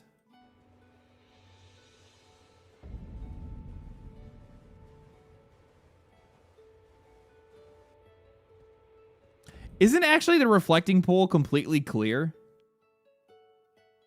Like, I've seen like recent videos and like it's actually clear. And like this has just become like a me, and like most of this stuff is actually from years ago when it was actually all gross. I actually have no idea. I don't live there, so I wouldn't be able to tell you. You know what's really sad about this? We came from an era where we used to go and people would go and make a mod for something like this out of sheer autism just to be able to make a meme. Not because they were actually trying to make anything that people would play. No, just because they wanted to make something that they thought was funny. They would go far, well and above and beyond to go and make something their own, to go make a mod to just do this very same thing where somebody actually would go in and design this entire area and then walk through an actual Elden Ring gameplay just for a, 1 minute video they could post on social media. And what that would end up leading to is that goofball learning more and more and more about modding, and then more and more and more about video games and video game design. And then all of a sudden they go and make a game, and that game ends up being really good, and then everybody wants to play it.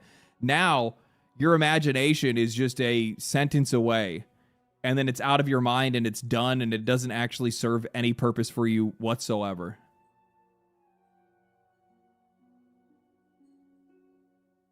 That sucks, dude.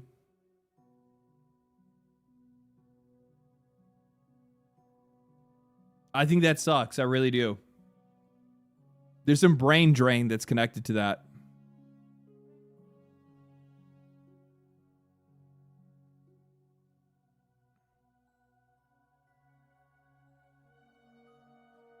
AI will lead to the death of expertise. Yeah, I could see that.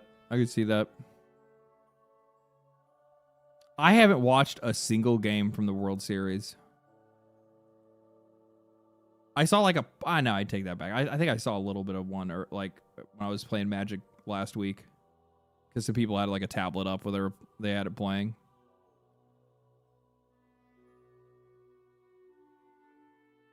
They still know the concept of having a brain in America? No, I actually don't at all, to be honest with you.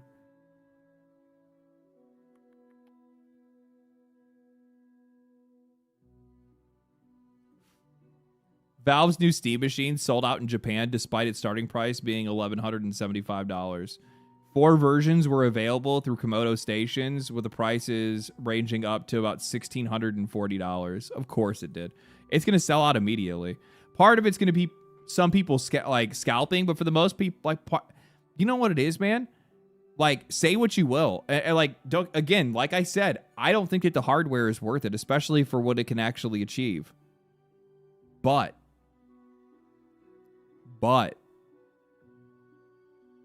Valve makes good shit.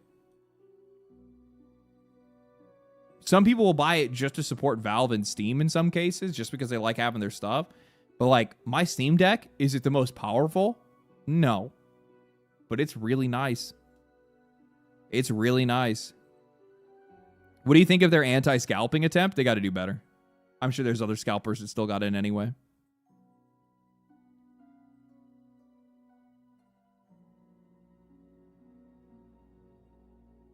I really want their controller still. I might end up getting one because my I need a new controller. You can't really see it, but my right trigger is sticking now, which is really annoying. Because I like this controller. I like the color of it. I like the white back and the green front, but that's sad. That's sad. So I might get a Steam controller. It depends on how comfortable it feels in the hands. I mean, like the Xbox and the PlayStation controllers are really comfortable. Really, really comfortable. Path of Exile used to think live service was entirely an upside in all cases.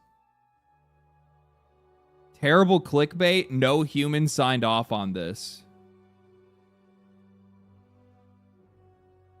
Path of Exile co-creator used to think live service was entirely an upside in all cases, but 10 years of experience in games like Baldur's Gate 3 have shown him another way.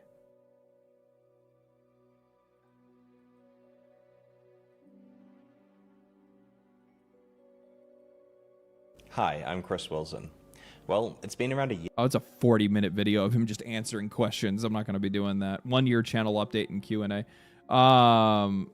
What's the actual quote? In a recent Q&A, Wilson spoke on changing opinions about game development. One such ideological shift. 10 years ago, I would have felt that live service was entirely an upside in all cases. It often meant that that you could make a game could be free. It meant that your game would have had a variable monetization so that people who didn't want to spend money didn't need to spend money, or didn't need to spend very much money. It meant that because of the game was getting constant updates, there was always more to the game. It seems like a win-win for everyone on paper, though 10 years in the live service ringer, and we're all certain that that's not the truth. Wilson said. What is this? Wilson says that it's naturally. There's also some drawbacks to relate to the game. Bro, that's not even what the fuck he's saying. What?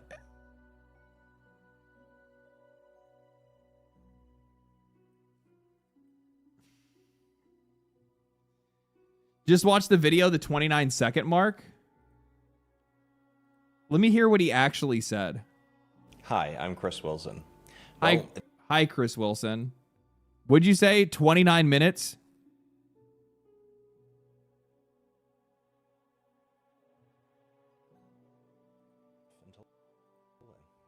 The next question is, what's a belief you held strongly 10 years ago that you've since changed your mind about? So I had to think about this one, and I honestly think that it's my feelings about live service games. And so 10 years ago, I felt that live service was entirely upside in all cases. Hold on. I got to restart this because I want to turn the music off. This is good. This is good. I like this. I like where this is going. Until then. The next question is, what's a belief you held strongly 10 years ago that you've since changed your mind about? So I had to think about this one, and I honestly think that it's my feelings about live service games. And so 10 years ago, I felt that live service was entirely upside in all cases, right? It often meant that a game could be free. It meant that a game had variable monetization, so people who didn't want to spend money didn't need to spend very much money. It kind of, scaled to the amount that someone was willing to spend. It meant that because a game was getting constant updates, there was always more to the game. It was kind of a relationship that a player could have with the game that would span potentially a lifetime as the game gets updated over and over. And these all seemed like incredibly good things. And I have to be careful here because I don't want to criticize like Path of Exile or other live service games that are popular. But I've come to realize that alongside these good things, there are also some drawbacks related to a game constantly needing to change to keep up with stuff, and the relationship that community feedback has on the way that a game changes. I could easily see as a game developer like getting into something like this and being like, you know what, this is awesome. This idea of having like a live game and being able to give that game away for free like allows you to be able to connect that game with as many people as possible. And then also it means that you get to just keep constantly working on the thing that you love. I can guarantee you that there are a ton of devs that feel like some type of like separation anxiety or just constantly thinking back to things that they wish they could have done better or wish they would have worked on more when it comes to the games that they put out. Right? And live service games are the answer to that because that means they never have to stop working on the game that they enjoyed or never stop working on the game that they imagined, right? And while that sounds all good, the problem is that like I think the issues with live service become more prominent as more years go on because your costs in the studio are going to rise, your costs to make a game are going to rise. The industry itself is going to change. More competition is going to be coming out. And the hunger and the need for you to be able to make more money while also providing more content is only just going to continue to get worse. It's like a vicious cycle that just keeps going and going and going. And these guys have to keep up with it. Not only the players are the ones that have to keep up with it, but these guys do too. Get situations where you have to make certain changes, even if you do not believe that it is the right thing for the game, because otherwise your release will get boycotted or you'll get review bombed and so on. And games that do not have any changes because they're just finished and complete often don't have these pressures because the players aren't going to be getting any patches, for example. And so there are two extremes on the spectrum here, and I'm not arguing that one is necessarily better than the other. Or that there's any problem with live service games necessarily, but I've come to realize this is a far more nuanced field than I thought it was 10 years ago, where I just basically thought that live service games were the future, and I would have scoffed at something like Baldur's Gate 3, which isn't getting a sequence of updates. But as we know, people loved that game, and there are reasons why that model works well for certain types of games. This is something I plan to do a full video about at some stage. I'm just a bit wary about topics like this because I don't want headlines of like Path of Exile creator criticizes Path of Exile when I'm not.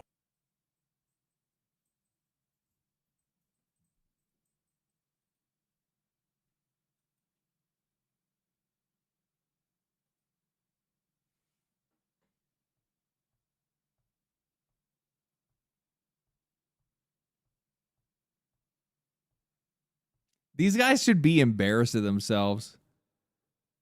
Like, they should actually be embarrassed of themselves. Unbelievable. And that's exactly what they're trying to do. They're trying to be like, oh, Path of Exile creator feels some guilt over making a live service game because he never actually wanted to make a live service game. I thought that live service had an upside with all cases, but 10 years later, experiences like Baldur's Gate 3 have shown him another way.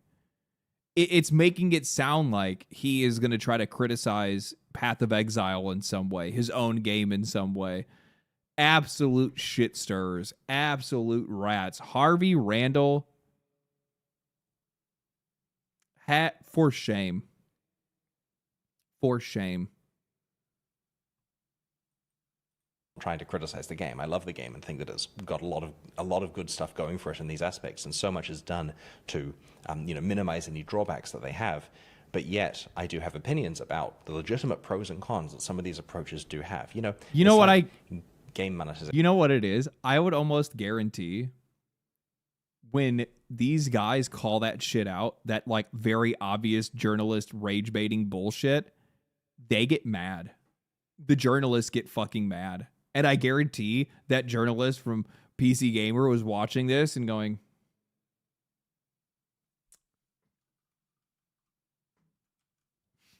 just immediately locked in. For example, there are so many different ways to monetize a game.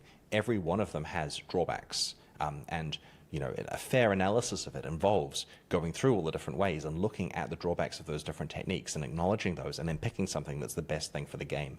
And so, I have apprehension for a few videos I want to make because I don't want people to take the wrong takeaway from it, but I do actually want to. Well, because the problem is that like that's exactly what's going to end up happening. You're going to have journalists that are immediately going to grab something like this, and they're going to try to make something out of it that it's not. They're going to use it to try to rage bait. They're going to use it to try to pin him against the company and the game that he used to work with, and try to figure out like some way to be able to turn this into an entertaining angle so that hopefully you will click their article, and hopefully you're not using an ad blocker, and hopefully you'll see the Amazon link in the side that's showing you the same shit that Amazon shows you anyway, so then you click on it, or maybe the Best Buy one, or maybe this video game that's coming out, or maybe the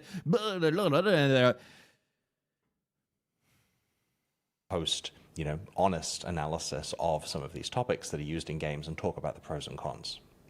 I think that's really cool. That's real. I might end up watching this all on my own.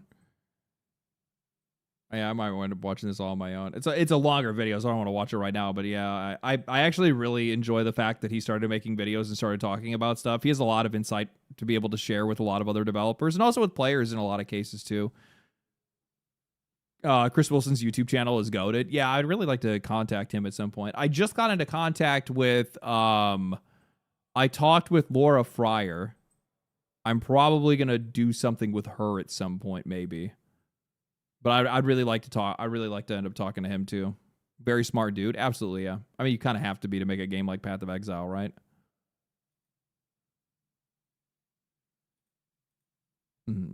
Nice. I like Laura. Yeah, apparently Laura really likes the YouTube channel, which is, I guess it's not really all that surprising, to be honest with you. I am pretty based, right? But yeah.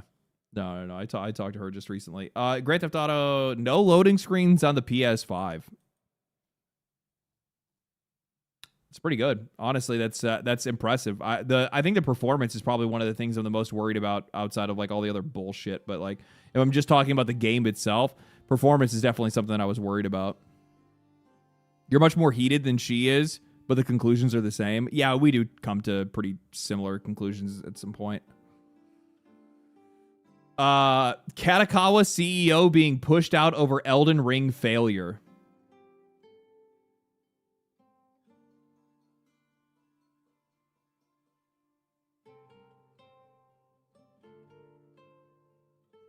What? A new report reveals that shareholders at Katakawa Group's CEO want the CEO to resign over the failure to capitalize on Elden Ring profits. Elden Ring is one of the most popular Souls-like games available, boasting millions of sales across various platforms.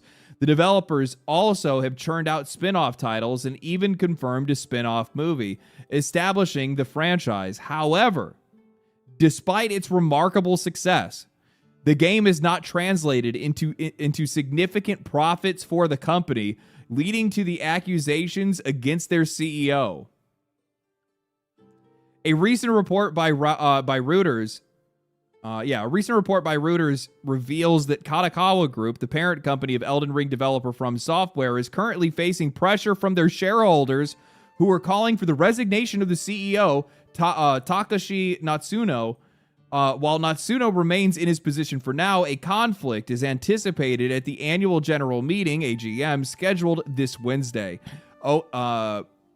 Oasis Management, based in Hong Kong, is leading a resistance as the largest shareholder in Katakawa after acquiring a 13% stake in the company. They've accused CEO Natsuno of failing to take advantage of the success of Elden Ring. Katakawa's return on equity decreased significantly, falling to 9.4% from 2022 to 0.5% last year. Additionally, Oasis claimed that there hasn't been enough material profit leakage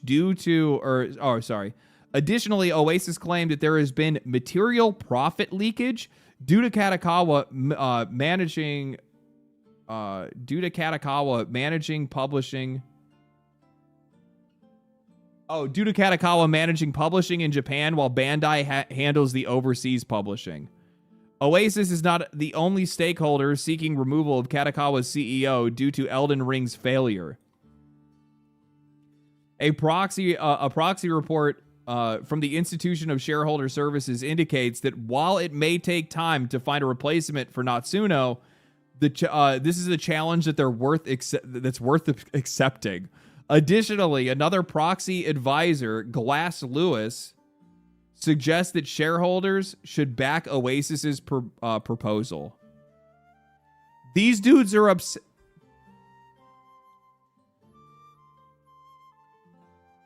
I hate shareholders.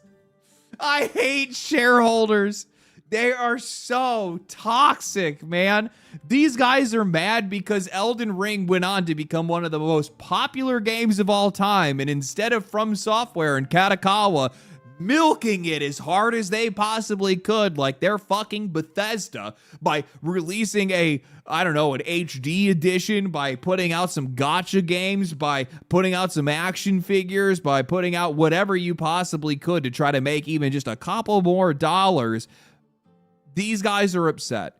And these guys want to get rid of the CEO of Katakawa that's been giving From Software the room to do whatever they want, the room to make some of the best games in the industry. I mean, these guys absolutely...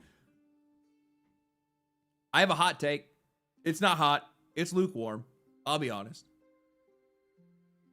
I like Armored Core 6 more than I like Elden Ring. They cooked with that game. God damn, did they cook. That game was so fucking good. Man, that game was so good. Like, all these guys do is cook. All they do is cook. And now all of a sudden you want to try to take them out of the kitchen. Now you want to take them out of the kitchen. Get out of here, man. Get out of here. Why don't you guys lose your job, man? I feel bad. I really feel for developers sometimes, man, because it's like, this is what happens. This is right here. Fucking enhance. Zoom. This is how this happens to every single popular, like all your favorite publishers and studios. This is the critical moment. This is where everything starts to break apart. This is when we lose them. It's when they finally became one of the most popular studios and popular brands in the entire industry, and these activist investors come in and say, whore it out. And then all of a sudden, these guys start losing their ability to be autonomous. They lose their ability to make their own decisions. They lose their ability to be able to make the games that we've all enjoyed. They lose that power. And then once they lose that power, the passion of those developers starts to evaporate, and those guys leave. And then without that leadership, they can't make the same kind of games anymore. And without that leadership, they're not bringing up another layer or another, echelon of developers underneath them that's going to be, the next rung of guys that are going to come in and make those fire games. How much for them to go independent? What are we going to do? Are we going to GoFundMe?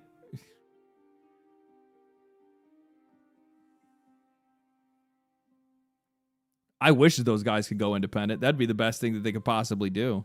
Problem is they don't put out enough games for them to go independent, not From Software. Sadly enough, I hate to say it. Not with how many developers they have and not with the reputation that they have.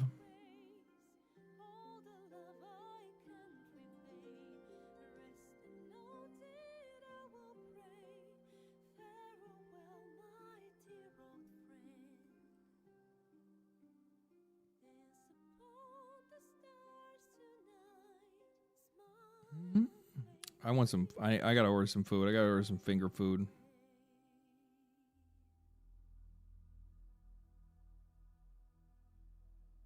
No.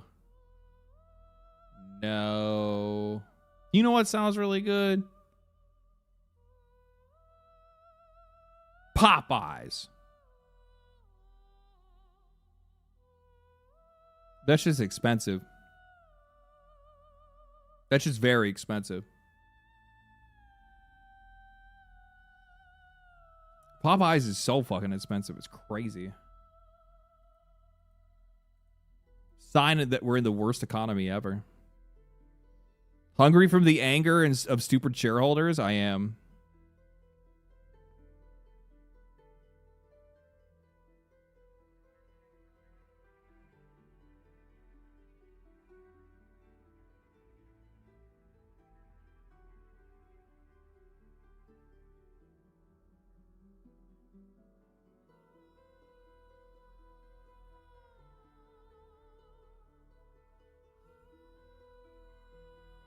Let me get that Dr. Pepper. Okay, I'm almost done.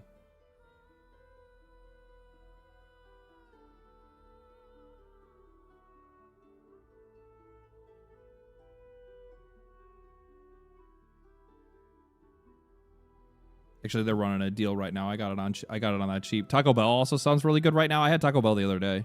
Hot take, Dr. Pepper is disgusting.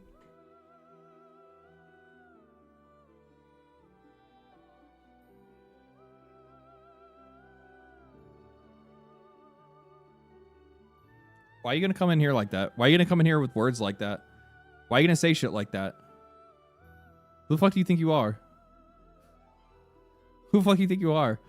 I only actually I like 2 forms of soda. 2. I like Dr. Pepper and I like root beer. That's it. That's it. That's all I want. I don't want anything else. I totally co-opted Dr. Pepper from my brother. My brother, all he would ever drink was Dr. Pepper. Motherfucker was on that shit. He was buying cases all the time. He had that shit all the time. All the time. And I totally just started drinking it because I wanted to be like my brother when I grew up. And then eventually I just kind of adapted a taste for it myself. But I don't like anything else. I don't even drink a lot of pop to begin with. But when I do, it's usually Dr. Pepper. I mean, I had a bit of like a live wire phase when I was a teenager, right?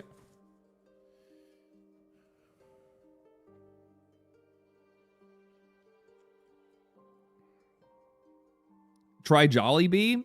I like some things from Jollibee, just not everything from Jollibee. Is Livewire still a thing? I have no idea, actually. That's a good question. Oh yeah, I saw this. Grand Theft Auto 6 is not coming with a copy. It's not coming with zero.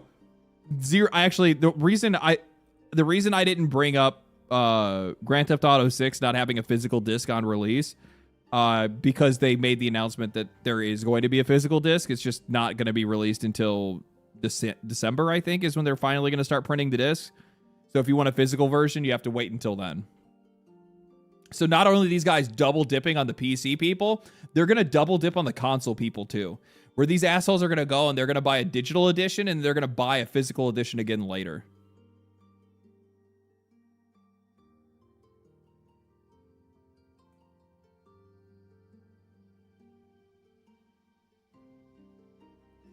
How boardroom meetings are going to be when somebody suggests to keep their games at $70.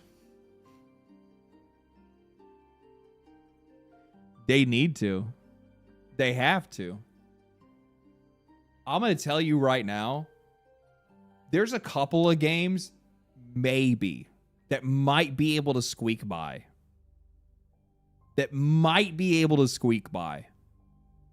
But the vast majority of them, oh my God. Well, we'll use an example.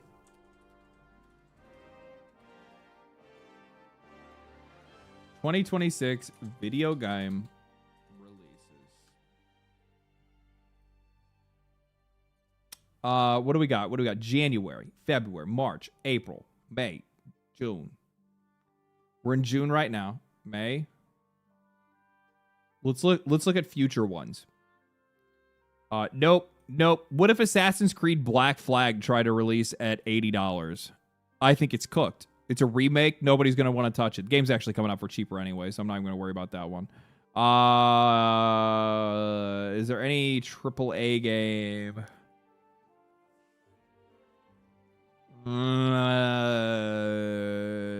Nothing I'm seeing that's jumping out at me. No. Okay. August. Anomaly Fields of Mystria.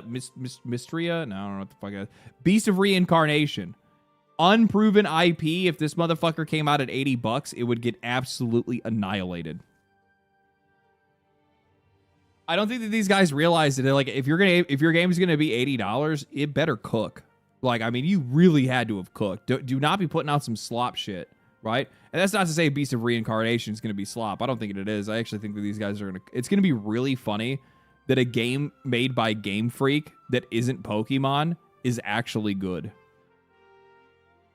I would feel so ripped off as a Pokemon fan if this game comes out and it's actually fire. I would be so mad. I'd be so mad. I'd be like, wait a minute. These guys could have been doing this the entire time. These guys could have been doing it. Like, look at this fucking game. Where's it at? Where's it at? Beast of Reincarnation.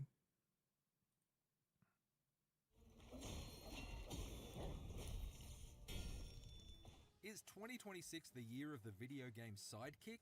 Grace had Leon to bail her out in Resident Evil Requiem. Hugh had Diana to hack killbots for him in Pragmata. And now Swordmaster Emma has very good boy Ku to bring a bit of magical aid to her crossbow and blade in Beast of Reincarnation. At a recent Billy Game First Look event in Shanghai, I got to go hands-on with the first 2 hours of the stunning post-apocalyptic action RPG from Game Freak, the development team best known for being at the helm of the Pokémon series for the past 3 decades. I'm happy to report that based on the opening chapter of Beast of Reincarnation's story, Game Freak seems to have successfully switched from catching them all to violently dispatching them all in this. Look, I want to be real with you, even though I don't think this looks like the most like visually impressive thing I've ever seen. Just imagine the fact that like you're sitting there and you're like, wait a minute, I could have got this the entire time. Wait a minute, my Pokemon trainer could have looked like this. Addictive new adventure that follows a deadly dynamic duo. What? Let's go.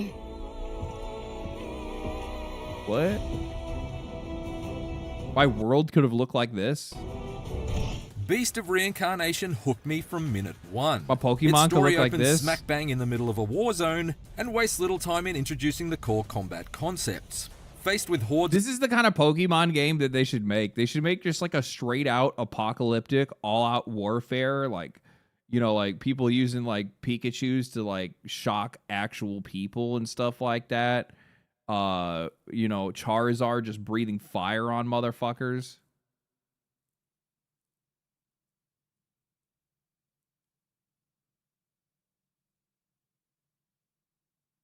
Pokemon Souls-like, where everything is a rogue mega. Oh my god. Of blighted beasts that are the result of fauna fusing with flora. Imagine Pokemon's Bulbasaur in his absolute angriest evolution. Emma can pull off fast sword-slashing combo attacks, as well as parries to open up her gnarly enemies to satisfyingly grisly finishing moves. Dude, I guarantee that these guys are going to have some, like, Pokemon-esque designs in here in some cases. Hey, I mean, do you know what? Honestly, this does have kind of a little bit of Venusaur going on. Additionally, Emma's opening loadout comes with a crossbow strapped to her. Those look like Pidgeots to me.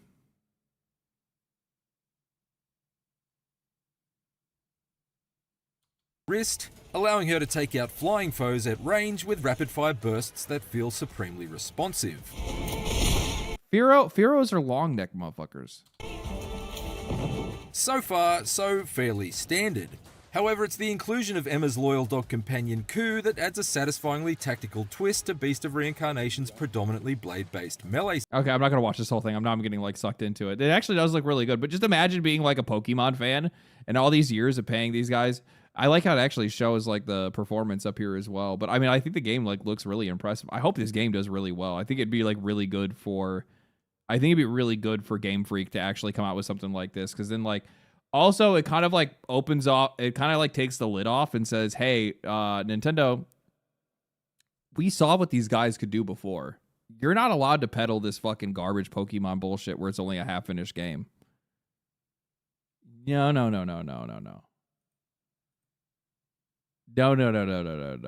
But like, So back to the upcoming releases. So we're talking about $80 games. Madden could very easily charge $80 and not a single person would blink an eye and they would all pay for it anyway. Not because it's actually any good. Not because anybody actually wants, not because it's actually any good, but it's just because that, like, sports fan gamers are just a completely different breed and they will absolutely just and by the way, this is somebody that for many, many years has played, NHL games. I haven't bought one in many years. It's been a while since I bought one, but yeah, it is like, it's just one of those things where it's just like, if that's your thing and that's what you like, you're gonna get it regardless. You just don't care. Fanboys being fanboys. Yeah. It also has a lot to do with the fact that there's just no competition within the sports space. You are either buying basically every single property that EA owns, or you're buying it from 2K. That's it. There's no other options for you. Sports fan or Canes? No. Here's the thing. I think that people need to start having some pity on sports fans because they don't really have options. Their option is to not play at all. Oh, you like football? Enjoy not playing football. Or, I guess, play your old game forever. Like, that's the only option they have. Like, these guys are completely fucked. Rematch? Rematch is a 3-on-3 game.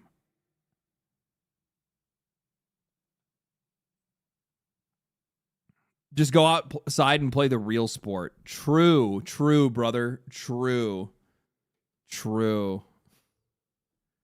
Ball and gun gamers? Hey, man, I'm inclusive here, okay? I'm inclusive here. Metal Gear Solid Master Collection, no. Star Wars Zero Company, I hope this game turns out really good. I'm really looking forward to that. Blood of the Dawnwalker. If Blood of the Dawnwalker came out at $80, they would have a really hard fucking time. While it's a game that I'm super excited for, and I really hope that it's good, I genuinely hope that it turns out really good. I'm going to be real with you, man. You're unproven. People don't know. They have no idea whether or not the game would actually be worth it. You would suffer. I would actually likely see something similar. A really good example of like the pricing discussion and how it has an impact on games. You want to know a game that I think absolutely got completely decimated by its price?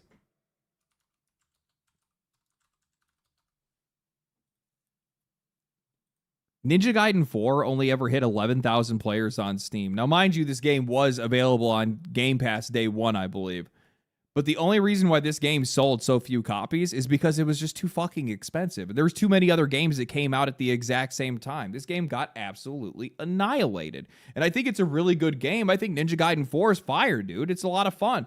But for what that game is, and for everything else that's coming out, $70 is a lot. $70 is a lot. It's too much for the game. It's way too much for the game. Imagine if that game was 80. It would have sold even less. It probably would have even sold half of what it already did. Here's a really good one. September, Marvel's Wolverine. $80. If that game comes out at $80, people on PlayStation, I feel like in a moment of weakness, simply because of the fact that there's not a lot of first-party single titles they've been able to get their hands on.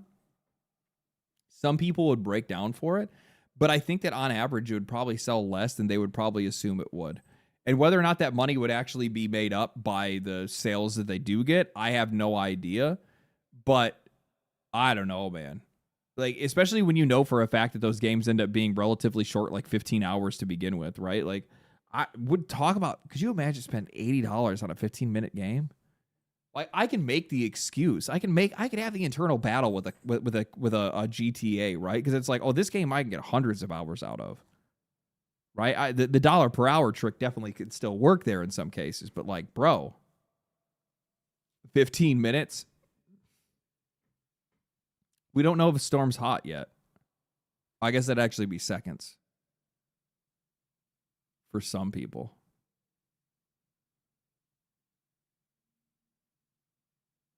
Control Resonant, if this game came out at $80, it would be absolutely destroyed. It wouldn't even have a chance. Nobody would buy it. Nobody would buy it.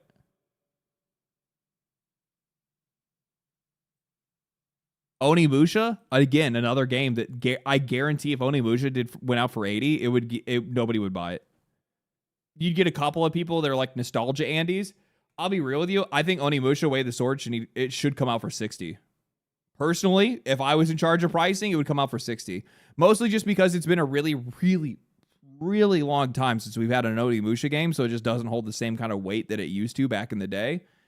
It's also a large departure from like what Onimusha was. This Onimusha is effectively Neo. Like it's like it's that same kind of style of like RPG open world-esque or open area-esque kind of game. I think it still looks really cool, and I think I'm gonna have a lot of fun with it. But it's not what it used to be, because it used to be a survival horror game. It used to effectively be like Resident Evil with swords. That's definitely not what it is. Doom the Dark Ages as well. That was $70, which is way too much. Oh, absolutely. Absolutely. How do you know that? It was not released yet.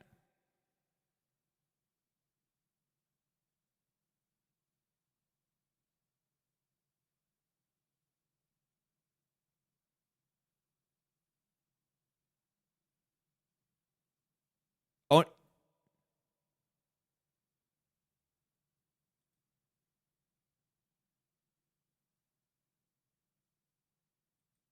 no, don't call them a shill. Did you just not see the gameplay trailer?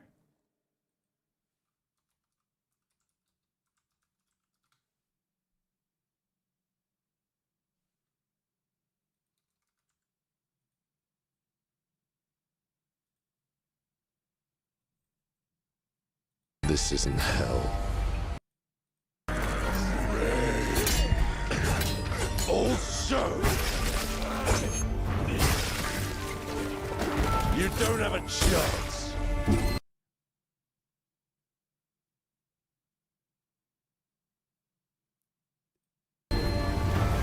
I did? Yeah. There's even a demo. Yeah, like you can play the demo. It quite literally is very similar to like a Neo or something like that.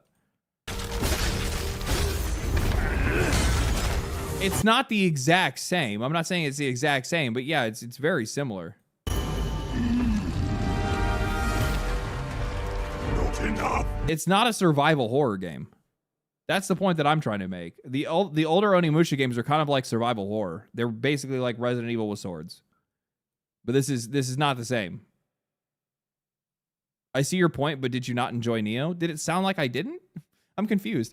Maybe it's just the tone of my voice or something sometimes, I guess. Maybe I sound like I'm being sarcastic when I'm not. I'm just saying that like I love Neo. Neo is one of my favorite games. I played the shit out of Neo 2. But with that said, the thing is that this game is a game that looks like a lot of other games that we've already seen, because there are a couple of there are a couple of other games that are just like Neo that we've seen as well, right? There was like that Wu Chang, and then there was also Wu Long or whatever it was. I can't remember what it was. I can't remember the name of that game. Whatever. I didn't play it. It was garbage though. I remember that. It just looked like garbage. Yeah, maybe it's Wu Long. I'm not really too sure. There's a plethora of them. Yeah, there's a ton of them. Yeah, there's a ton of games that are like this. So it's not necessarily the exact same, so I'm not saying that, but it does look like something we've already seen a couple of other times before. So charging $80 for a game like that would make a lot of sense. Even $70 for a game like this, I personally don't really think makes a lot of sense, but we'll end up seeing how it does. I think this will be Onimusha will like, and this is not me saying Onimusha is bad. I want you guys to keep this in mind. Like, I think that people get too locked into the idea of me being like a video game content creator and not necessarily somebody that like quite literally makes their entire like business off of just like all the videos that I do and all the things that I do is all based off of the idea of me doing like industry analysis, right? I'm doing trend analysis. I look at a game like Onimusha and I know that it's going to be likely Capcom's worst performing game that they've had recently. That doesn't mean that it's bad. It's just in the grand scheme of things, looking at all the other games that they've put out and what they have on the horizon, this is something that's likely not. And also, I can just see it online. There's not nearly as much hype about this game.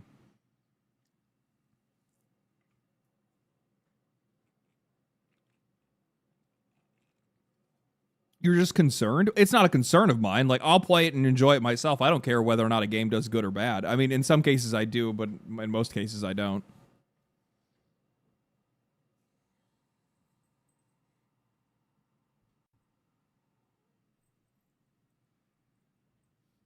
So marketing failed? No, actually.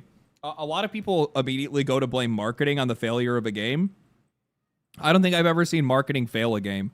It actually is, it's your lack of concern. It's the audience's lack of concern. It's because people just don't really care that much. Most marketing today is algorithms, and if algorithms aren't picking it up, then it's just not doing well. So people really aren't all that interested, so it's not doing well in algorithms. Give me 1 second. Let me grab my food. Hello?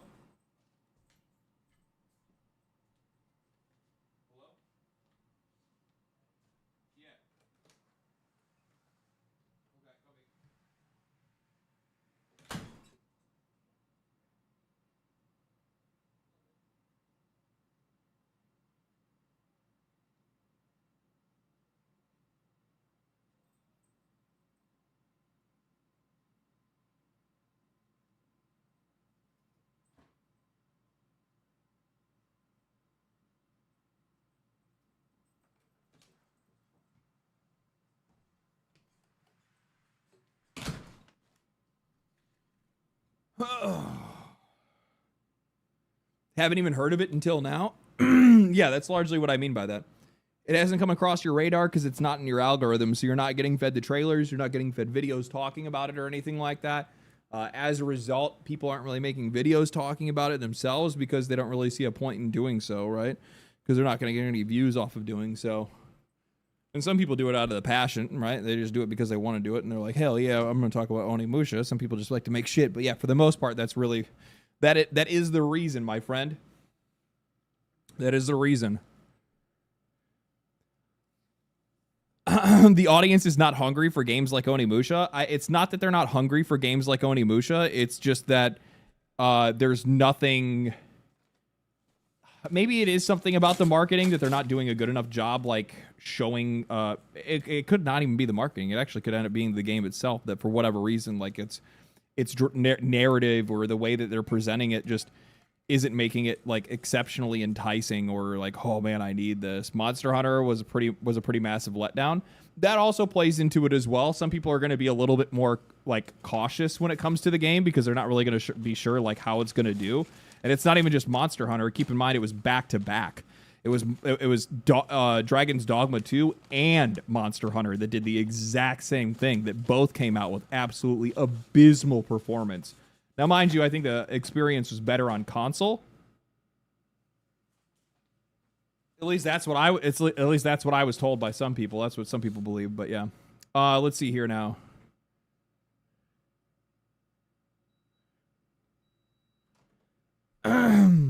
Yeah, so anyway, that's what I was trying to illustrate.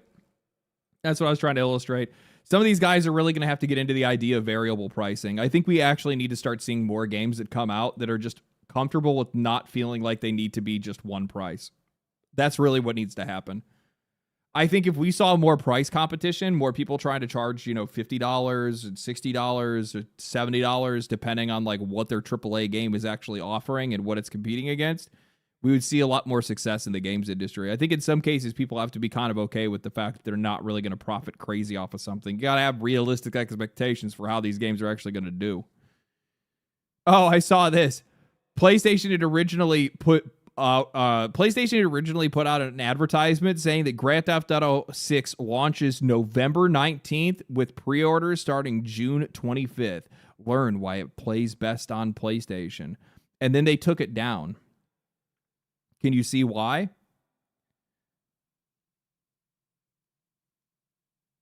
They put up the one with the picture of the disk drive. So they took it down and they put up another one.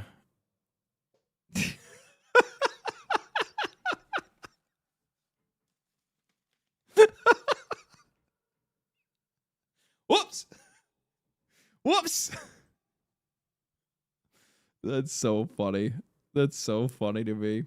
this is another thing to bring up too. Somebody posted this. I like this. I think this is something worth pointing out, though I still think that it's, corporate ball juggler behavior. Guys, what are you talking about? There's games that are more expensive than Grand Theft Auto, and they're absolutely right. The NBA 2K series, $149 for its digital deluxe edition. Borderlands 4, $129 for the digital deluxe edition. Star Wars Outlaws, good Lord.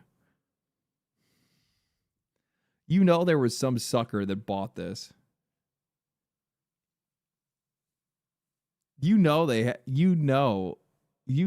some sucker that bought this. Avatar Frontiers of Pandora. So, like, all these guys, 149, Yeah, I think the Grand Theft Auto 6 is cheaper than most deluxe editions that we see. Absolutely. But the pricing is not actually what the issue is. Never was. I take that back. The pricing is still the problem because they're raising the base price. The problem is that these prices that you're showing here are deluxe editions. The deluxe edition that we're seeing for Grand Theft Auto 6 is literally just a base game. Like, let's be real. Everybody knows that's the case. Anybody that's convincing themselves that they're actually getting anything extra for buying the deluxe edition is coping hard. You're just buying the complete version of the game. Everybody else is buying the incomplete version. The only thing that I will say, the only extra thing that you're getting is actually from pre-ordering. The real bonus, the real added benefit that you're actually getting is just from the action of pre-ordering, because there's actual skins that are only exclusive to pre-order. Is that crazy? Yeah, crazy.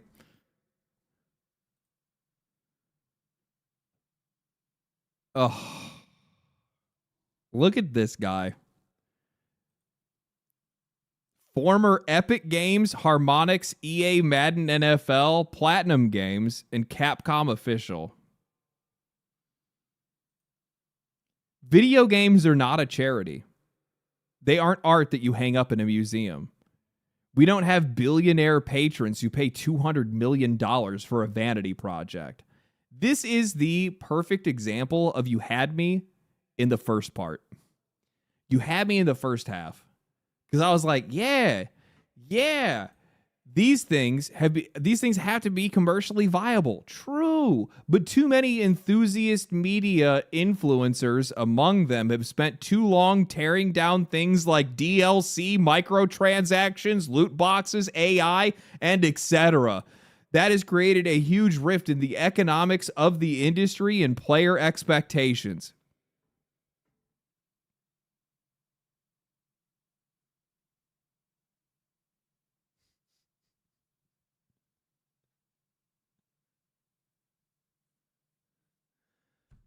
Had me in the first half, threw me off a bridge in the second. What a flip that was. Where I'm like, and you know what the funny thing is? Video games aren't a charity. They aren't something you hang up in a museum. We don't have billionaire patrons paying $200 million for a vanity project. These things have to be commercially viable. None of this makes sense in context of what you just said here. Because now what you are saying is that it is instead us that have to be the billionaire patron that are paying for games that aren't commercially viable, that are doing everything they possibly can to take advantage of us, that are trying to shove anything they possibly can down our throat, that are trying to do whatever they want, essentially, and then make us pay for it. What the are you talking about? This guy coming out and say, oh, influencers, you YouTubers. How dare you YouTubers spend all this time talking bad about DLC, microtransactions, loot boxes, AI, and etc. Brother. So tell me, who is going to buy a business that's running at 3% contribution margin to leave a loss-making studio open in case of this gorgeous idea of double A games where everyone just says Claire Obscure and then they can't argue anything else, magically just start printing money. If that actually worked Everyone would be doing it. Yeah, but the fact is that none of you guys actually have the talent to make a game worth anybody actually buying anymore. So the best thing that you can do is continue to drag out some of the most tired-ass franchises and find any way that you can possibly make them more psychologically manipulating and monetized as possible just to be able to squeeze another penny out of us while the talent that you had dies on the vine. I love this. I love this. The industry needs a reset for its cost structures. True. And to do so is going to incur a lot of pain on places that don't actually make money. True. Like studios that don't make good games. And all you all need to put a mirror in front of yourselves and ask why, because you're staring at a big reason. You've taken particular glee in tearing down the industry over the past 3 or 5 years, and now you want to be surprised at what you see. We've spent the last 3 to 5 years tearing down the industry. We have. One, you're right. I take a lot of glee. I absolutely love pointing out how blatantly and fragrantly and shamelessly you guys do everything you possibly can do to ruin this hobby.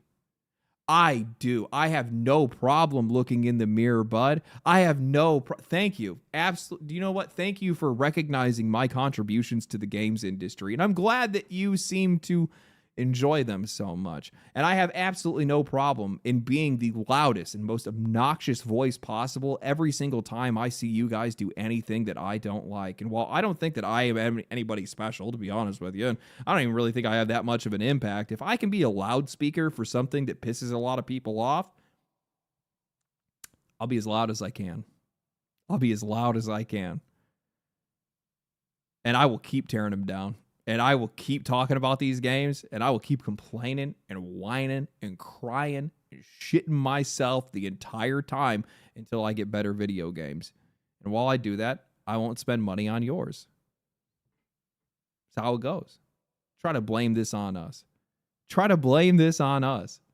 You guys are the ones that have went and taken an industry that, for all intents and purposes, does not need to be the size that it is right now. It's way too big. The video game industry is just simply too big. And this is not a charity. I am not the one that's going to be paying your fees.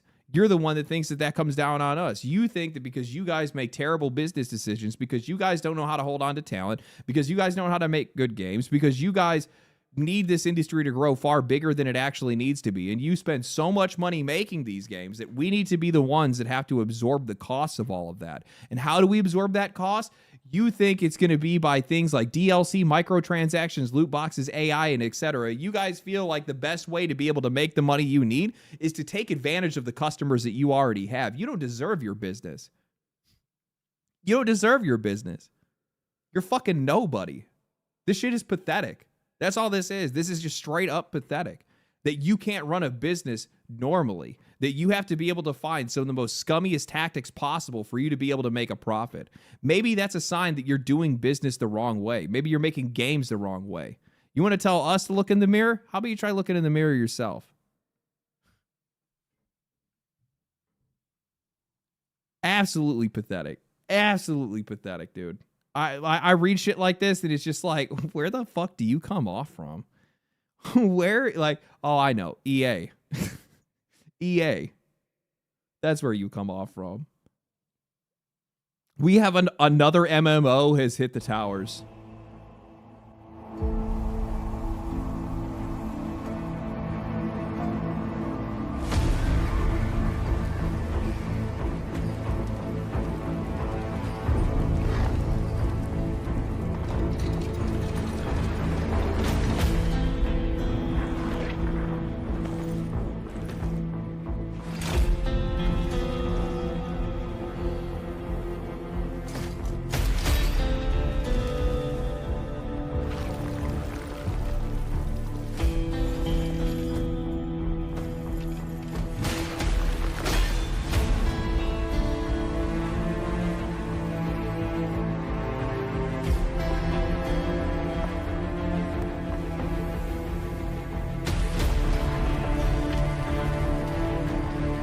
Art style is kind of cool.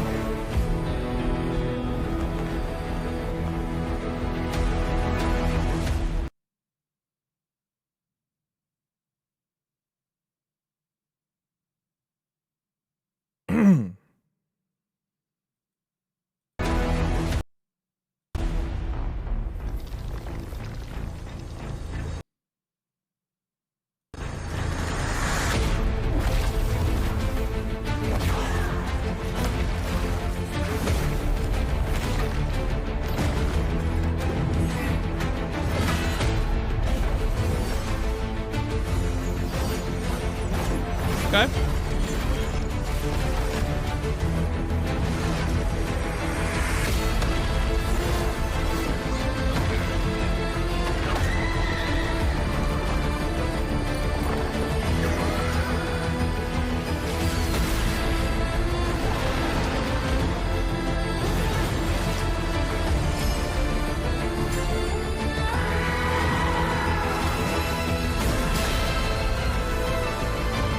You know, the one thing that I have to say when it comes to a lot of these Eastern trailers, anytime I see these games that are coming out of like either Korea or out of like China, the biggest problem that I have is that like there is just not a lot of like not only just visual cohesiveness where it's like the world kind of like, I don't know, like feels a little bit fragmented, but also like they don't really do a very good job at like communicating like what the fuck is this game about.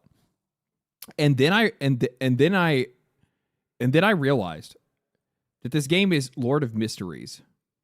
Lord of Mysteries has I believe comes from like a manhwa or manga, and it has an anime. And I tried watching this anime, and the first episode made me think I was high or potentially on LSD because I had no idea what was happening. I felt like I was just completely left in the dark. I'm like, what is this about? What is happening? What are they talking about? What is up with China and like South Korea both being like obsessed, and I mean really obsessed, with this like convoluted dialogue and made up words that are way too long that you're never going to remember. They always have their own like nomenclature, like this transharmonic dehygienicization of the rock and stop and blop and drip drip. And you're like, what the fuck did you just say? What did you just say? Better yet, why did you say it? You could have just called it a portal. You could just called it teleportation. Fucking, you could have just said, hey, I threw a fireball. These guys are like, no, I use the hydronization, mechanization, crystallization, Atreya. You cast a lightning spell. Can you just like bring it down to my dumbass level? Like, please?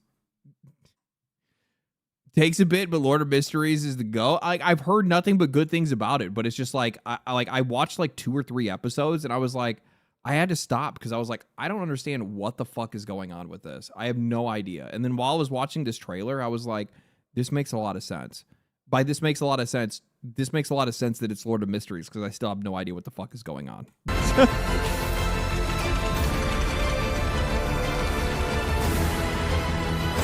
Because it's like, what is this even about? I watched this, I'm like, what is even going on? Like, just monster fights? This looks...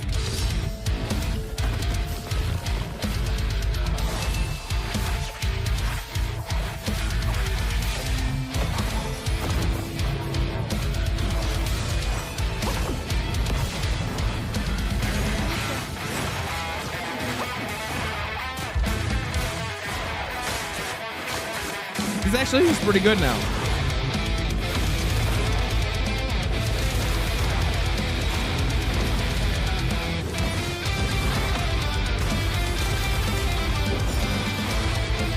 I love how the East has discovered double bass and these guys can't get over it. They're like, wait a minute, this is the coolest fucking thing I've ever heard in my life. Now all of a sudden I hear like every Eastern game being like, so what if we put in double bass?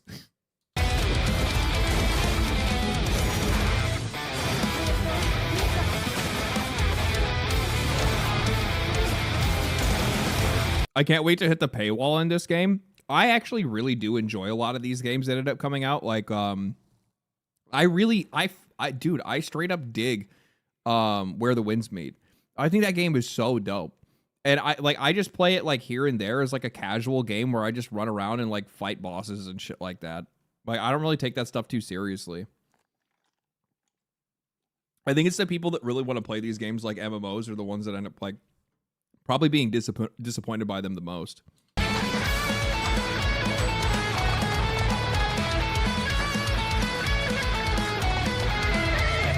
Okay.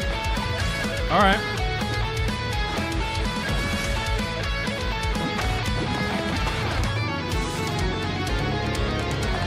Driving cars. All right. I just love how the East is just like, what about hot chicks? What do you think about that? What do you guys think about hot chicks? So we're making a video game, hot chicks.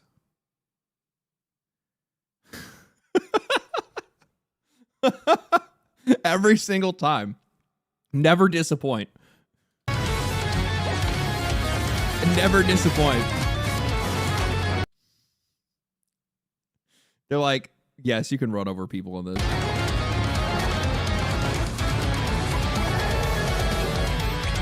That's cool. I like that. Okay, guns too, huh? All right. But we can't have any blood, though. People don't bleed.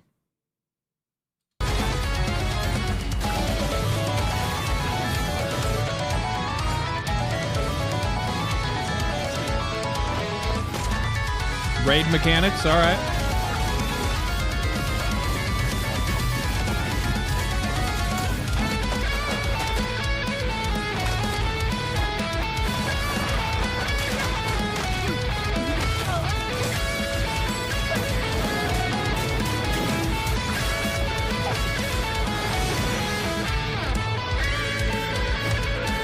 That redhead chick thing, whatever that was, immediately gives me flashbacks to the time where the winds meet, where you got to fight that like one interdimensional motherfucker that like has two phases and breaks through the fucking. Oh my god! Because I was playing the game on the hardest mode, and I'm like sitting there, and I'm like, it felt impossible until you like hit a flow state all of a sudden, and then you win. You're like, oh my god, I'm so happy this is over.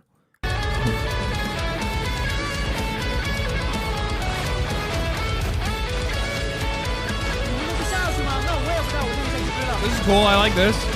Raid bosses. They got mechanics and stuff. All right.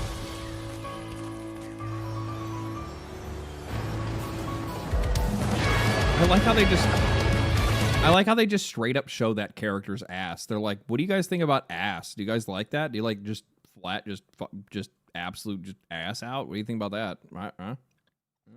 Maybe. I like the. I like a lot of this stuff. It's just the problem is that like what I find with a lot of these Eastern games is that they try to do too much immediately and they overextend like way too much. Like, and it's cool that they want to have all of these things that they do just want to have that everything game that has everything you could possibly think of and more. But the problem is they end up overextending and they go too wide and not deep enough. So then so it literally ends up being this problem where they run into like, it's, you know, wide as an ocean, but deep as a puddle, right? Yeah, wide as an ocean, deep as a puddle. That's what you end up seeing with a lot of this stuff, and it's just like you guys just maybe take a couple. And the funny thing is they end up actually having some like really really good ideas. They end up having some really good ideas, but then they just don't really follow through with some of the stuff. I don't know.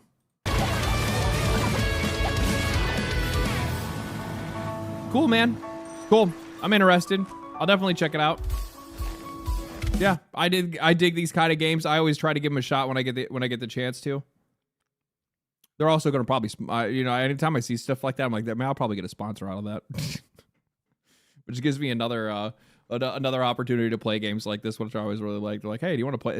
It's always what I really love is that I almost always end up getting sponsors from people that I'm like, I'm gonna be playing this anyway. So I'll get a call and be like, hey, do you want to play this? And I'm like. I was like already preparing to download it or something like that. Have you seen the new Wuwa trailer and region? I haven't played Wuthering Waves in like a fucking grip. I have never even caught up with that game. I only got through like 2 zones. I still need to go back and finish that at some point. Do I still even have it on here? No. Doesn't look like. No, I do. Yeah, it's right here. I only got like 40 hours into it. Bloomberg, Bungie, studio head Truman. At least that they got rid of this dude, man. So Bloomberg says Bungie studio head Justin Truman, who succeeded Pete Parsons last year, is stepping down. At least they got rid of him. Out of anybody, that was the guy that they had to get rid of because he was just god awful. He really was. I saw people being worried about this is way too funny. This is way too funny. Grand Theft Auto goes out and they actually raise the base price, or at least attempting to normalize a higher price for video games. $80 and $100 for the deluxe edition. Their stock fell. They lost money because it wasn't high enough. The investors and the banks wanted them to raise the standard price of video games either $100 or higher. And when they went to 80 instead, they saw that as a sign of a lack in confidence and pulled shares.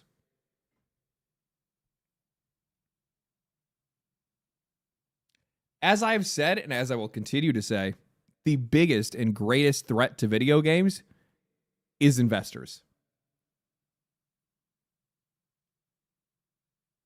These guys put all the pressure on from the top, trying to push as much as they possibly can, pulling the financial strings from the background to try to push the most just disgusting and perverse and just psychotic shit into our video games as possible. These guys want to do everything they possibly can to make our video games as just like profitable as possible, but not necessarily enjoyable. Hari, thank you for the $5. Appreciate that. Lord of Mysteries is a web novel. It also has an anime. I recommend trying it. The game is supposed to be an alternate timeline after the ending, if I recall correctly. I'm going to give the anime another shot. It's really well animated. The problem is, and this is, I'm so sorry. I am so sorry. I cannot watch Chinese dubs. If it is dubbed in either Chinese or basically anything, like I like Japanese dub. Or sorry, I like it either Japanese with subtitles, and then that's pretty much about it. Because I don't even like hearing it in English.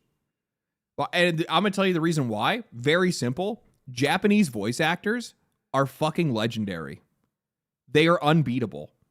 Their ability to be able to like properly act these characters and express emotion, even in a language that I don't even understand, is better than the languages that I do understand. It's just a better experience. Like, there's just no beating a Japanese voice actor speaking Japanese. I don't understand the language. It just sounds a hell of a lot better than anything else I could listen to. Simple as that. Simple as that.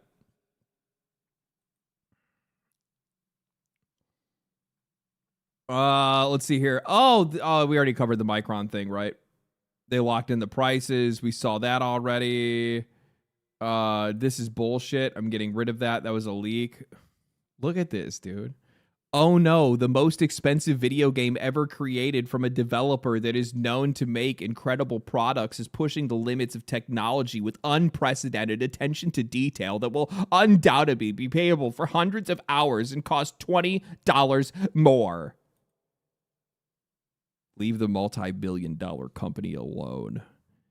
When you ask Rockstar fans why Grand Theft Auto 6 comes $80 and instead comes with a code instead of a disc, leave the billion dollar company alone.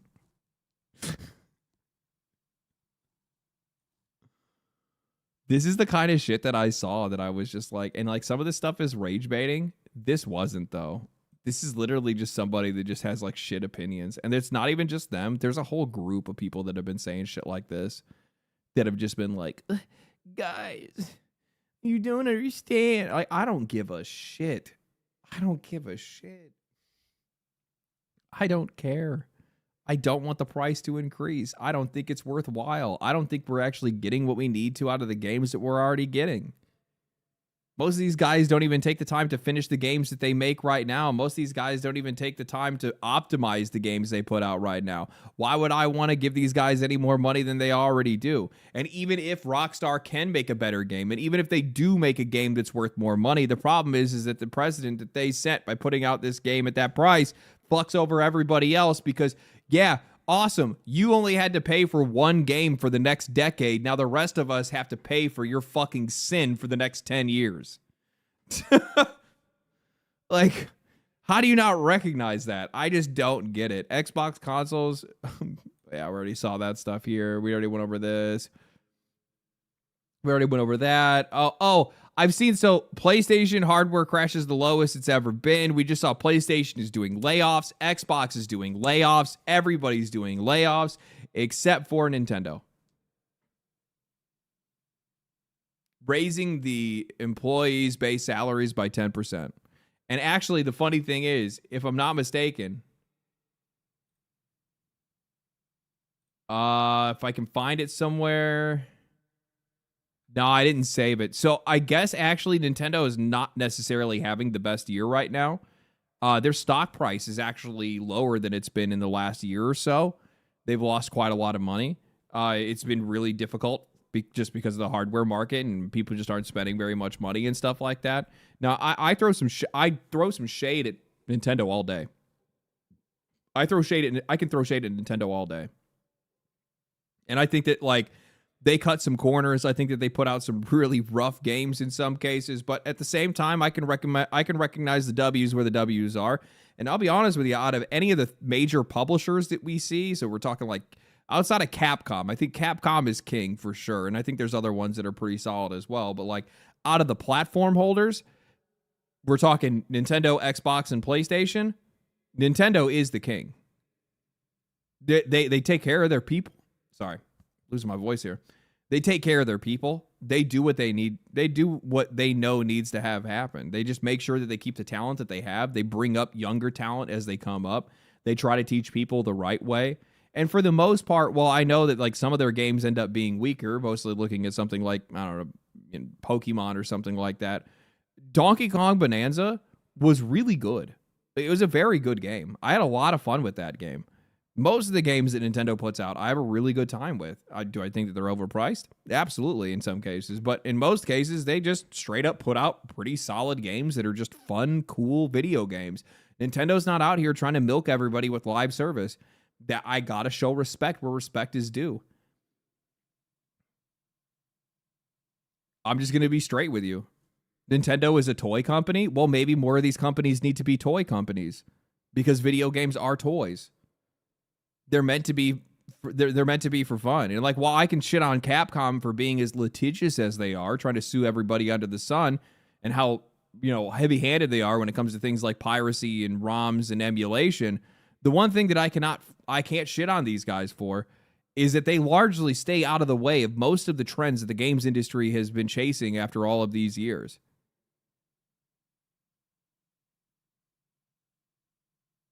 They're the only ones focused on low-budget games. They're the only ones focused on low-budget games. They're the only ones that are just still, for the most part, just making the games that they used to with a little bit of modern flair here and there. For the outside of that, to continue along that line, they've ignored a lot of like the cultural shit that's been involved in a lot of these games. Sure, there's some of it here and there every once in a while, but it's nothing more than you would normally expect after, you know, this many years of shit going on. They, like I said, they take care of their developers. Their games themselves are just fucking video games. Not fuck that. What's up with bricking consoles you buy if you try to like I said, I don't like what they do with everything they do. I don't like what they do when it comes to how litigious they are, how often they like to sue people, how like they fucking go after people trying to do emulation or trying to customize their own consoles. I don't like any of that shit. I don't like how crazy they are over piracy. I think that they should back off from that stuff. But I still recognize and give respect where respect is due. And out of Nintendo, PlayStation, and Xbox, I'm going to tell you right now, I have a much easier time giving this company my money than I do the other two. Much easier time. It's not even close, to be honest with you. It's not even a second thought. Everyone else is greedy and stupid. Nintendo is greedy and smart. Yes.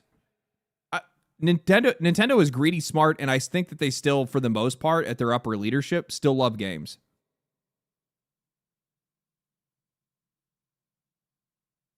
I do. I do still think that they have people that still love games.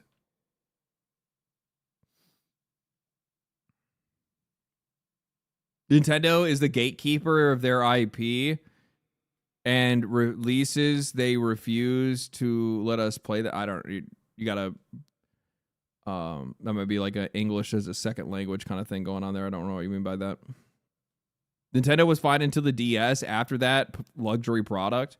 Yeah, don't get me wrong. I still think a lot of their stuff is overpriced, but like I said, I still will give respect where respect is due in some cases, and in this case, I think that's really good. Good for them, especially in today's like market conditions, especially with them like suffering alongside everybody else, still to make sure that their people are paid. That's cool, especially when you see all these guys losing jobs and all these people getting laid off. That's largely just because Nintendo's done a better job at like keeping their headcount low and keeping their people, lined up, right? Bring back Reggie. Reggie was pretty cool. What is this? Have all the money, buy all the developers, have all the talent, give them all the time, make 0 games, fucking dies. What is this business strategy called? It's called not having any leadership.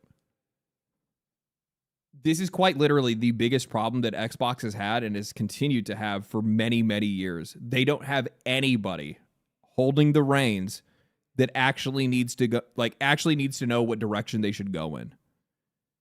And they just keep handing control over to the wrong person. There was a massive difference between back in the days of the Xbox 360 and then like was that Peter Molyneux? Right? That was Peter Molyneux back then with the Xbox 360. After him, it's just been like, here's the guy that wants to turn every Xbox into a TV. Here's the guy that wants to, basically do everything. Like after the guy that wants to make it a TV, they then hand it off to the guy that is essentially just Microsoft's puppet. That he likes video games, but he has no idea. Just Peter prophecy, essentially, right? Like I think Phil Spencer was just Peter prophecy. I don't think that he actually needed to be in that seat. I don't think he should have been anywhere near it. I think he just kind of fell into the position because they're like, I don't know, we'll just make you do it because you'll listen to everything that we have to say. And then after they got rid of him, now they brought in the Shark, which is still somebody that is effectively just another puppet for Microsoft, to be honest with you. And that's the whole deal.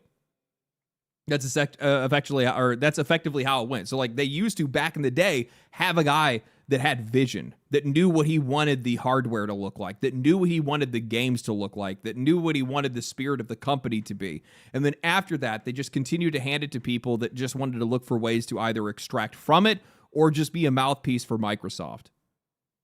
They have had no cohesive leadership at that publisher for years now. And it's been a consistent problem. Because at the end of the day, while people want to point fingers around and go, Bethesda sucks, this company sucks, Compulsion Games sucks, Arcane sucks for making Redfall. At the end of the day, there is one person to blame, and that is Xbox and Xbox's leadership. The ones that greenlit these games, the ones that funded these games, the ones that were supposed to be following the development of these games, the ones that are also supposed to have the strongest understanding of who their audience is. And this company has had none of those things. And because of that, every single time these guys put a game out, outside of a couple random rare occasions, outside of a fucking racing game, these guys just haven't been able to actually find where the players are because they have no idea. And now the person that's running the company, while I actually really like Asha Sharma as a business person, she has a very strong business sense, she has no video game sense. And that doesn't necessarily mean she needs to be a gamer or she needs to be a game developer, but it doesn't really seem like she has much of an idea. I know that she doesn't actually have. I've talked to many people. Like she was over at Summer Games Fest and stuff. Like this is foreign to her. This entire industry is foreign to her. And while I think she's a bright chick, I do. I think she's very smart. You're with a company right now that doesn't need somebody that's just smart. They need somebody that knows what they need to do. And I don't think that they have that. And I think this is just going to continue the cycle that we've been seeing for years. Xbox is cooked. They cooked. We'll watch a video while I eat. We'll watch what is this one? Sure. Valve's brand new So this is Water CS2. Why Valve doesn't care that about selling Steam machines. Steam machine is officially here, and the internet is losing its mind over the price tag. Starting at $1,049 without a controller, it is completely understandable why people think Valve has lost its mind. Why pay a premium like that when a PlayStation 5 or an Xbox Series X costs hundreds less? The answer is that Valve isn't playing the traditional console game. In their official launch notes, Valve laid out exactly why they refused to copy Sony or Microsoft's pricing strategies. They stated, we think of Steam Machine as the one thing that I have to say when it comes to this, and I don't think a lot of people have actually, like, I mean, you see some people break it down, but even when it's fake AI Joe Rogan voice, I don't think this is an AI voice, bud. Actually, I'm almost positive that Water's voice is not AI. But I mean, if it is, and holy shit, that's pretty good. This is not the voice that I would use, that's for sure. The one thing that I would probably say, and like this is also something we had seen from like the Linus Tech Tips video, and I think there's another video that somebody did where they're like, I built a Steam Deck.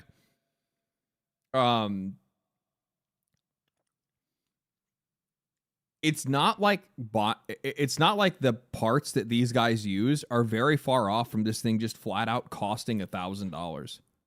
Now, mind you, there's obviously some like specialized parts that they bought specifically because of the form factor of the Steam machine. And there's some like proprietary shit of their own, as well as, you know, their actual like R&D and their time making these things and putting them together and the manpower to actually put it together. The price really isn't that far off of just the raw material cost it costs these guys to make these things. Aren't they modified for Steam OS as well? No, they're not modified in any means. No.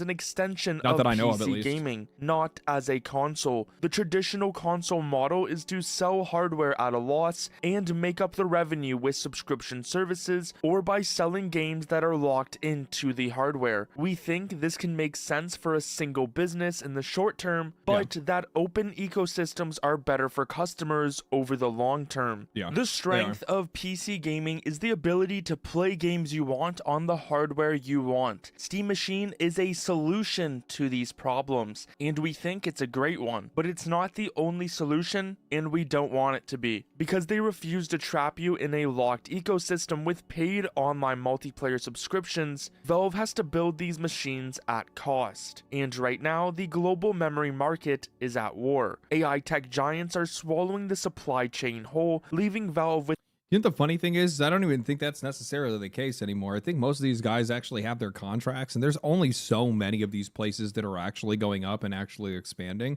I think that like some of the supply is just straight up being choked by the actual people that are producing this stuff. Like, I actually just straight up think it's the memory manufacturers that are just kind of like bogarting some of this memory and holding it back because they're like, fuck it, don't ship that, hide that, and watch the prices surge. You know there are like multiple levels of corruption going on right now, like obscene levels of corruption. And by the way,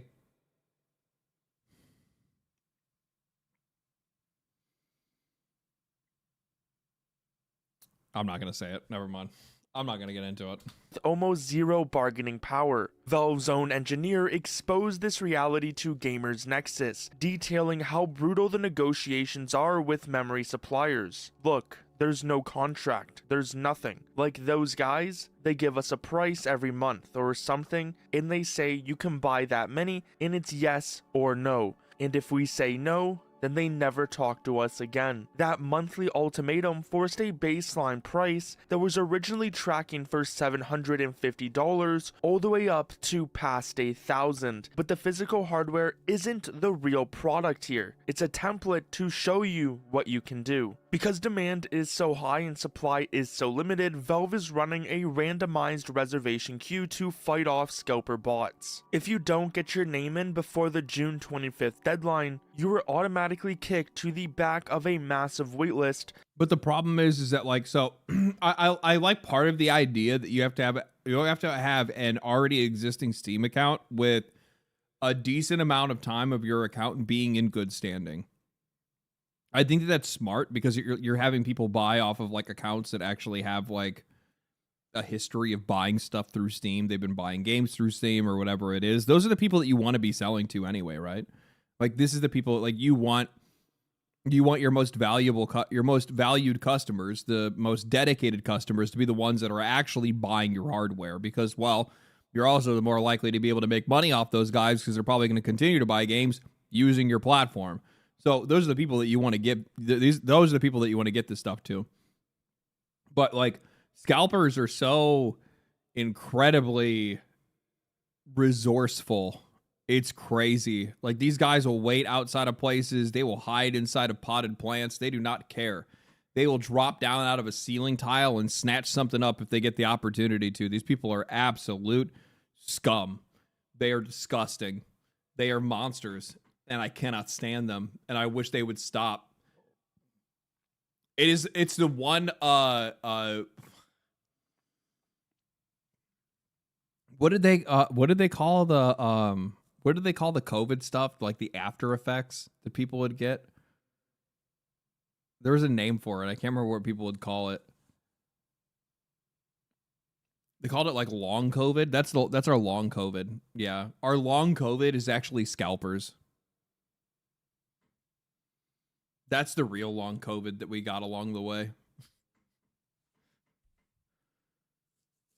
That will take the rest of the year to clear. But hidden deep inside that exact same FAQ, that's our new dropped normal. The real bombshell for anyone who can't get a reservation or simply refuses to pay over $1,000. Not being able to buy anything at an affordable price because some fucking 340-pound, 5'6" fat dude bought up every Pokemon pack, Magic the Gathering pack, and Steam machine that they could get their hands on for a gaming cube. When asked what players should do if they can't get a machine right away, Valve responded, "Thanks to the openness of the PC platform, there are lots of options. For our part, we are continuing to work toward enabling SteamOS to be used on more hardware than just ours. In fact, with the newly released SteamOS 3.8, you can run the same code and operating system as Steam Machine on your own living room PC using whatever PC parts you want.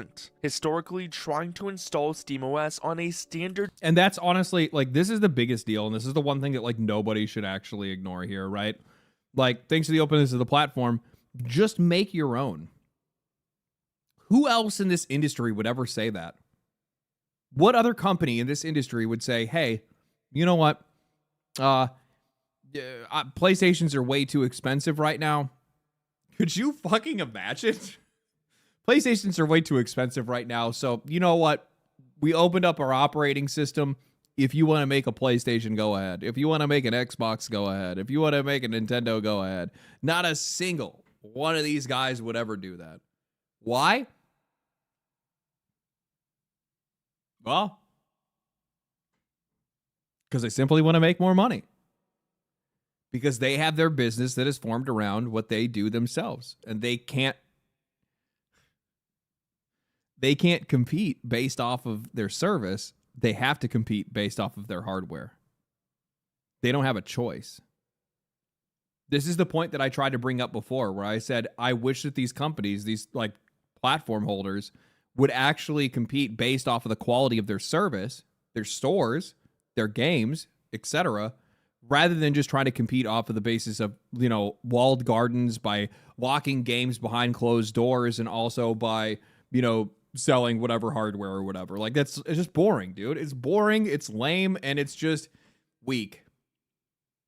Valve, these guys are like, go ahead and make your own. We'll make money either way. We're just making this because we think it's cool.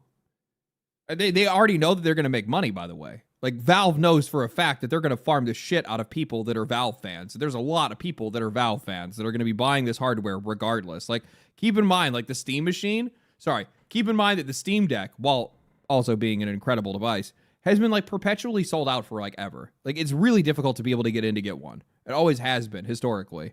And it's basically going to be the exact same thing that's going to happen here. Like, this thing is always going to be really hard to get a hold of, and people are always going to be looking to get one. On your own living room PC, using whatever PC parts you want. Historically, trying to...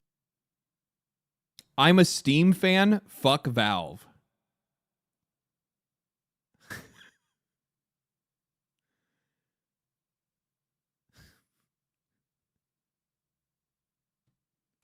Brother, what?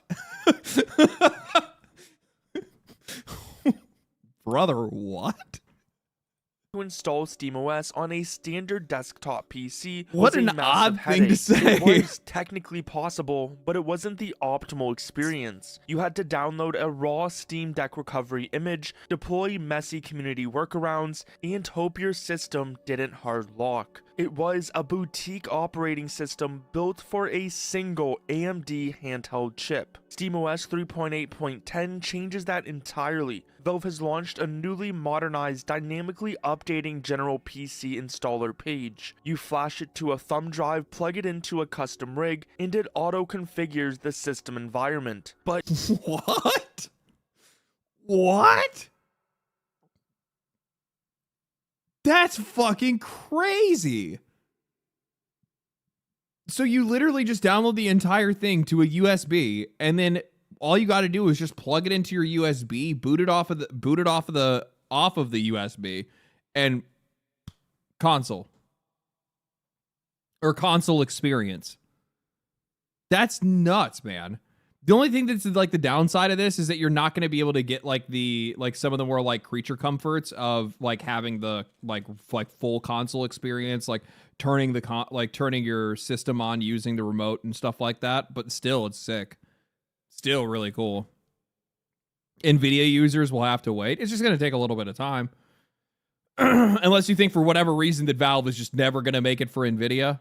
Like, they obviously had a partnership that they had when they were making this thing, so that's the reason why they went with AMD, but NVIDIA will be right around the corner. why should it... If not, what's going to happen is that it's going to be Valve developers or Valve modders that are essentially going to come in and they're going to make it themselves, then Valve will make it official. Average gamer care about shifting away from Windows. And while Windows is a bloated general-purpose operating system running dozens of hidden telemetry, updates, and enterprise tasks in the background. All my homies hate Windows. Literally everybody I know hates Windows. I don't know a single person that likes Windows. It's just, for me, it's just a necessary evil because of like the work that I do and all the like shit that I need to be able to get with, and most of that stuff just doesn't work on Linux. It is what it is. But bro, my like the amount of times that my system has like, I've completely lost work. I've completely lost like weeks of writing and research and stuff like that because randomly, even though it's turned off, Microsoft will force an update through regardless and then brick the computer. Does anybody else have that problem? I feel like Windows updates are like I think the odds are straight up like 60-40. 60% the update's going to fail and then freeze the computer and blue screen it or black screen it in some cases. And then I have to actually like reset the CMOS. It's just like, bro, it's so bad. Windows is so shit.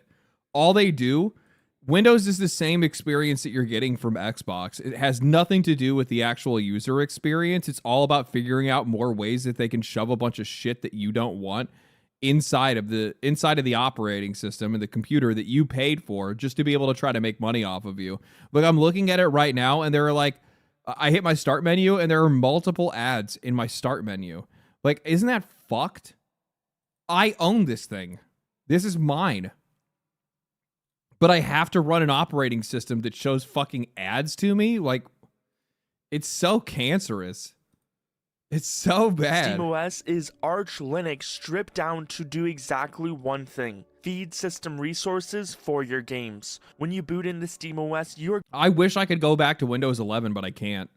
greeted by an interface I wish I could go back to fucking Windows 7.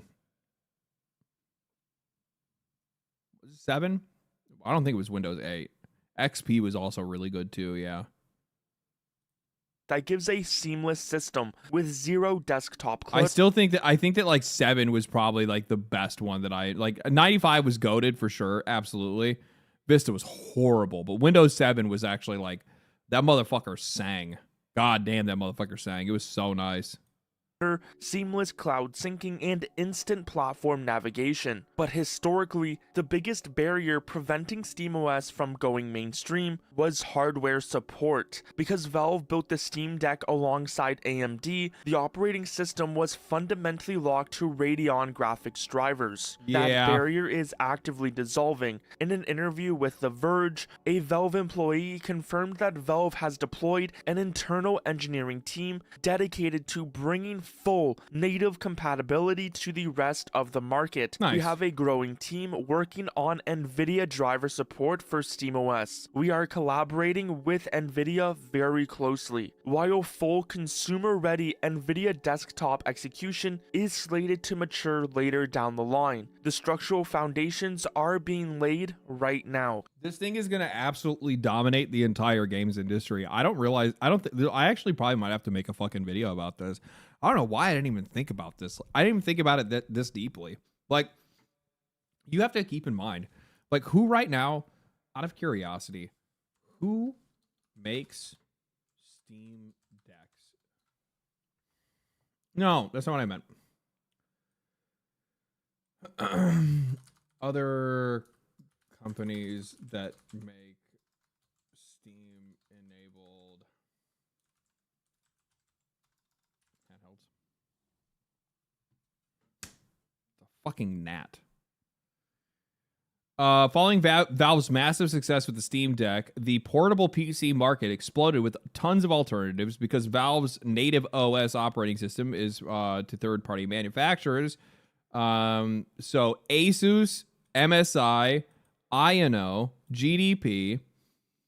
I'm sure there has to be. Razer as well. Logitech also has theirs.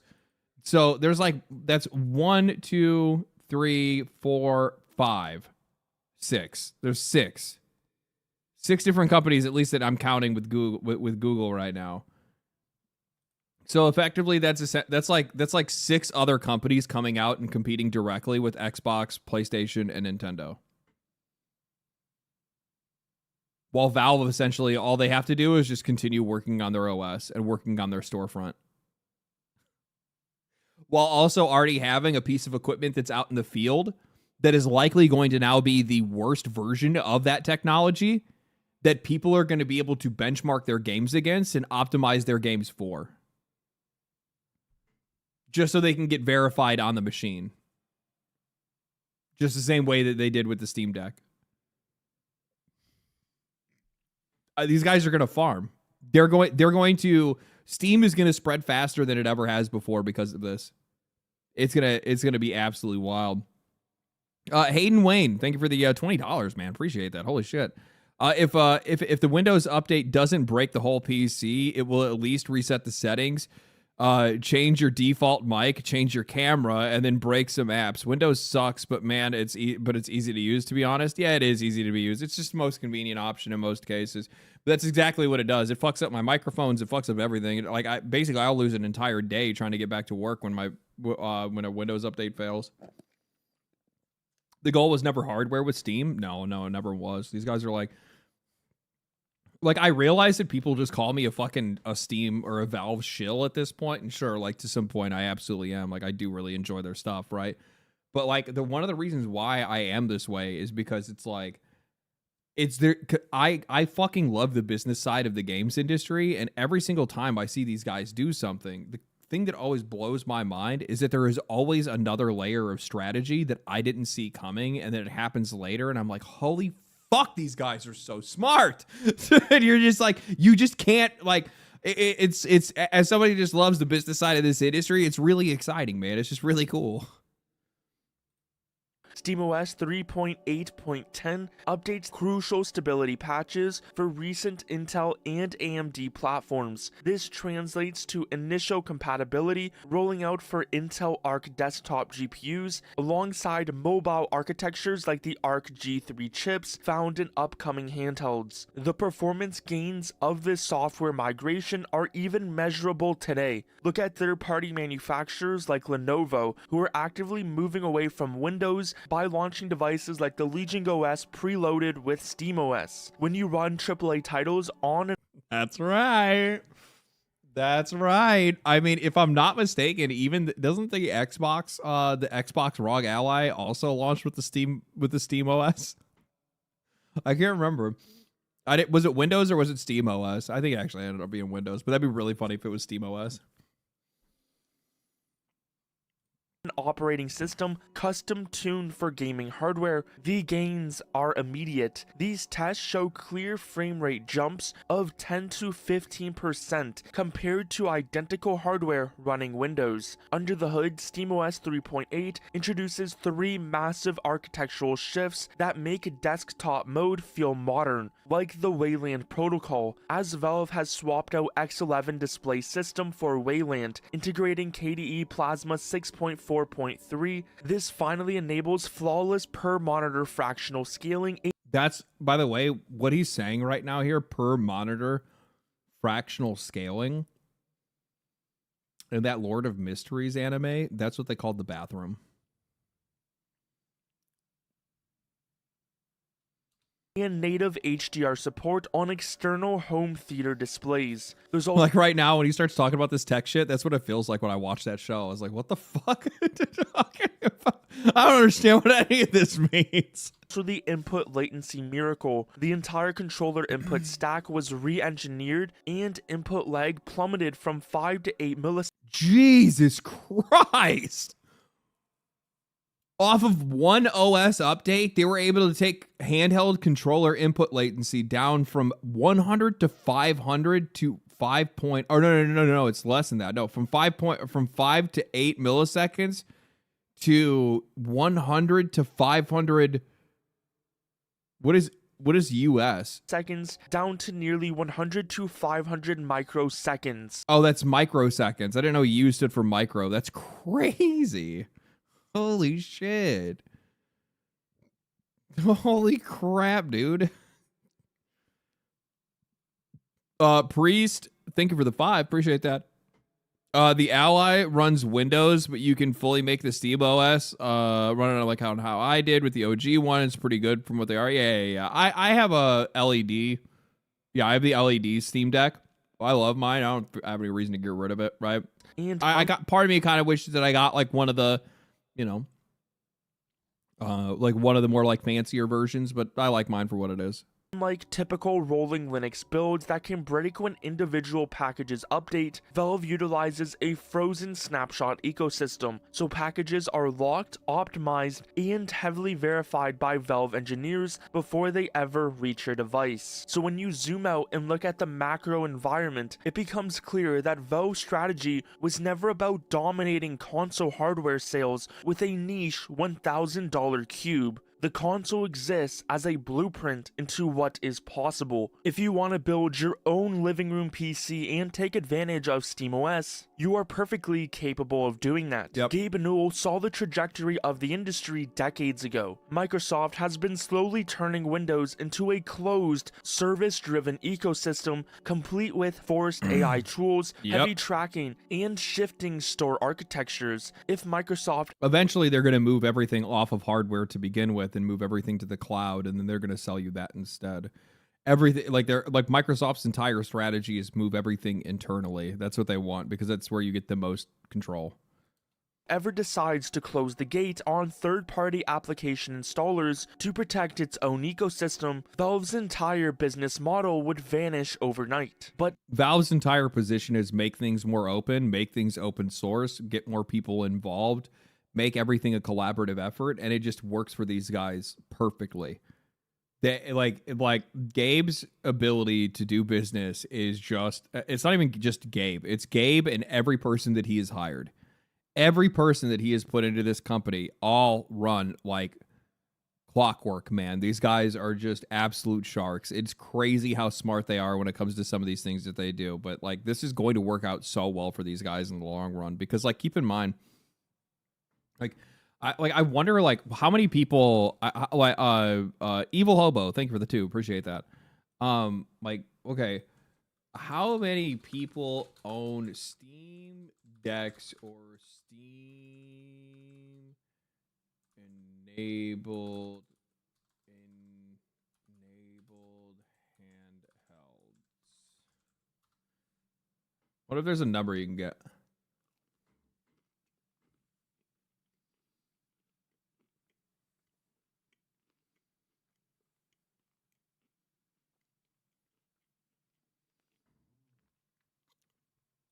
Well, it'd be more than that.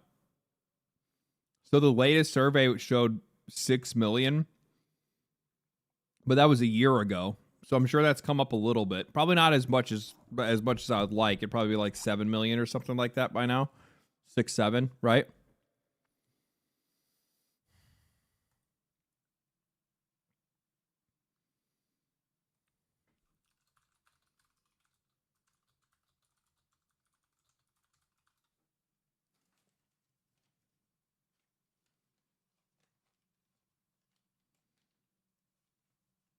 Not scratching it, not even close.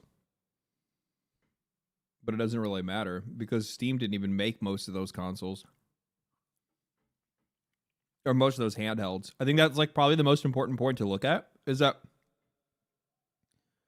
Microsoft made all 34 to 35 million of those Xbox Series consoles. Valve, their operating system is on 7 or 8 million, probably, different pieces of handhelds, like handheld hardware. And they probably themselves only made what? Probably 10% of it. If I had to take a wild guess, they probably made 10% of that hardware.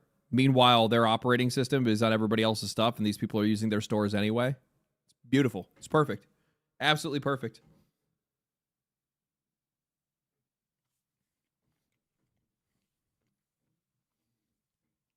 And the more that you end up seeing them making hardware and operating systems like this to be able to like spread that stuff.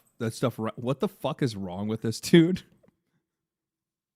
I love that his Magic the Gathering thumbnails are the most unhinged shit ever. It's like fucking Papa Meat is crazy. Dude is wild.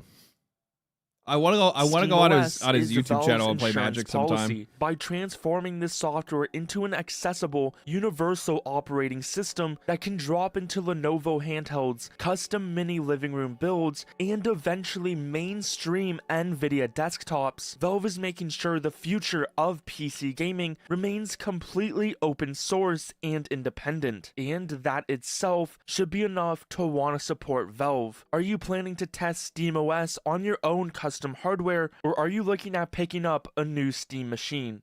I'm probably not going to get a Steam machine. I'm going to wait until custom decks come out, and then I'll probably get one. I might, for funsies, go ahead and load the OS on my on a USB just to play around with it, right? I love Water CS2. I think the guy does a great job. He literally just makes videos about Valve and Steam.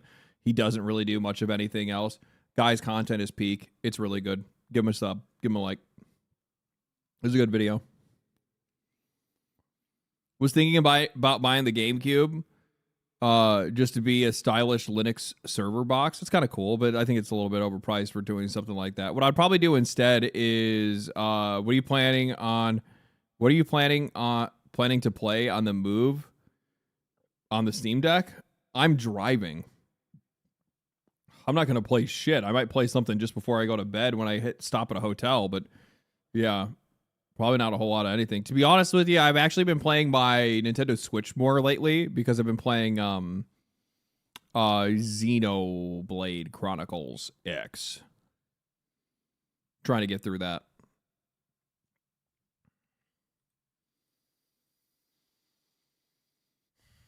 Where are we at? All right, I'm gonna do one more. The official I want to see Charlie's reaction to the Grand Theft Auto 6 price. I was right. Let's see what he has to say. I'm interested if he's going to be making excuses as well.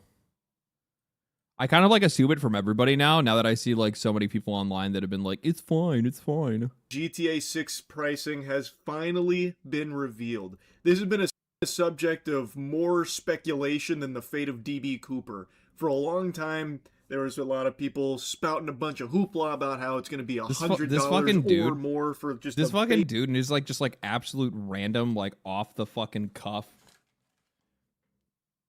deadpan, just like mentions of random shit is just fucking crazy to me sometimes. Standard edition of the game, and now we can put all of that drivel to rest because we now know the official price. And guess what?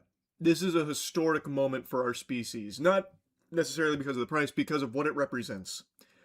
One of the few times I got a prediction right.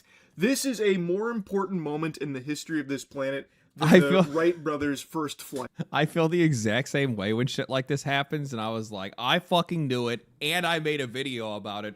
There is actual proof of me being right, and the first thing you want to do is just run around and talk to everybody and show everybody, look, you see this? This is me being right. This is very important stuff, okay? This is very important.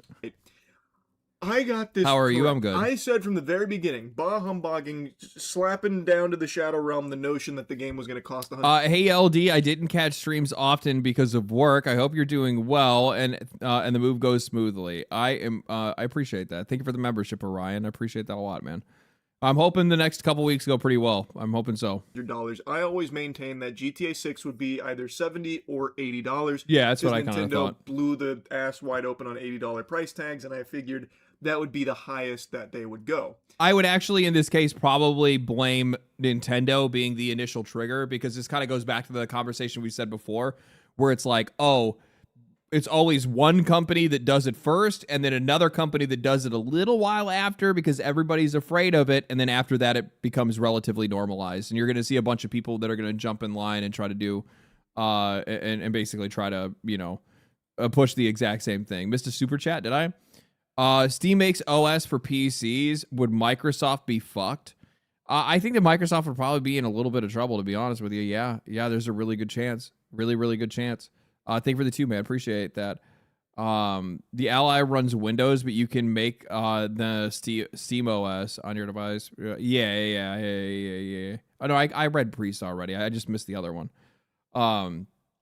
Would Microsoft be fucked? I don't really think so. Microsoft is pretty... You have to keep in mind that like one of the reasons why Microsoft has held such a like dominant position for so many years is because they've just been the default choice when it comes to business PCs and PCs for schools and PCs for this and for that. Like it's used in business, and there's like so many programs and so many operations and so many business operations that are completely built off the back of Windows that it's never going anywhere ever. It's never gonna. It is confirmed to be $80. Now, there is a $100 Ultimate Edition, which I'm going to get into the nitty-gritty on that in a moment, but can we please just take a moment and just bask in this very rare occurrence here of one of my predictions actually being right on the money, right on the nose. You're really spending a lot of time on this. Now that we've all blown our load and orgasmed over that fact, let's take a look here. So, it is an $80 single-player experience for just the normal base GTA 6 game. Ultimate Edition is $100, and there is no physical copy of GTA 6. If you get a... This has been updated. They are going to bring out a physical edition of the game, but it's going to come out in December. So they're going to get to double dip on you twice. So basically you'll be able to pick up the digital version, and then later, after the game comes out, a month later, you'll be able to buy it for, the physical edition. Unless you want to wait. Can you? Physical copy, what you're getting is a code in a box. So it's digital only, which I know is nothing new, but I'm old enough to remember back in the day here when my grandpappy was still proudly hiking 15 miles uphill in the rain and snow with nothing but Quaaludes and a dream to make it to his local EB Games to get Halo CE on the Xbox, there came this idea that what if you could download the games at home? And initially, when they first started having digital downloads come onto consoles, I don't know if anybody else did this. My friends and I, the minute that it actually started happening, like the minute we started seeing digital downloads, we didn't like we actually didn't do it specifically because we still wanted to go to the midnight launch, and it didn't make a lot of sense for us to want to download that because we're like, no, I want to stand in line with everybody else. I want to go to party. I want to go to meet people and maybe make friends to like play the games with and stuff like that. Like we purposefully stayed the fuck away from any digital downloads because we still wanted to go to midnight launches.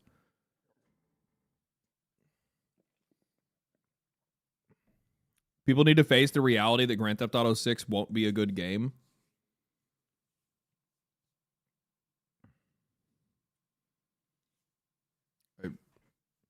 I mean, you know what we could do instead is just face the reality that nobody actually has any fucking idea whether it's going to be good or bad.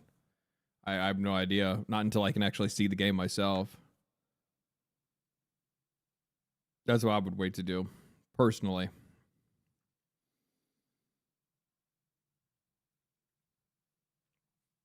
You don't know that yet? No, I don't. Because I haven't seen it. I don't judge things until I see them.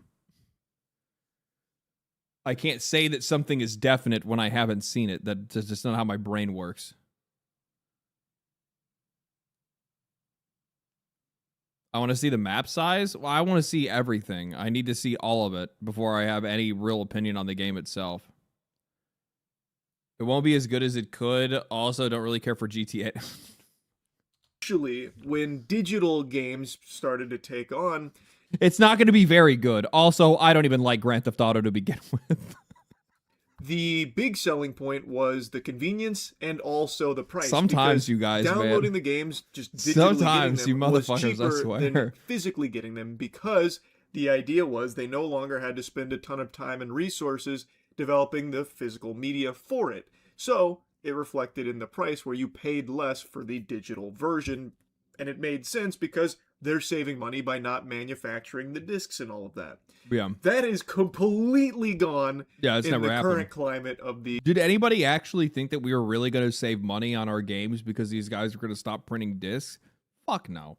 These guys have never had any, not a single one of them ever thought that they would ever try to go through and try to do anything to give something back to the customers. In fact, the exact opposite happened. These guys just continued to give us even less. They were like, yeah, guess what?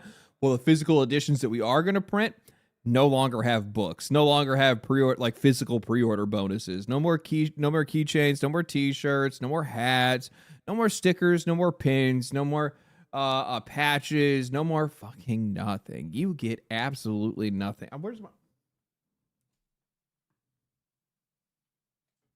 I don't know where it is. He's over here somewhere.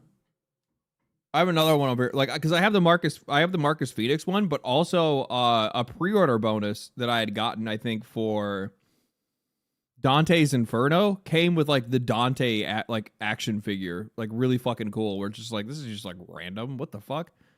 Okay, cool. I just took it. I was like, all right, sick. Gaming industry, and no one ever really brings it up anymore. Again, it was a very real thing that happened back in the day. Digital versions were cheap. Get to play 3 days early. Sorry. Get to play 3 days early. By that you mean get to play the game on time, and everybody else has to wait 3 days before playing the game. You get to play the game on its release date. Everybody else has to wait 3 more days. Than if you got the physical counterpart, but now no physical. This is all inversion of language. You know, there's a video that I want to do at one point, and I was like floating the idea because I was like trying to come up with some more like original ideas to make videos about rather than just reacting to the news, because it's been a while since I've done like just a general video essay on something where I was just like, this would be a really interesting idea. And one of the interesting ideas that I had put to the side was how the games industry uses language against you. And what I was going to do is I was going to showcase all of the different ways that the games industry effectively like uses how they describe things, how they label things, how they talk about things, what they would do and how they do things, and what is the purpose of that. Early access is a really good version of that, because in early access, you're not getting early access. You're getting the release date. They're just making everybody else play later because it gives the idea of exclusivity. Like, you're getting exclusive treatment. The idea, it's like they're the bouncer that's letting you in the club before everybody else because you gave them an extra 5. Would love to see it. Yeah, I'm gonna get to work on it. It might be one that I might hold off until and wait and do until after I move. Maybe. I'm not really too sure. I don't really have a lot of time to be like thinking about what I'm gonna fucking do. To be honest, like some of the, like I have some really cool stuff that I want to talk about. Because I want to talk about that. I want to talk about the games industry becoming Hollywood. I want to talk about a couple other things as well. Like, I have a ton of stuff that I want to talk about at one point in time. It's just getting around to it. Even exists, digital only, and now the highest possible price tag that you can get away with doing. Which again is no surprise because it's GTA 6. It's going to be the biggest game ever. It was always going to be successful no matter the price point. They're going to charge $200 for this bitch here, and everyone would have still been finding ways to conjure up enough clams to get it. Scrapping together shit from under their mattress, robbing the local children's lemonade stand, whatever it would have taken, people would have found a way, and it still would have been the biggest game ever. Yeah. Like, that's just the brass. And he's absolutely right on this. Like, no matter what this game was going to cost, people were going to buy it. No matter what this game cost, people were going to buy it. Nobody was going to hesitate. Like, while there are some people that are going to be gatekept by it, absolutely. And there's also a bunch of people that just aren't going to want to play the game because they're just not interested in Grand Theft Auto and they don't give a shit, and AAA bad and I hate everything, and I get it. I fucking get it, man. I get it. But the vast majority of people, and by vast majority, I mean basically fucking everybody, is going to be buying this game regardless. It's one of the biggest games in the entire world. I have no idea why anybody would actually try to underestimate this game. Like, even if this game sucks, even if this game is absolute dog shit, it's going to sell more than Call of Duty. Tax of it. It doesn't matter. So, it being $80, there being no physical is a little disappointing to me. What are you eating? Chicken nuggets. Physical media. And I just do miss the time that digital versions were cheaper than the physical versions. Like, that was a big thing there for a little while, and now it's just a relic of the past, completely forgotten about. But now let's talk about the Ultimate Edition, because this is quite contentious. Actually, technically, for chicken reason. strips. There is Spicy a laundry chicken list strips. of things that appear to be locked behind the Ultimate Edition. Now, I Yep. don't know if that means they are permanently paywalled, like you will never be able to access these things. That's exactly what it means. You know it. I know it. Which is definitely how it seems here, because looking at this clothing store, for example, it does say only open for business with the Ultimate Edition. Same with the Electric Fang Tattoo, the Salon, Ride Out Customs. They explicitly state only open for business with the Ultimate Edition. So does that mean all these shops are just completely inaccessible if you don't fork over 100 clams for the Ultimate Edition? That is. In a single player game, you're going to be closing down these locations unless you get the doubloons out of your wallet for it? I can think of oodles of games that have rightfully been shat and spat all over for similar Dude, oh my god. I'm trying to think. Was it like the original Wildlands? Or original Wildlands? Was it Ghost Recon Wildlands? Which was the one that, like, essentially you could just buy everything like day one? One of those Ubisoft Ghost Recon games had like the most egregious, like, paywall-y Breakpoint. That's what it was. It was Breakpoint. I knew it was one of the like open world Ubisoft games that, like, it was so bad. I remember, like, I didn't get it originally because I think I was traveling at the time or working or something like that. I can't remember what was going on.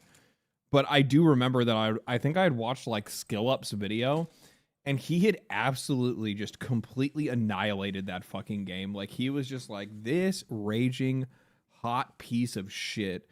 Like, dude would just not let up. It was so good.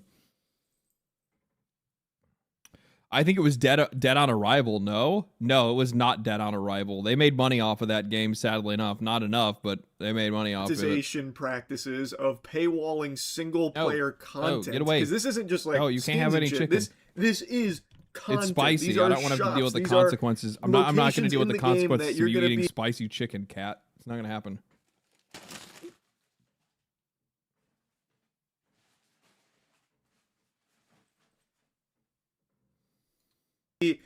Barred from entering, saying, "Scram, brokey, take a hike. We don't welcome you here." Well, I think this is going to be lights off. I think these guys are just going to straight up have areas in the game that you're just not going to be allowed to enter. They're just not going to be. It's still going to be there, but you're just not going to be able to do anything with it. At least that's how it seems here with their marketing of the Ultimate Edition. They are selling you on the idea that these can't be accessed unless you own the Ultimate Edition. To me, and a lot of other people seemingly, it feels egregious to lock gameplay features behind a paywall. This is something oodles of games, countless other titles before this have been torn apart for, rightfully so. So I don't know why all of a sudden GTA 6 is exempt from this criticism. It's because everybody's been waiting for this game for basically basically their entire life in some cases, right? I mean, you probably have some 13-year-old kids right now that have been waiting literally their entire life for this game, where they're like, I don't even know. There's some 15-year-old kids the same way, literally waited their entire life for this game. There's kids that have waited their entire life for this. So they're out there on social media just they don't understand. They haven't been in the trenches. They haven't been playing these games long enough. They don't know what it was like in the good day.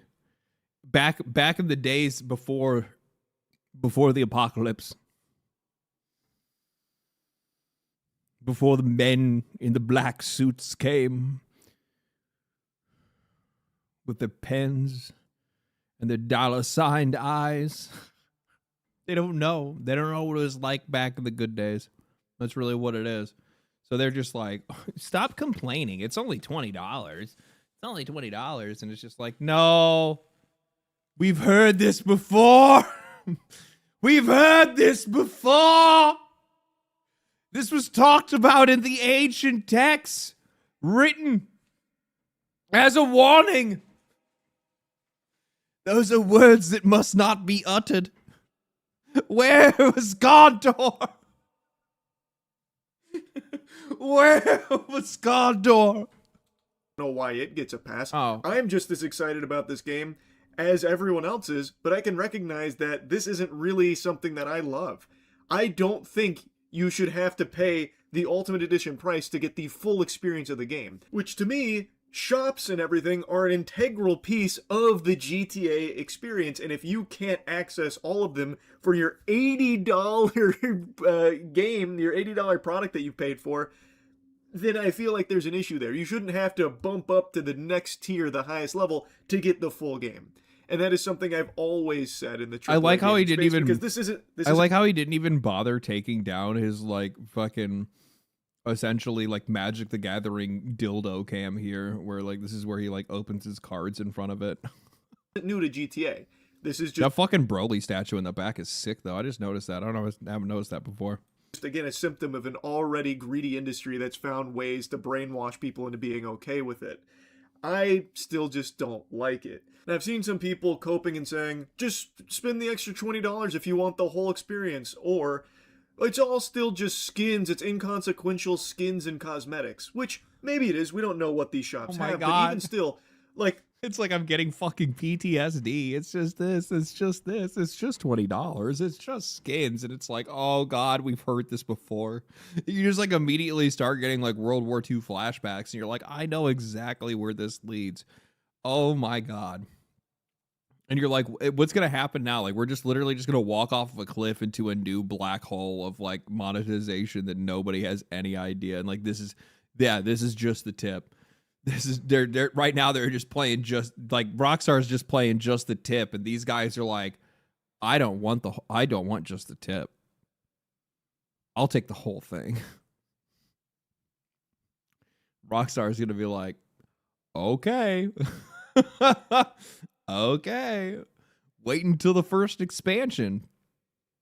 Wait until we do like story episodes where we're just drip feeding content into your single player game for like $25, and every single update we do is basically implemented the exact same way, where if you don't buy it, you can still see it in the game somehow, but just can't interact with it. And if you get too close, you get a pop-up.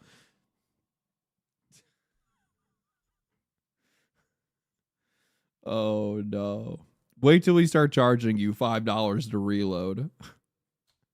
One of them outlines custom vehicle options.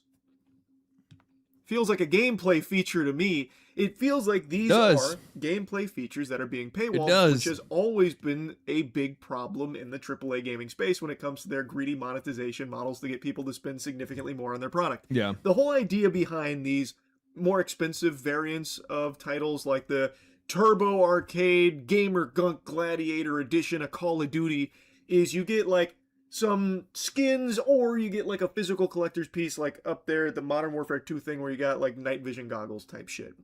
I've never liked when they lock legitimate gameplay features or locations or missions, like Star Wars Outlaws. You remember when they locked the Jabba the Hutt mission behind there and it caused a big stir? I never liked. No, Charlie. I don't remember that. Why do you? And also it caused a stir, what, amongst the 5 people that actually bought that game? Don't get me wrong, I mean, it's still greasy, but it's just like, remember that remember that Star Wars Outlaws drama? No. No, I don't. Who played that game?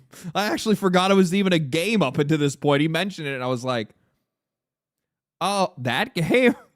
That's the one that you bring up? I feel like there are better examples. Hogwarts Legacy? Yeah, it happened there too. That kind of stuff. And this to me is very similar. They're locking a handful of shops, actual locations in the game, behind the Ultimate Edition price tag. So if you want really the full GTA experience, it's $100, not $80. So everyone has been rightfully outspoken when companies like EA and Ubisoft do similar things. Yep. But I'm seeing a lot of people be totally okay for Rockstar to do it because Rockstar makes such good games, so they give them a pass. Like, oh, you can butt fuck up. It's not even Rockstar makes such good games. It's literally because, I'm just going to be straight up with you guys. You want to know what it is? It's because people are actually really hungry for a good Western game. I think people do genuinely want a really well-made, American game or Western game in general. We want it because it's been a long time. And a lot of these games have either sucked or just been mid at best. And people want some of that good shit back. Some people do. They're hungry for it. And I think that Rockstar has always kind of represented that for a lot of people. And it's been a really long time. And people are really looking forward to the game. And they're making excuses for something they would normally not make excuses for, while also realizing that they're probably not going to get a lot of pushback for defending it, realizing that most people are going to buy it anyway. And that's also part of it as well. A lot of it is people attacking people because they know that everybody's going to buy the game regardless. It's an opportunity to be right no matter what you do. Some of it's just straight up trolling, right? Oh, I don't want to. Oh man, this is bullshit. I don't want to pay this. They shouldn't be locking content. And then somebody gets to go, it's going to sell so many copies anyway.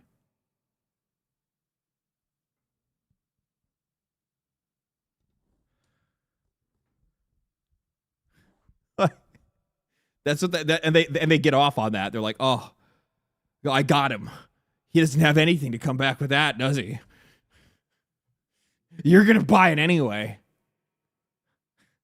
It's shut the fuck up, dude. If you want, you can do these very similar monetization strategies. Nobody that cares I about you. EA and Ubisoft did it.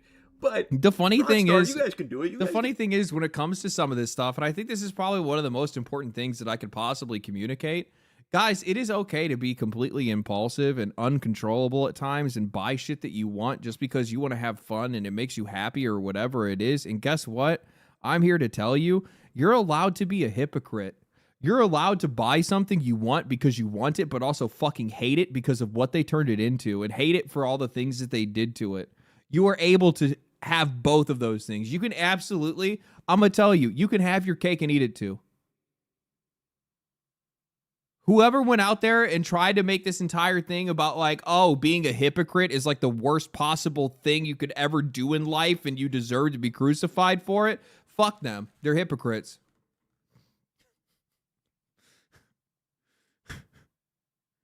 Shut the hell up. I'm so sick of that shit where it's just like, yeah, no, what? We're humans. We're hypocritical by nature.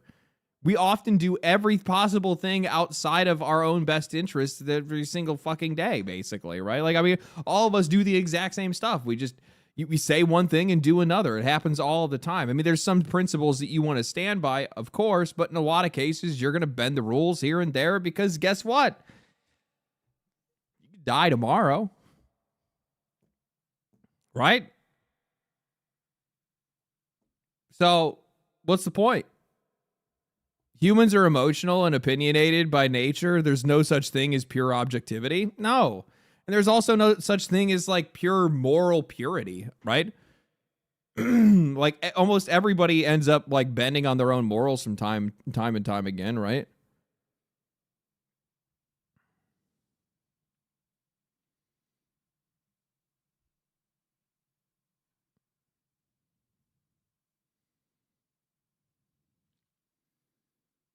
This is all a setup. LD is preparing us for a sponsor we won't like. Huh? Oh, you're saying this. Oh, okay. So you're saying, yeah, no. My blessing for it, actually. I'm happy to see you guys do this. And I just don't know why the energy can't be consistent here. You can be extremely excited for GTA 6. Heaven knows I am. But I can also recognize that this is something I don't like in the gaming space right now when tons of other companies do it, and I don't like it now that Rockstar is doing it either. So even if you are going to get the Ultimate Edition no matter what, you can still call this out as being egregious and a bad practice. Yeah. Anyway, though, absolutely. Now we know the real pricing for GTA 6. Like, that's the thing to probably keep in mind. Like, you can be excited for something, but also still call it out and try to do your best to, like, make sure that people know about it. Moxie, what up, big dog? And I know pre-orders Thank you for the raid, man. Going live tomorrow, so I imagine it's going to be a crazy record-setting day. This shit's going to go crazy no matter what. Everyone knows that. Grand Theft Auto 6 is likely going to sell so many copies, it's going to make people's heads spin. I had already seen that a bunch of people are trying to post saying that, like, there was a bunch of, like, fake news posters, a bunch of troll posters that were out there being like, oh, it already broke 35 billion copies pre-ordered. Like, shit like that. It's just like, it's not gonna be that crazy, but like, they are gonna sell a lot in pre-orders. What's up, bro? Just got the Giga Ultimate Edition for Grand Theft Auto 6. Can I ban you and your entire chat just for saying that?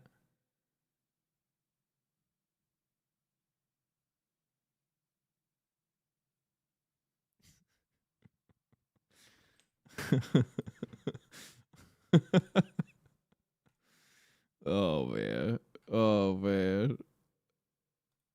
Oh yeah, we don't have Y7 TV or 7 TV emotes here. Oh, I'm sure. Yeah. Well, no, I don't even know what that is. I can actually see it on this thing, I think. Or someone, no, I actually can't. I don't even know what that is. I have to actually figure that stuff out. I'm not a streamer, dude. I'm a YouTuber. I just turn on these like live stream things because I don't know. It's fun. People give me money.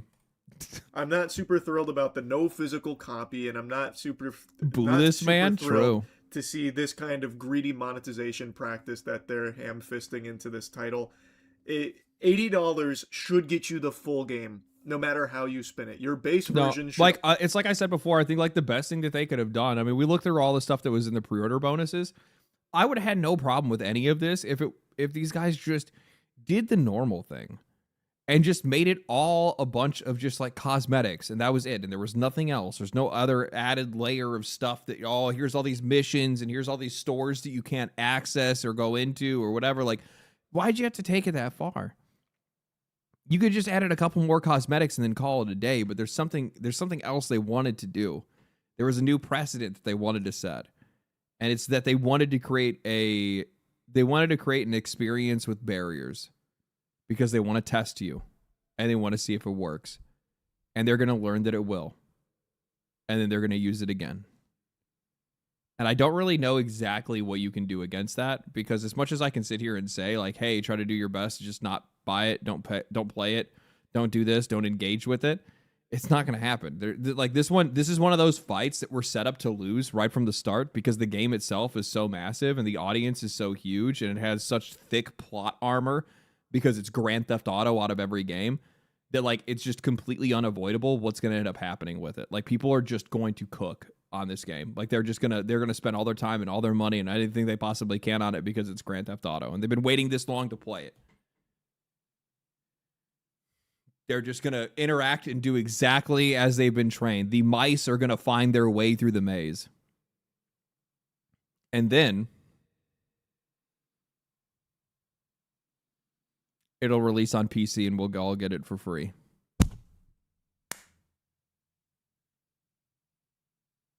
Right?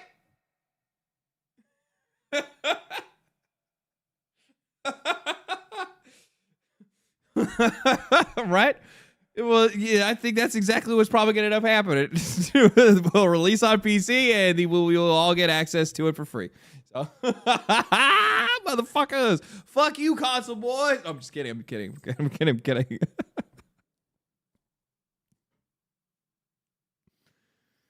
I got another prediction for GTA Online. You will peg to play.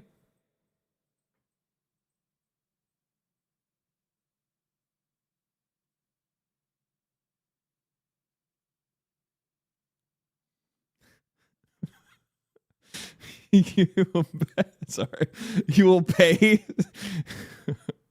You will pay to play. I'm guessing for $10 and console for $20. Console for $20 because they can. I don't know, man. Thank you for the 5. I appreciate that. Some days.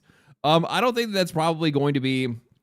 I think chances are what's actually going to probably end up happening is that they're gonna. I think Grand Theft Auto Online is actually going to be its own standalone experience, and it's going to be either one of two things. It's either going to be a free-to-play experience. That doesn't sound very Rockstar. B, a completely free add-on as long as you own Grand Theft Auto. I don't think so. C, it'll be a $20 to $40 expansion on top of Grand Theft Auto 6 and likely also have its own monthly subscription. Depending on what experiences you want to get into. I can see I think that's probably what it's gonna end up being. It's gonna be like $20 to $40. You pay on top you pay on top of your already existing Grand Theft Auto. They want you to own both because they don't want to leave people. You have to own it all, right? They don't want, what is this? You got Grand Theft Auto Online and you don't own Grand Theft Auto 6? They can't have that. They need you to own both. So that's what they're gonna probably do. They'll have a version that they'll have. That's it. Maybe they'll have an online GTA. They might have a free-to-play GTA Online, but it's going to be like the lessest version possible or something like that, just to be able to introduce people to it or something, I guess. I'm not really too sure. It's going to be Roblox for adults. It 100% is going to be Roblox for adults. With ads, yes. And AIDS. And pegging. And anything you can think of. I don't know, like part of me is like really excited for Grand Theft Auto Online just to try to check it out since I never really did it with the first one, and I kind of want to play on modded servers and stuff like that. I don't really have much of an interest in playing the actual like console version of it. I'm just really waiting for it to come out all onto PC where all the goofy shit happens. That's my favorite part, right? That's my favorite part.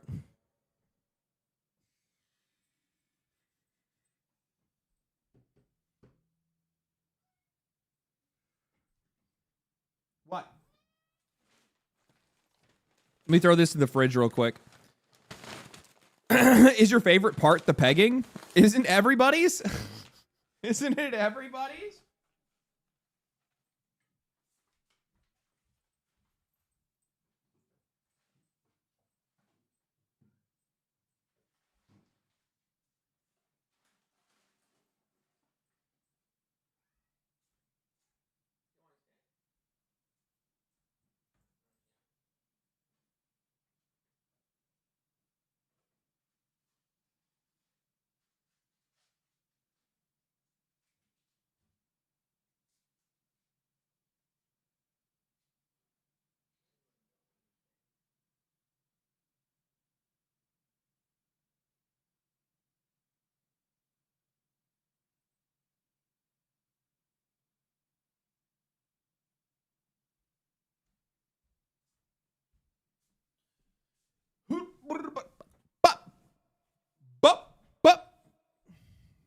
What?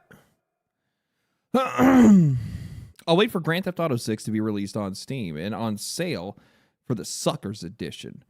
For the full experience, for the price that I want. I've waited a long time for Grand Theft Auto 5 to be on sale. I can afford to wait for this one as well. Asriel, Cypher. Thank you for the 60 MYR. I don't know what that currency is, but I appreciate it nonetheless. Thank you so much. Yeah, that's what I'd probably do. I just, fuck it, wait. Right? Just wait. Like, what is the point in trying to do anything else? Always be the complete product in its entirety. That's what you should do. The best way to vote with your wallet is to wait until the product is complete and at the cheapest price or at the price that you are willing to pay, and then buy it. The more the people that do that, the better that the more money you're gonna make, or like the more, or not more money you're gonna make. Sorry, the better the products that you're gonna end up getting, because eventually these guys will have to learn to meet you where you are, right?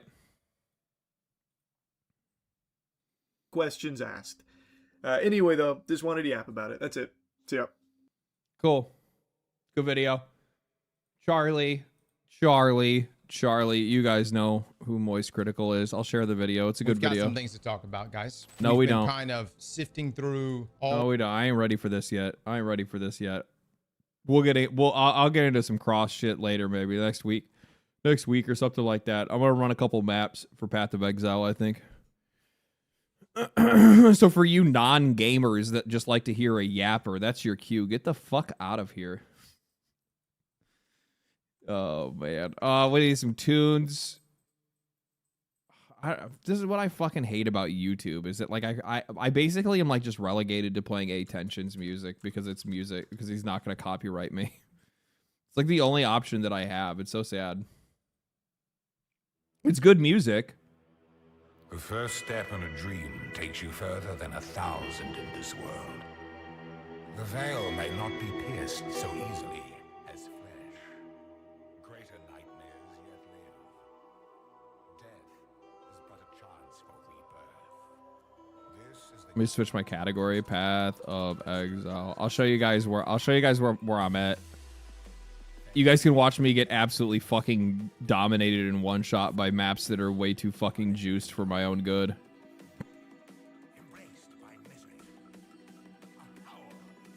LD has a degree in yapping. I'm working on my master's. I am, actually. I have a degree in why would I just have a BA? What is T15 or T16s? T15s. I could do T16s, but like not with my tablet setup. My tablet setup is like absolutely crushing me. I'm killing myself with my own tablets, essentially.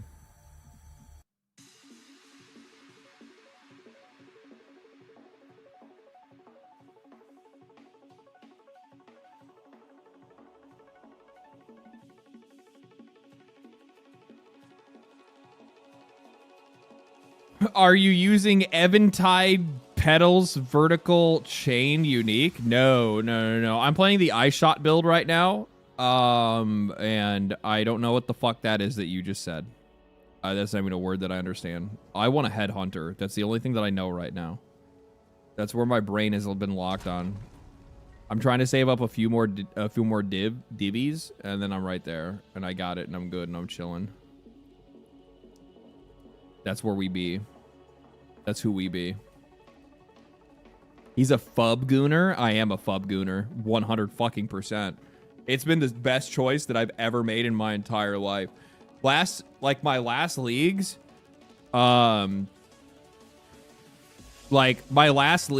tried just like doing my own builds. This is my first character, I think, back when like the monk was like absolutely fucking just no.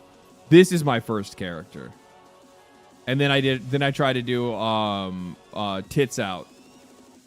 And that did pretty well, but this is the highest second, I guess. Yeah, it's the highest I've been. This one I had a really good league with. But I still didn't really understand the end game yet. There really wasn't much of an end game when I made this character. But this one I've gotten decently, pretty far with. And it's also been really good. Leg fur. Yeah, that's my druid.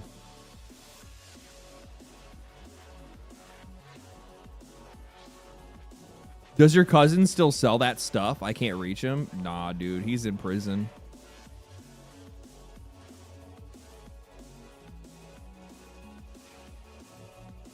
Yeah, I feel like deleting this one because it doesn't actually match the rest of mine. It doesn't match LaGuardia or leg dropped or leg fur or leg shot. No love for the minion builds? That's what the witch was. The witch was a minion build. That was back when like fire skeletons were like OP. Like the fire bomber skeleton build was really good.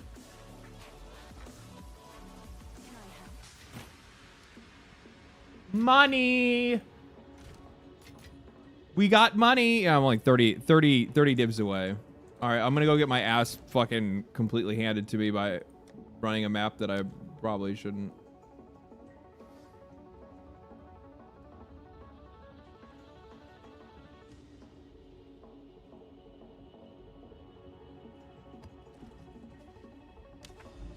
I think this is actually my last set on this set of tablets anyway. So I have to buy a new set of tablets after this. Which sucks because Abyss tablets are fucking expensive. You do not have access to this quest on the map right now? What do you mean? Defeat at Ziri in the temple district.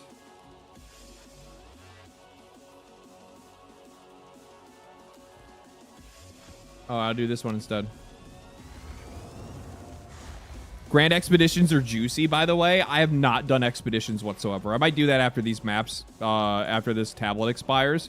And I'll go, like, push the... Well, no, because I was unlocking the temple stuff, but I fucking hate temples. So I'll probably just go do my Expedition missions instead, or, like, go and try to get the Expedition points knocked out.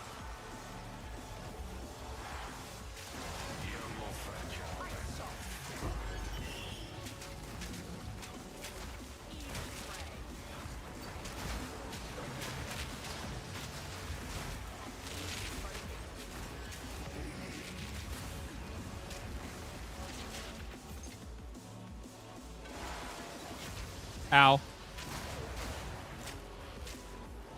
I need to stop getting so up close and personal with those fucking mirrors.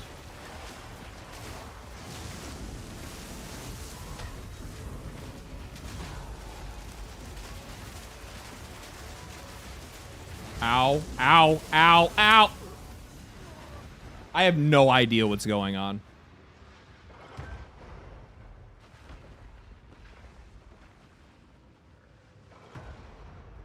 I have no idea what happened. I completely lost sight of my character and what was even happening on screen. Well, there goes those tablets. Don't do that. It hurts. True. True. Well, those tablets are dead, so there's that, I guess. All right. Well, whatever. I think you died. I did die. I did die. What's your life in ES? Fucking nothing at all. I like nothing.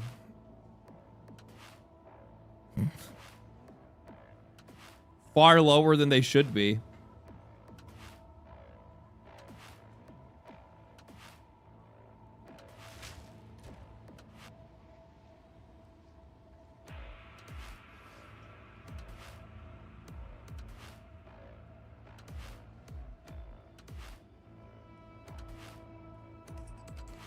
Oh, rip, I have 25% more? That doesn't help me. that doesn't help me at all. Doesn't help me at all. Okay, I need some, what are good tablets for me to run while I'm just, like, trying to unlock points, I guess? Fuck, I need divs, though. I want to go collect these points for expeditions. That's what these are, right? No, they're not. Where do you actually collect the expedition points? Do you have to get past this?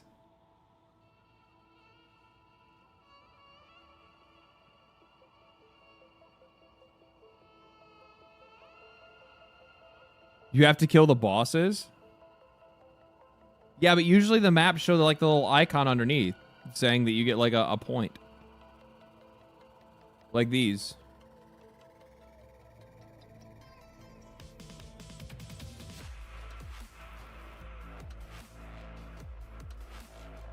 Oh, their quest line is different for these? Oh, okay.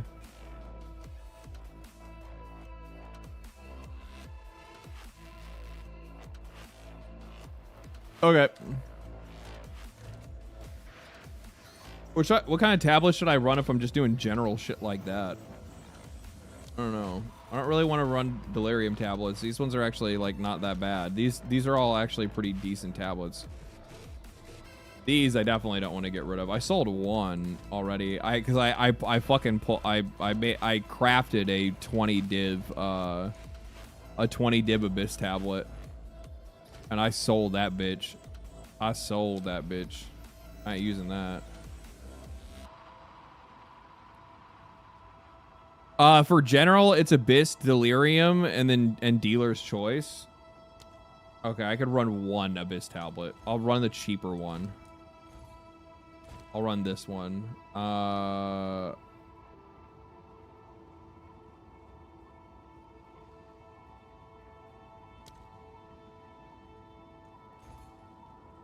$50. These are actually pretty cheap, actually.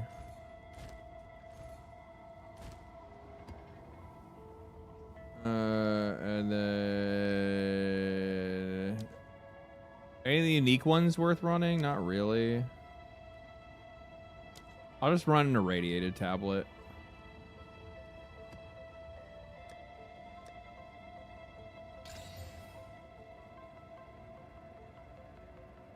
I would actually like to see one with something actually worthwhile on it.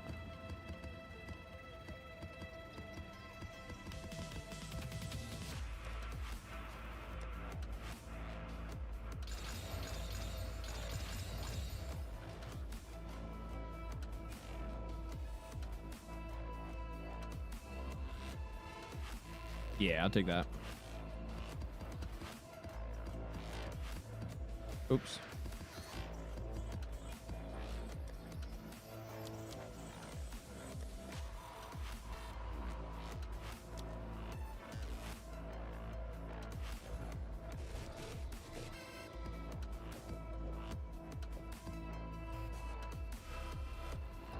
The Expedition 3 times irradiated out and go. Oh yeah, that's also a way to do it as well. Depends on if you're running Doriani. I've just been running mostly fucking Jado.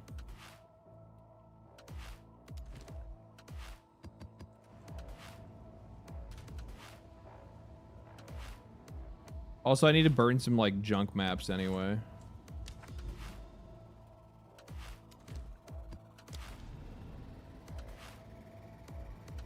If you're running Abyss, you can get Rogue Exiles. Yeah, that's what I've been doing.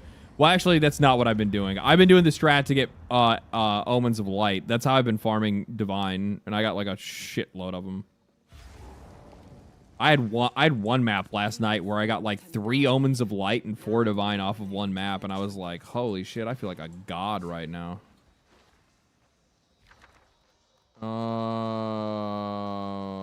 I don't even know if any of these are good sometimes. Most of these rewards in these things, I don't understand what the fuck they are. So this is currency.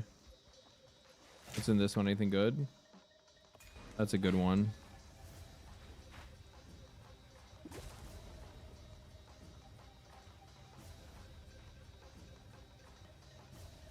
What's this here in the middle?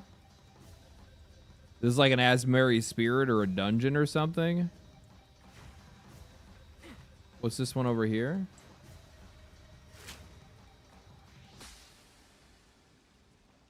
Just a piece of gear, I guess.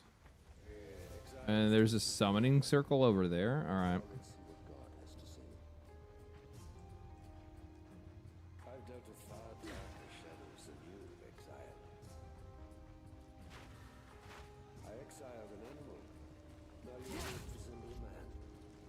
Okay.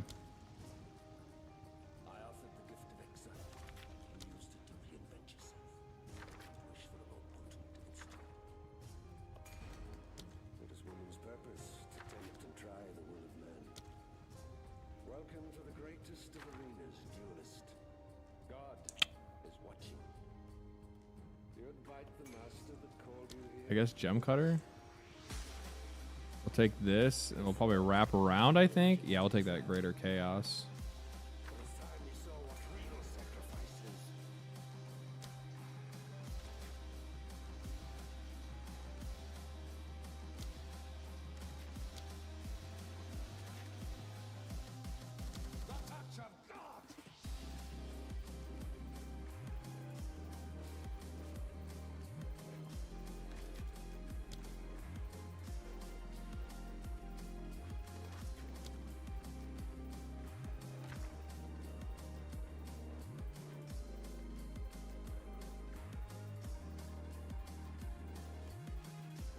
I don't think either one of these are very good, actually. I'm not gonna do that.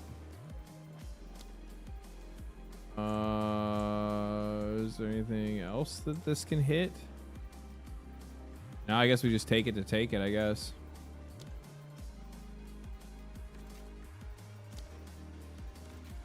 Sure. Grab another little currency ring right here. That should be good enough.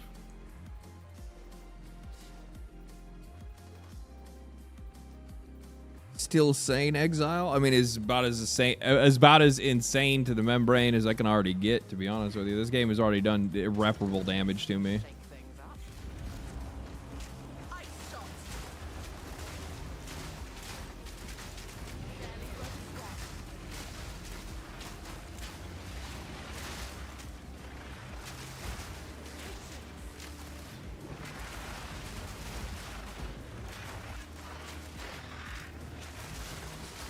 God, I was watching fucking Asmongold reacting to like one of my latest videos, and I had like Path of Exile fucking like PoE footage playing in the background of it, and it was when like I think I was like I just started the end game or something like that, and I was like trying to push through it, and I'm like I still didn't really fully understand what the fuck I was doing at the time, and oh my god, Jesus Christ, that almost fucking just one-shot me.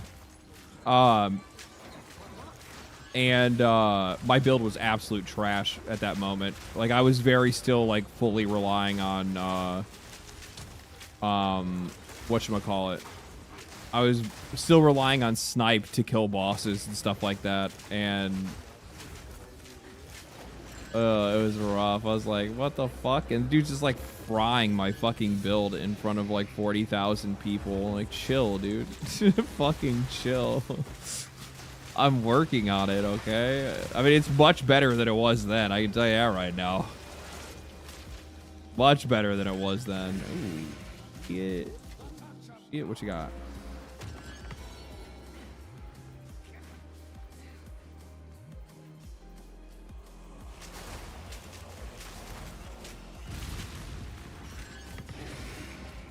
Rancid Nest. What's in the box?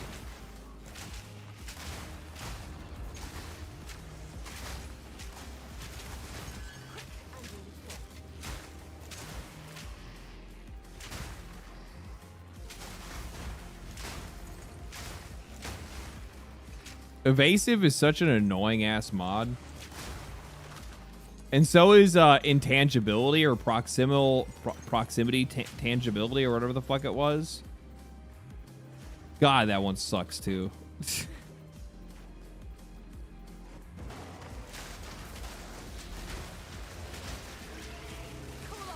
Yeah, proximal tangibility. That one fucking sucks.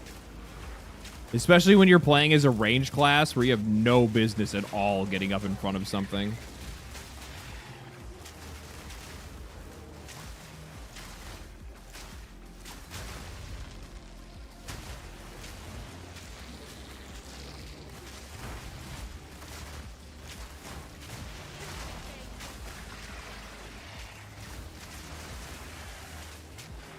God damn it. I got that debuff. I didn't want to get that.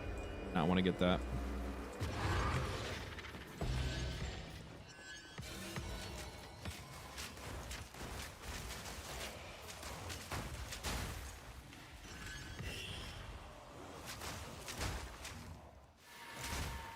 Is this all these missions are, or me just going around doing excavations? If so, I feel bad for not just coming and getting this done, because I'm sure it probably actually makes your like your Verisium, fucking whatever they are, the actual things you interact with on the map actually give you better drops too, I'd imagine.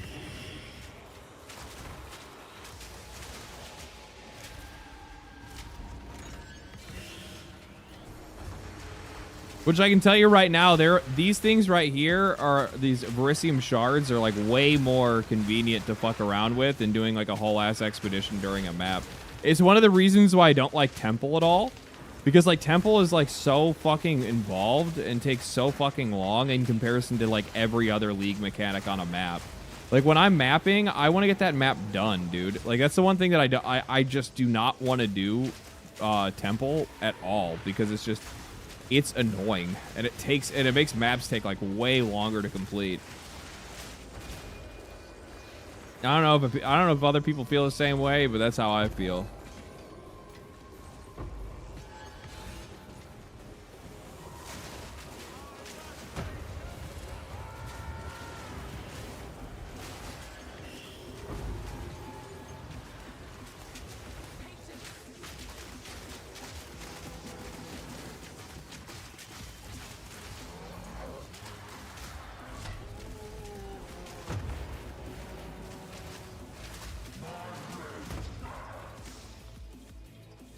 I wish I could get this to stop happening.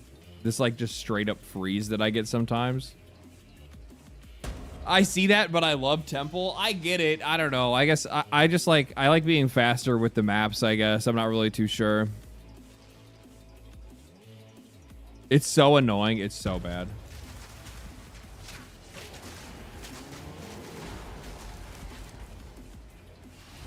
I don't have the mana to finish him off. I gotta fix my mana situation too.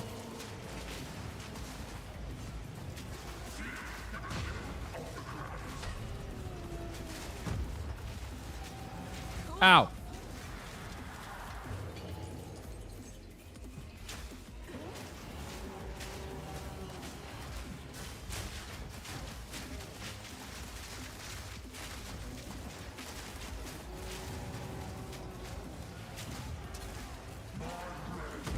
I knew that was coming. The minute that I dodged, and then all of a sudden my character slowed into fucking mud because I got hit with this slow, I was like, yeah, I'm dead.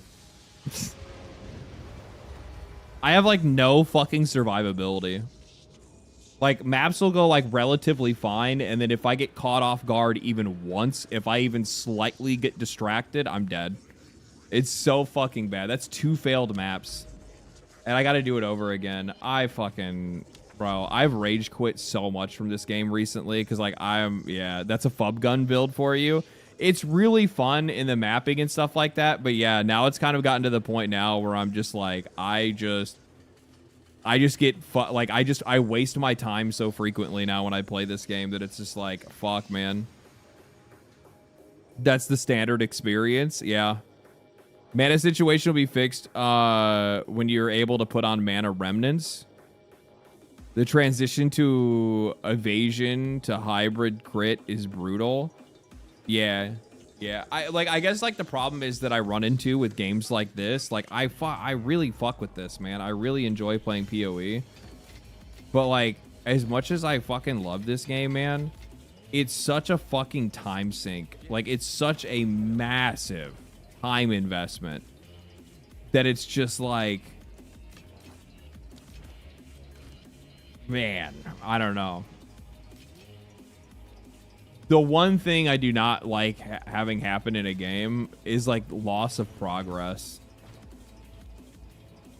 It's like one thing that I don't, it's the one thing that I don't fuck with. I 100% agree. I like the game, but it takes too much time from me. Like it's actually like, I guess, I don't know how to say it. I'm having a lot of fun with it. Like a lot of fun. Which fucking sucks because I'm starting to kind of recognize that I don't think I should probably be playing this game. I'm like it's not been good for my writing. It's not been good for my like level of motivation. It's not been good for a lot of things because I find myself like very easily sucked into it.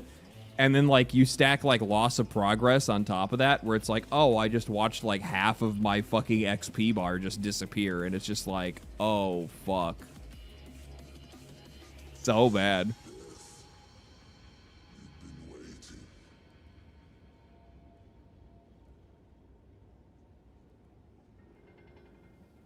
Buy the Omen to prevent you from losing XP when you die. Oh, that's smart. I forgot all about those. Yeah, those are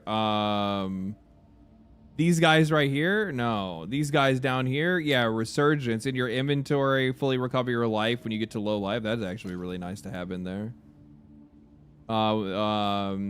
Prevents 75% of experience loss when you die. Yeah, that'd be really nice to have in there. Well, this item is in your inventory. I don't really care about that one. I think I still have to rerun that map on a junk map, right? Just to be able to get the boss killed, I guess, maybe? I don't really know. No, because it said Expedition finished, didn't it? Yeah, it's chilling. Yeah, it's chilling. Okay. Never mind then. I don't need the 14. Wait a minute. What the fuck am I doing? I shouldn't be doing this.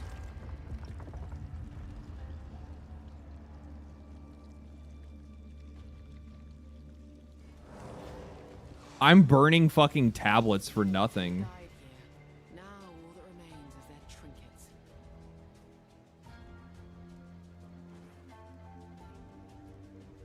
trinkets. I'm burning tablets for nothing because I'm not even getting anything like I'm not.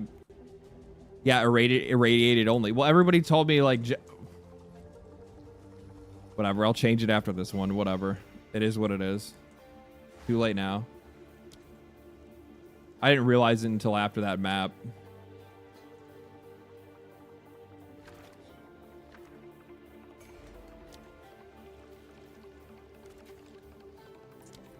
To be fair, I'm kind of fucking cooked anyway from just like talking so much.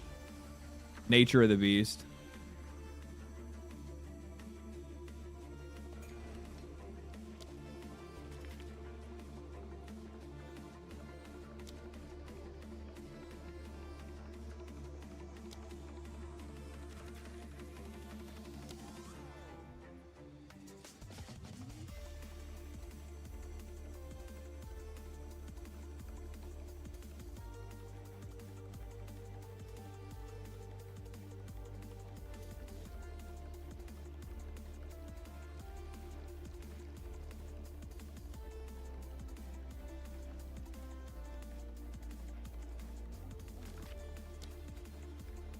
I don't even really care, to be honest with you. I'm just trying to burn these to get these done. I'm not gonna get full value out of these anyway because I don't even have like the shit for it, right?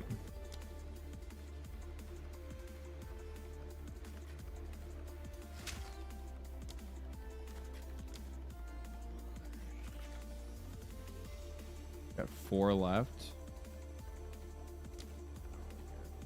Burning them.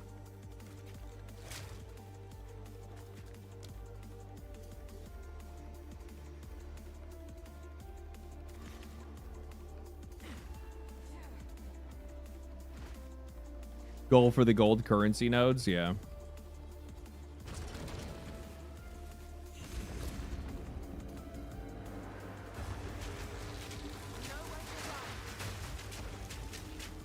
Why are you listening to dubstep PoE2 remixes? Because I can't listen to any other music, because if I do, then YouTube will fucking copyright strike the fuck out of my channel.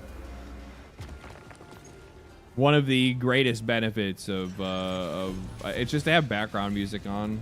That's all.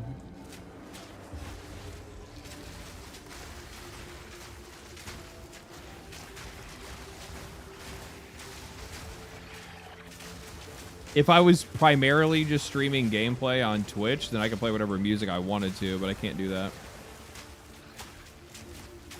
I mean, I guess I technically could and then just cut the gameplay from the end of stream. If I really wanted to, I guess, like just like completely cut the last like hour or so of stream or 2 hours of stream, depending on how long it is. From that could be it. That could be another way to go about doing it. Get the fuck off me! Oh my fucking god!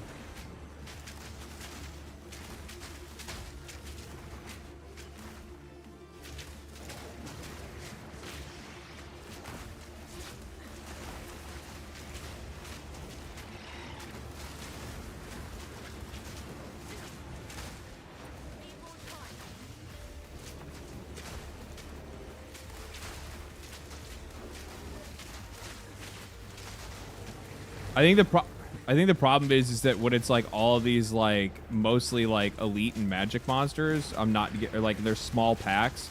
If it's bigger packs of enemies, then I recover mana a lot faster because I get it on kill, and I'll stock up pretty quick and like basically like recover instantly. But yeah.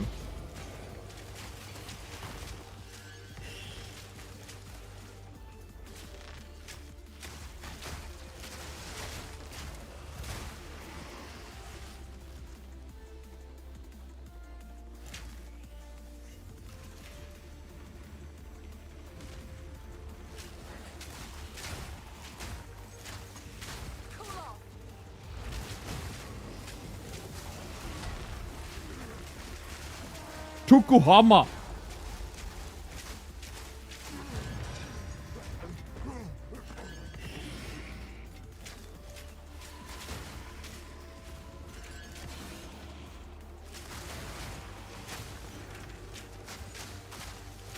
An easy trophy.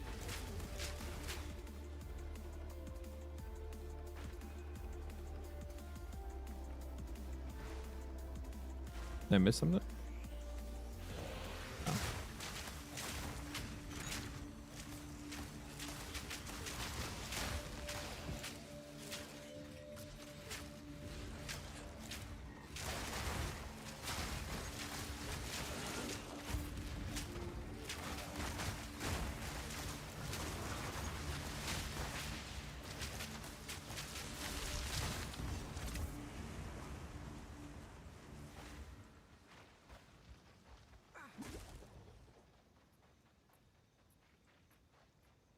Okay, that's it. Oh, there's a chest there.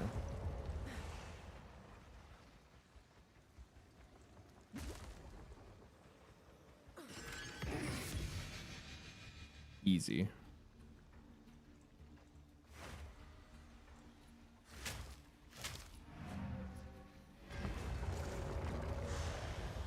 Played a grenade build? I still haven't played a mercenary yet. I need to do that at one point.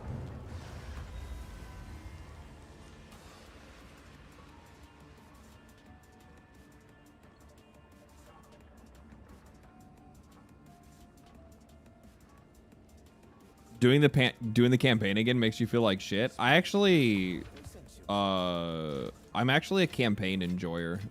I'll be real. I actually enjoy the process of leveling the character the first time.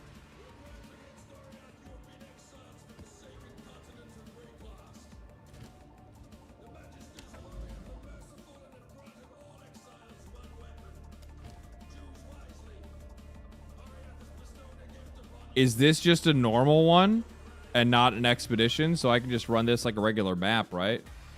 Because it's not even using these. Fuck it, I'm just going to go triple irradiated for this whole thing.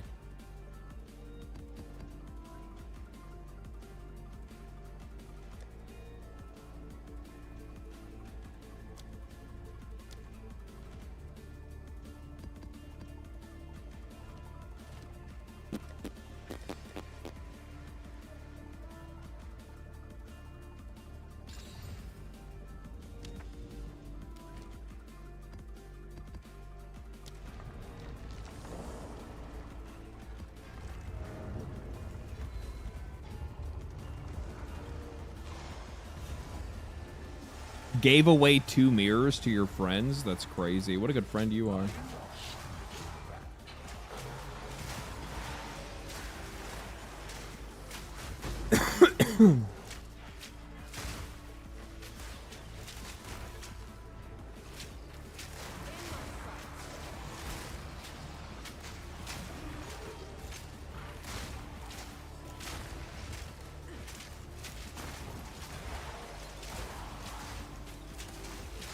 I like how I still got everything I wanted out of this map, even without having the tablets.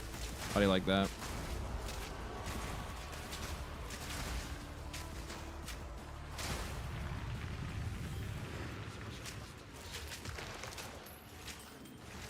I shouldn't have grabbed that stuff. I'm not crafting on anything.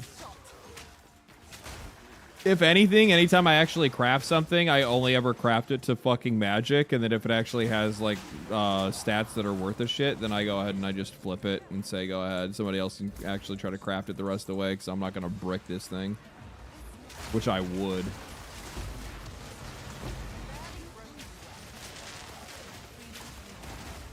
100% would.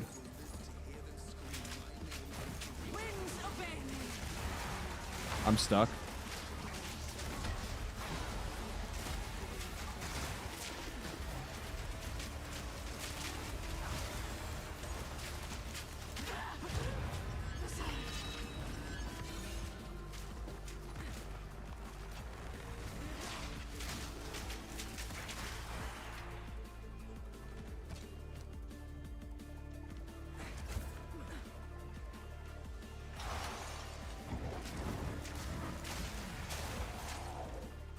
What is that? That Queen of the Mist isn't he miss the Queen? Oh, Queen in the Mist can and will one-shot you. I'm glad I didn't try to read that while I was fighting her, because then she would have one-shot me. I know she can. She has at least once or twice before, just doing like mapping, where she was like the map boss at the end. Fucking bitch.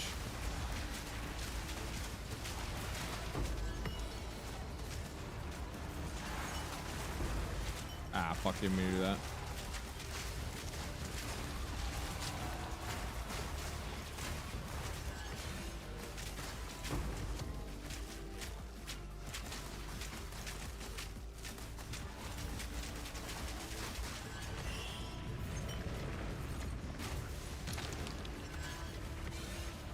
Bro, hook me up with them Abyss tablets. Just give me a shitload of Abyss tablets.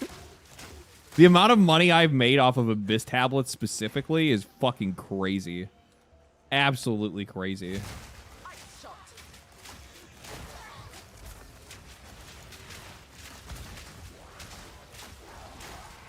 Like, I keep some good ones for myself to run, because I do get a lot of Divines, and I get a lot of Omens of Light and stuff like that off of running them when I actually have, like, a good setup for it. But oh my lord, if anytime I see those like super juiced ones, I just go ahead and pitch those, because I'm like, chances are I wouldn't even be able to run this anyway. At least not right now. In the future, maybe, but I'm not gonna sit and hold on to like a there was one I sold the other day for like 25 Divine. I was like, yeah, that's easy.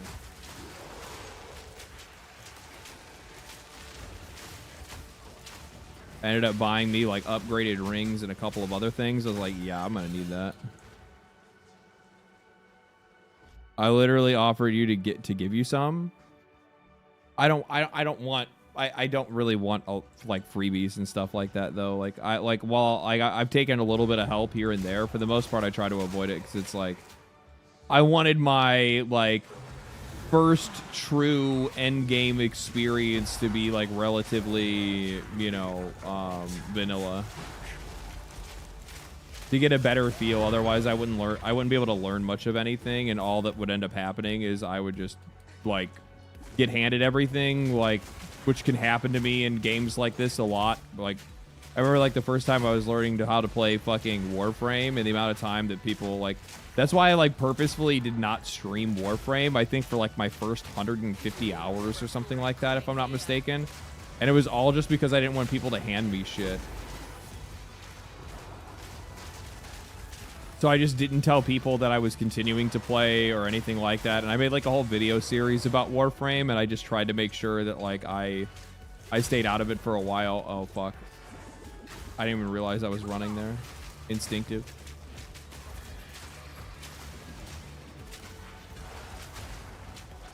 Oh, my shit actually active.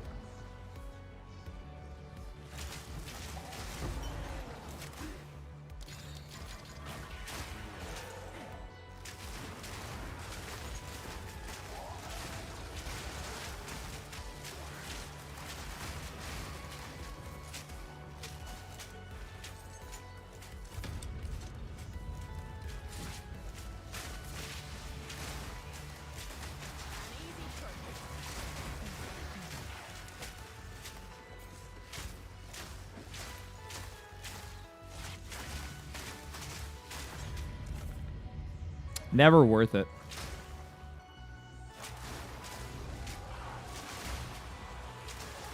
Never worth it. I don't know why I feed into those things sometimes. There's been like 1 or 2 times where it actually like was like a return on investment, but in most cases it's just a waste of exalts.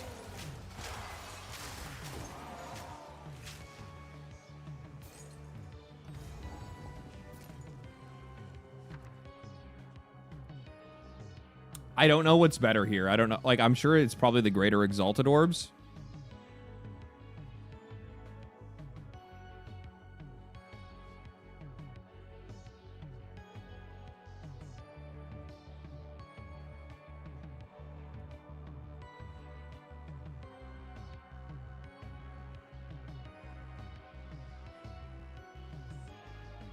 Oh, I can't see.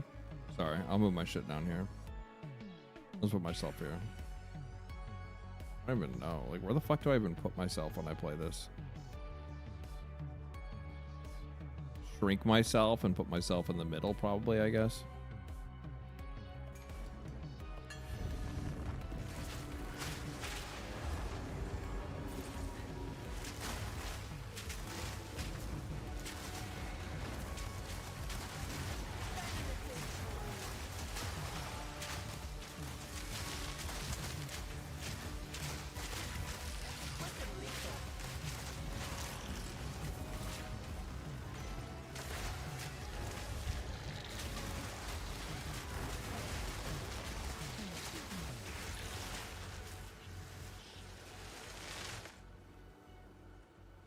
Greater exalts if you want money. I always want money. That's the whole deal. Verona Saga only worth one chaos. Yeah, I don't know a lot of that stuff from the like off the fly, so I just I usually follow my gut feeling and pick the one thing that I know ends up actually making money. Every once in a while I'll see one where I'm like, actually I think that that's expensive, but I can probably make money from that. But yeah, usually I just go for raw currency because that's just a better route to go for me.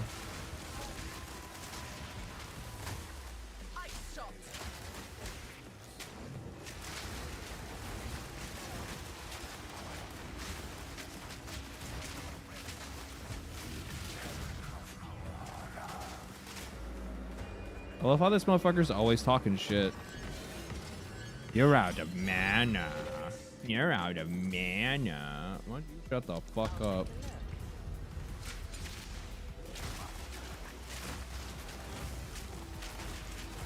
Why don't you mind your own business?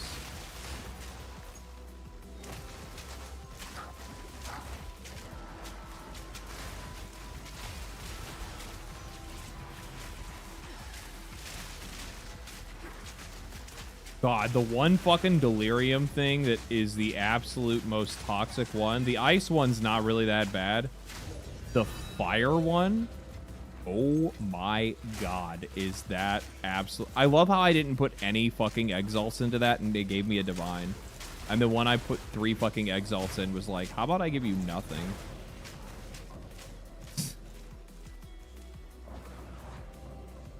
What? All right, well, delirium's over.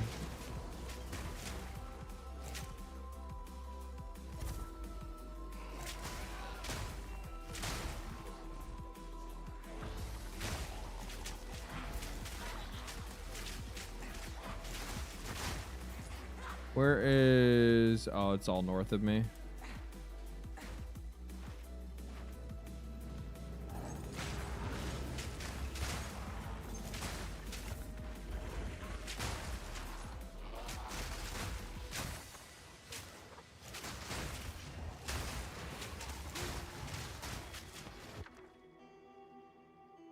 It's like these ones. When I see these skills, are any of these skills actually worth anything? I don't think that they are.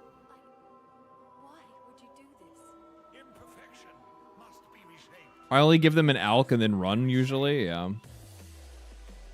Nah, too common. That's what I thought. Nowhere to run. I usually just skip those. I'm just like, I'm not even interested. To me, Exile.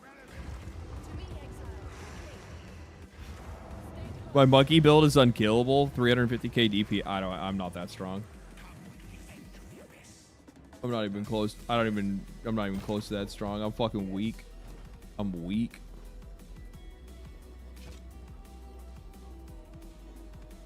No, energy shield is way too low for this to be worth anything.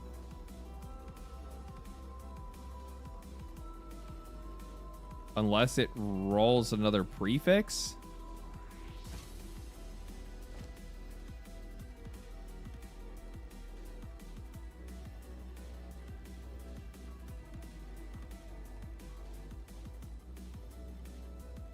I've got a 700k fully buffed ice shot. I have no idea. I never pay attention to that shit.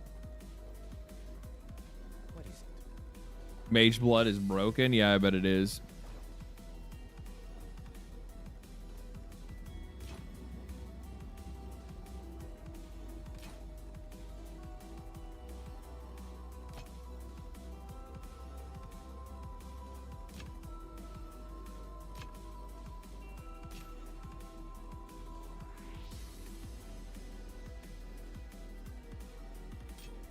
Always with the fire damage in this game, I swear.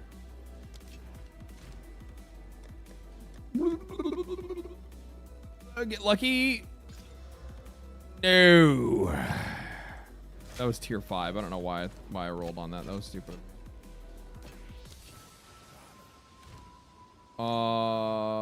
Can I guarantee? Would it be worth, like, because I feel like everything else on this is actually pretty decent. Part of me almost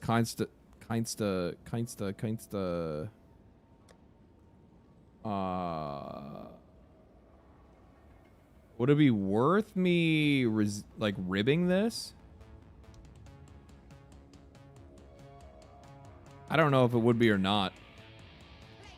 I don't know what I don't know what people want on a mage helmet.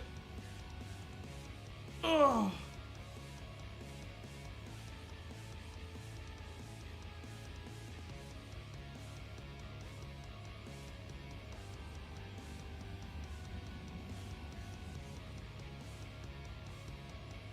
Lots of ES.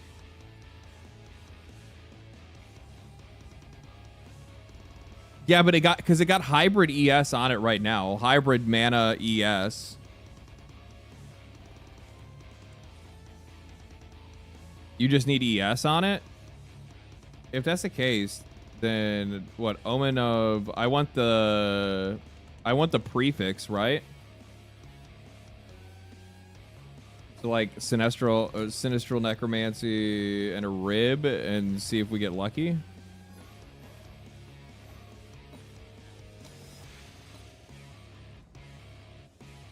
I'm not gonna do it right now. I should probably finish the map first.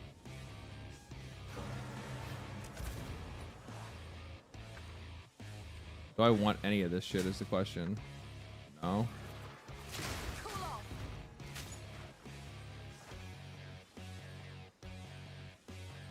I just want to clear out the other abyss.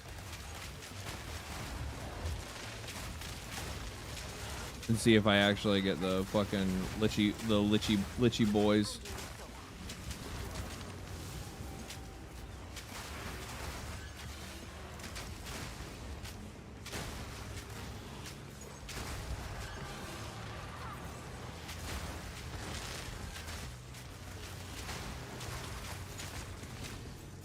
No dice on that one.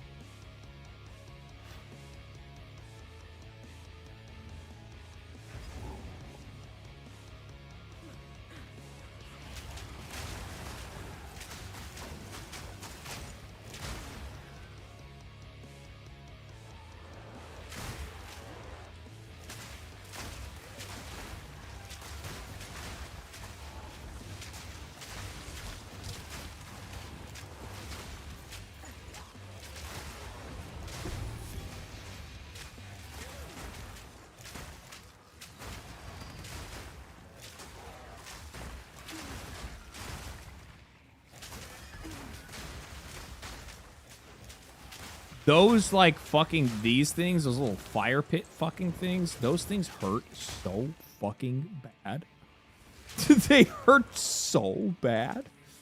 Like even just being in the vicinity, like not even like the like just even looking at one every once in a while will be enough to fucking absolutely just destroy you sometimes. Holy shit, where the fuck did you come from?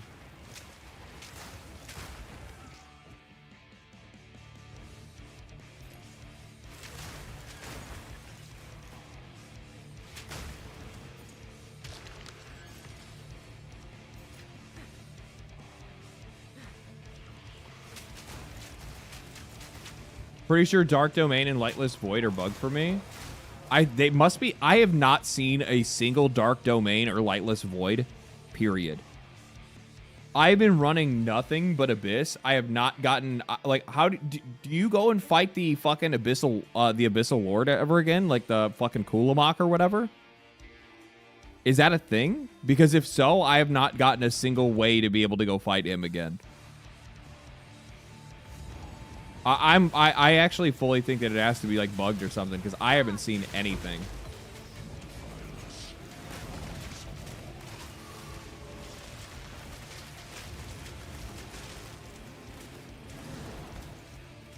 You definitely can? Yeah, no, that's not real. Either that or it is like genuinely bugged, which it could be because like it's been kind of weird to be honest with you.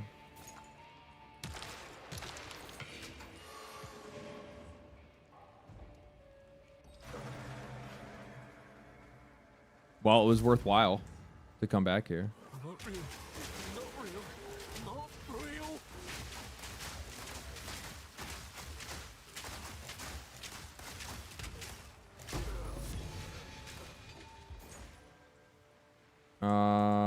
real. Is there anything else that I know? The map's done, right? I can just get out of here.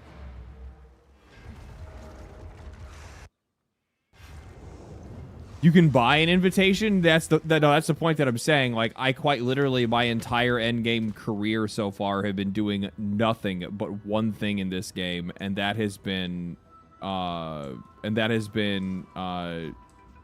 Abyss. I literally have just been doing nothing but Abyss, and for me not to find a single invitation to go fight him again or to see a single like any of the shit, like I haven't seen anything.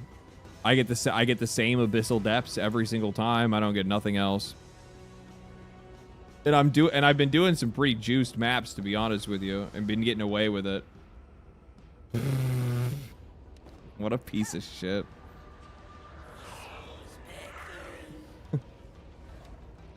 I wasn't gonna use a fucking echo on this. Like, whatever. How is that? Like, here's T7. Get the fuck out of here. Fuck you.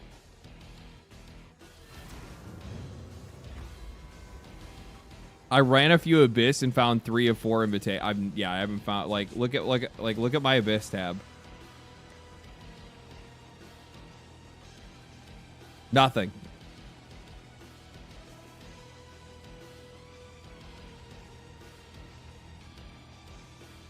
I found like 20. It's random. I know that it's random, but the point is that like anything that's random is statistical. And for me, statistically, to have not found a single one in probably like a good, 60 plus hours of pure endgame gameplay doesn't make any sense. Like, it feels like a statistical improbable, like a very improbable thing to have happen. Yeah, statistically it doesn't exist. That's what I'm saying. Like, statistically it doesn't make any sense. Like, I'm not bullshitting you. Like, I started this league with like 330 hours in, and I'm currently at 515. So I've put in like well over 100 hours. Almost 2 at this point. Well, I guess no, I wasn't 330. It was probably like 435. I was at 435. I was at 435 when I started. So I'll be like 100 hours in here relatively soon. So for me not to have seen a single one, it's possible to not get one and it not be bugged, but statistically, that's what I'm saying. Like, not even a single like part of an invite doesn't make any sense to me. Unless it's just not being shown to me. Maybe it's being hid by my filter and I don't realize it. That could be part of it, maybe. But I don't think that'd be the case. Fuck you, game. Yes. That's definitely bugged. The whole, like, how I don't get Mage Bloods. Or, how I don't get Mage Bloods and how I don't get, Headhunters. That part, super actually bugged. Yeah, that part I think is actually, that's definitely something that's wrong with the game. They need to fix that. 100% they need to fix that.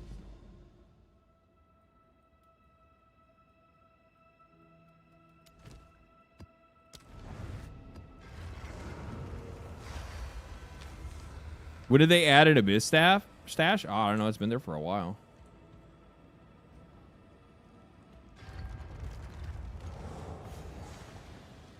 People fought and died here. Now all that remains is their trinkets.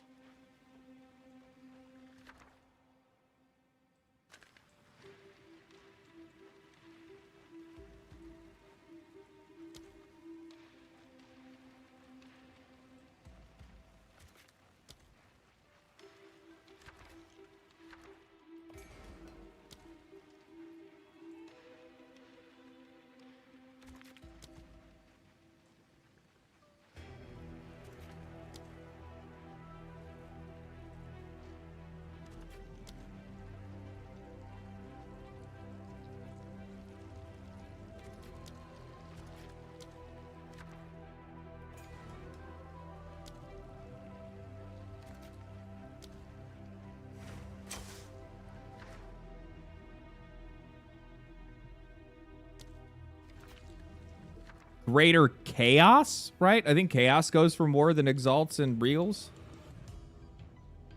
What build am I playing? Ice Shot. It's just Fub Guns build.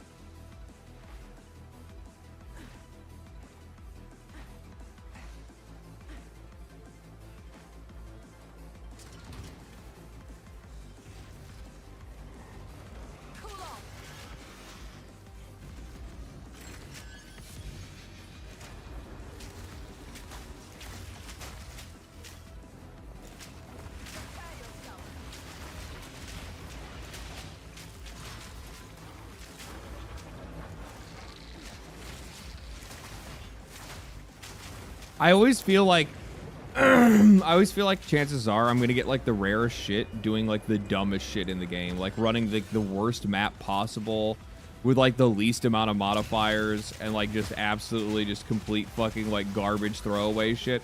I had a map the other day where like it was like a tier 14 map that like it was literally just a throwaway situation where I was like, I had failed the map prior. So I was just running it to get it done just so I could get the node finished so that I could move on to do the next thing that I was going to do. And it had like barely any fucking modifiers on it. Like it wasn't even, the map itself wasn't even like out or anything. It was literally like a blue map. It was just a throw. Like I was just like, fuck it, whatever. I just threw it in there because I was just trying to hurry up and get it done. And mostly because I was tilted. And then I got like fucking 3 or 4 divines off that map. And I was just like, why? Why? No, now I think about it, I got three or four, and then yeah, that's what it was. I got 3 or 4 divines off that whole map, and I was just like, okay, I guess, sure, why not? I mean, I'm not mad about it, obviously.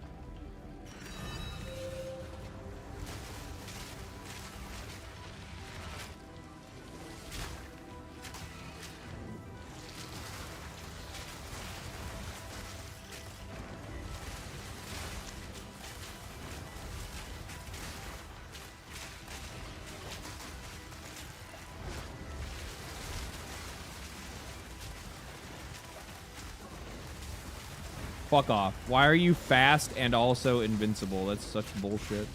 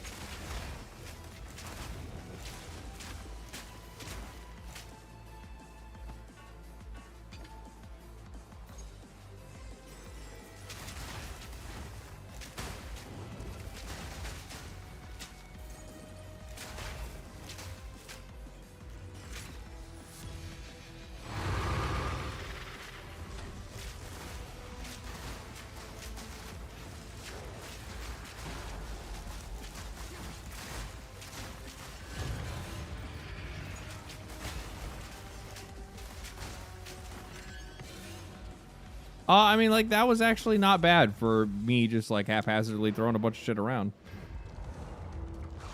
Like, sure, why not? I'm not going to be mad about that. I got, what, two divines out of that? Also, Tamed Beast is a super easy build. Just 4 cheap uniques. Search the companion on the passive tree. And take almost all of it. Yeah, I've seen that. I know that was like one of the first build that fucking a couple of people that I know went for immediately and had a lot of fun with.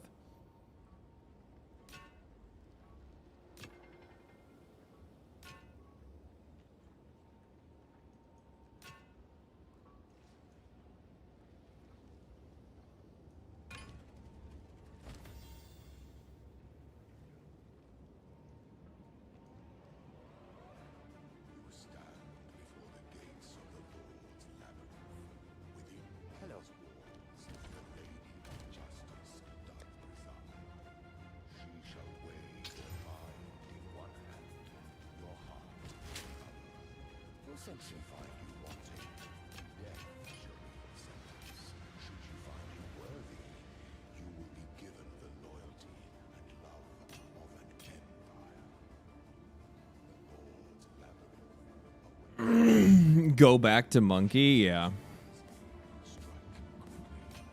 Oops.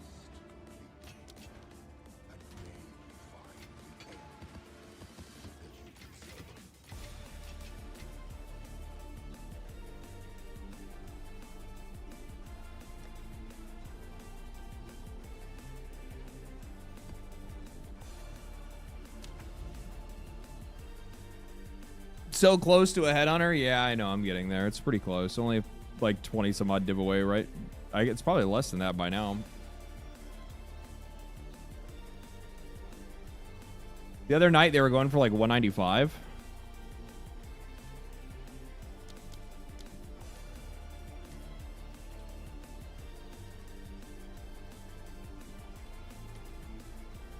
Oh, they went back up in price.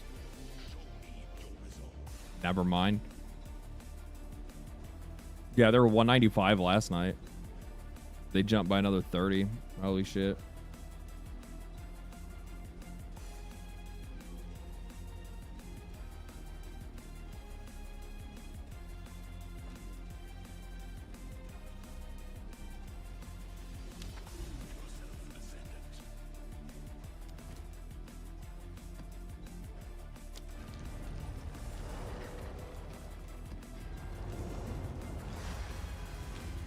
Hope you get a headhunter. Or, I mean, like, it'd be really. I'm gonna get one. I'm just gonna end up probably buying one because I'm definitely not gonna like. I've chanced orbed like every fucking heavy belt that I have seen, and I've also like, anytime I get the option to like roll for like a unique belt or whatever, I do all that stuff. But yeah, it's you know how it is. You know how it is. Like most people, you just end up buying one.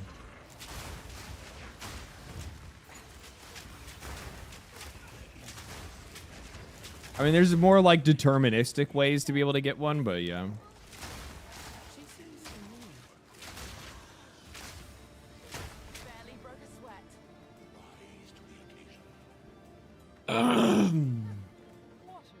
It's illegal to buy, true. Thank you. Those monsters were relentless. Would you do me a favor? Can you check those explosives for me? I'm your pet to be commanded. Oh, where are my manners? I am Gwennon, and I'm about to make a momentous discovery. Oh, you're Gwennon. The Coil's a state tracker. We're here to bring you home. If my friend sent you, you must be tough. Do you know anything about our grand quest? Inside this tomb lies Medved, an ancient Kalguran hero. I'm absolutely positive. We'll have time for small talk later. When you're ready, I'll blow open the door and you'll go inside. Let's make this quick. We're cool. Okay.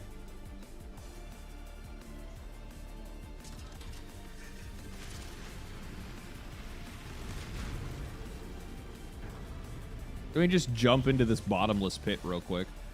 Oh, I found the bottom.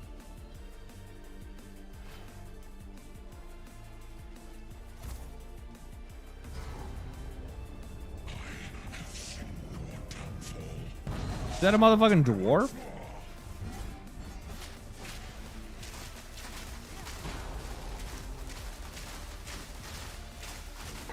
Was that a motherfucking dwarf?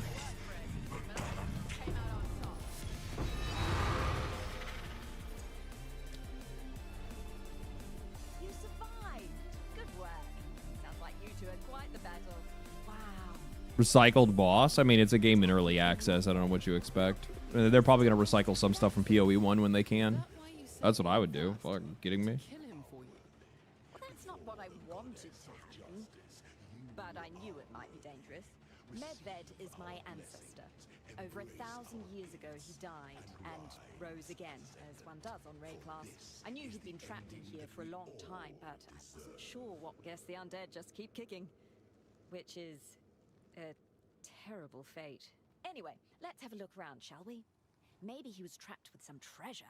What about this book? Well, this day keeps getting better. This logbook belonged to Varana. She's another ancient Kalgurin. What was it doing here?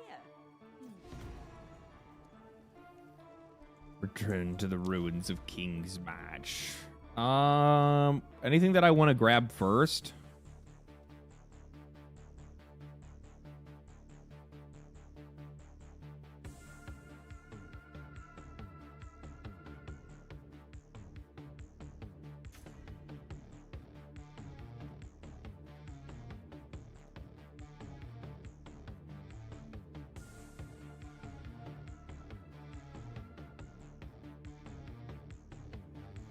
Would you guys say...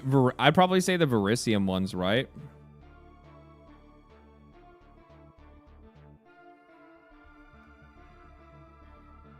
Oh, yeah. That's the reroll. That's the new thing that they just added, right? Grand Expeditions now have up to 3 modifiers. I'll do these. I probably want Verisium, right? Basically Verisium stuff more than expeditions themselves.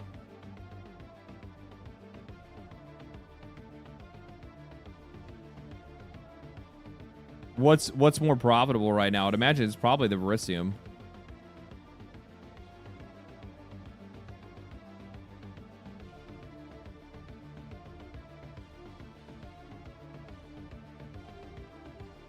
Expeditions? Okay. All right. I'll believe you.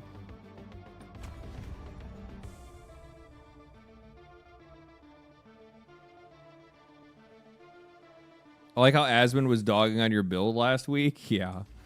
Yeah. That was like, I don't know. I suck. So, let's leave it at that. The build was not where it needed to be yet. And also the other thing is too is that like anytime I try somebody else's build, the problem is that like most build guides, I don't even think Fub Guns even shows, like, I mean, he talks about like why his build works, but like, I don't know, it's until you actually like play it and you start figuring it out yourself and getting the feel for it that you actually really, because this is also my first archer that I've made too, or ranger.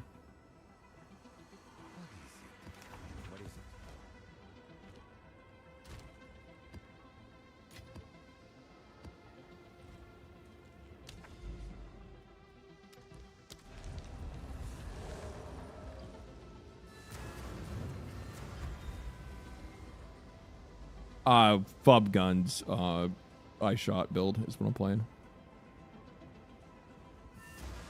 Could use some color masking on older maps. Maybe, yeah.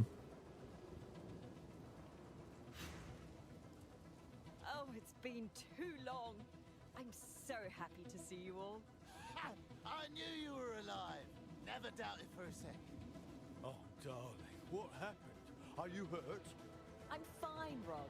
Luck is always on my side. And I've discovered something extraordinary. I found Medved himself. What? His... Not quite.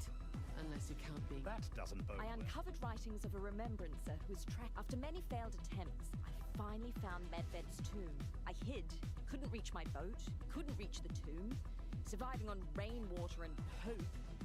Until your local friend I arrived. seem to do a lot of that. On the bright side, we found a logbook written by Varana herself. Really? Oh, I wish you were coming home to bed. Look at the state of it here. We're basically starting from scratch. Yes, it's almost too perfect. Did you hit your head? I suppose if there's no King's March, there's no King's Charter to uphold. Exactly. Oh, I don't know, Gwen. What about the kids? What else should we do? None of us will ever truly be safe from him. And with this new information, there's a chance we could actually find the Triskelion flame. The remembrances claimed Uhtred stole. So Varana might lead us to Uhtred. Finally! I'm tired of waiting around. Then it's settled. Tujin, take Vrana's logbook. All right, you thought. Tactic. Gather your... Pleasure as always. Okay. Use Varana's logbook on the Atlas. Okay.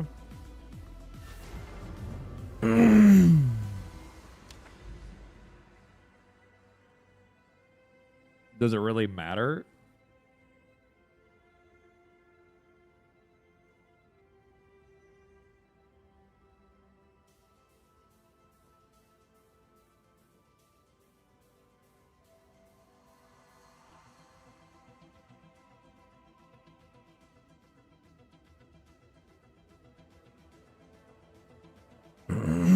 The furthest one? This one? Or this one? Head deeper into the ocean? Okay. Easy.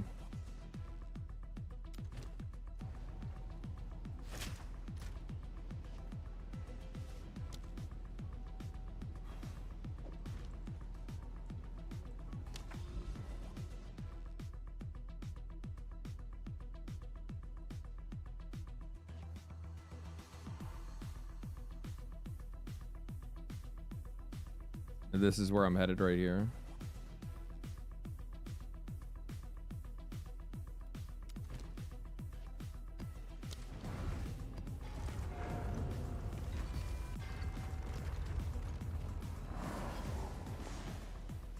People fought and died here. Now all that remains is their trinkets. What is this symbol right here? I can't see what that is.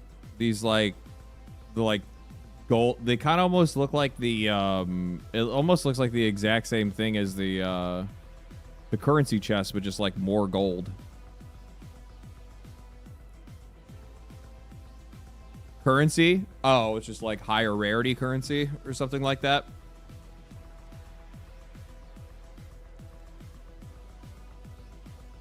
Rarer currency is what we meant by gold currency. Oh. Well, okay. All right. Well, that's fine. Okay, we'll go that way.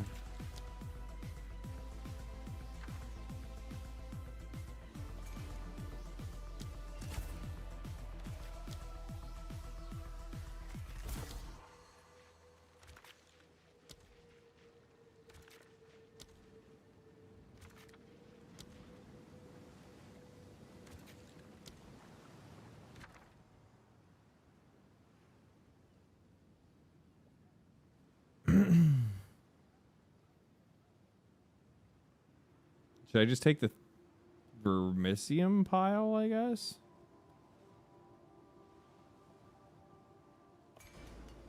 It's a long list, but it's a long list of ass is what it is.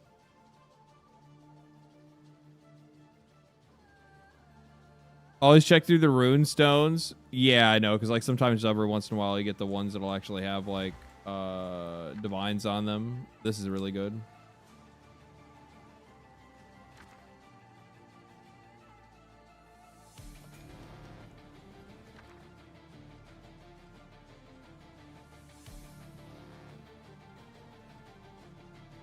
Makes me think for like 15 minutes of what to choose. Yeah.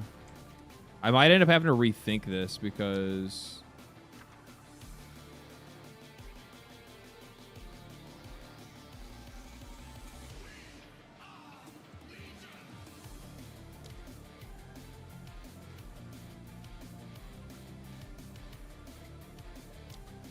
Otherwise, this is wasted going down this way.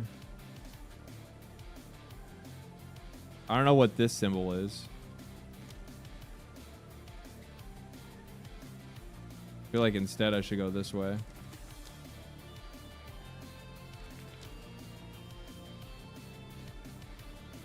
fuck this all up. Redoing it all.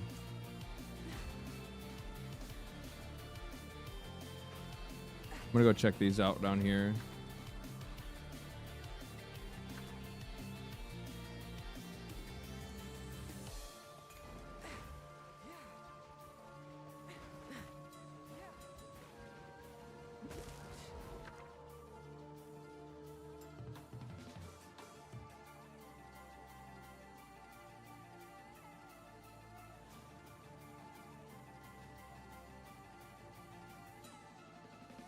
I feel like I don't know what the fuck this is.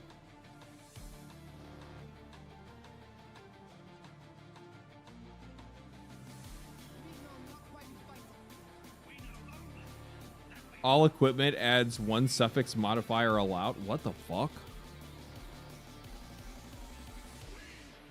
Series is good. Yeah, I'll take that.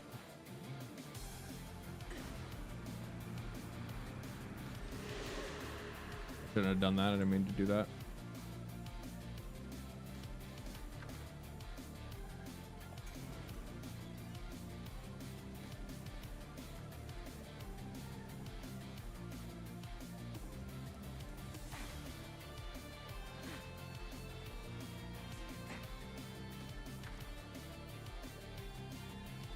I wish that there was a way to be able to sort through everything that's on the map without having to go and look at every single one of them.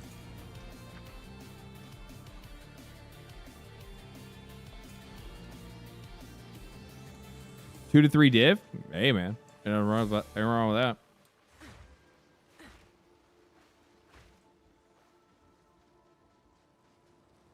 Okay. Now that we know what's up. Now that we know what's up. The blight, a creeping black fungus that feeds on the will of its hosts. Pulsating with toxic blood, too dangerous to touch, too dangerous to ignore. We must drain the ichor of this dark infection. Its mindless husks sweeping into its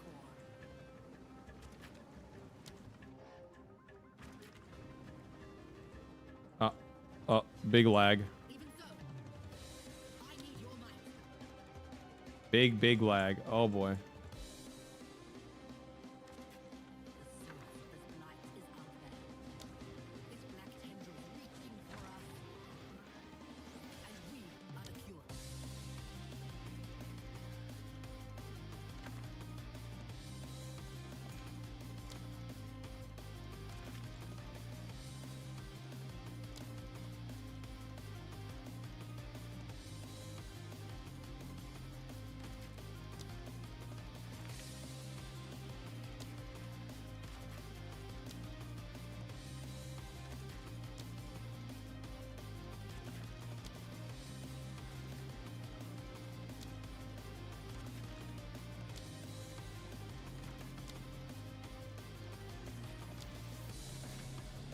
There we go. All right, this one's all right.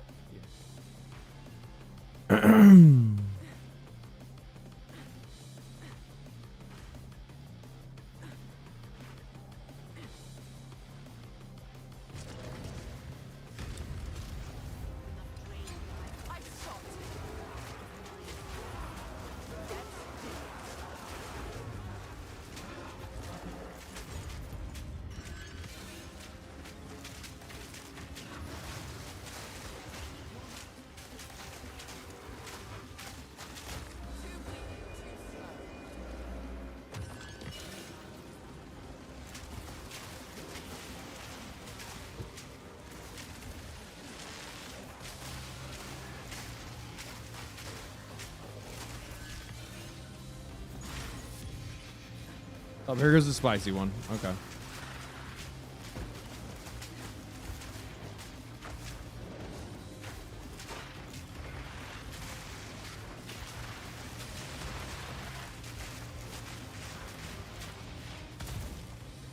I'm really happy that these aren't like proximity based and you can just fucking kite these huge ass fucking packs back sometimes to get the fuck away from them, because sometimes these fucking Verisium things get fucking toxic, man. Holy shit.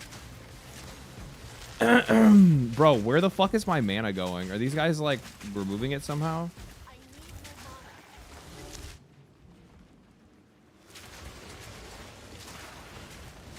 Can I get some back? Maybe I might have to turn a passive off or something like that.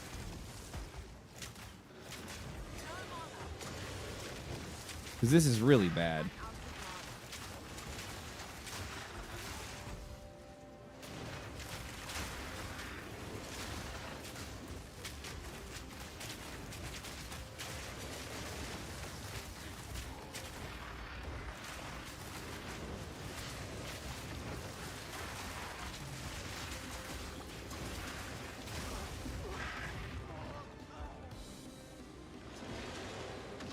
All right, I'm good for the night, man. I'm tired. I'm not. Yeah. Yeah, I'm tired. I'm good.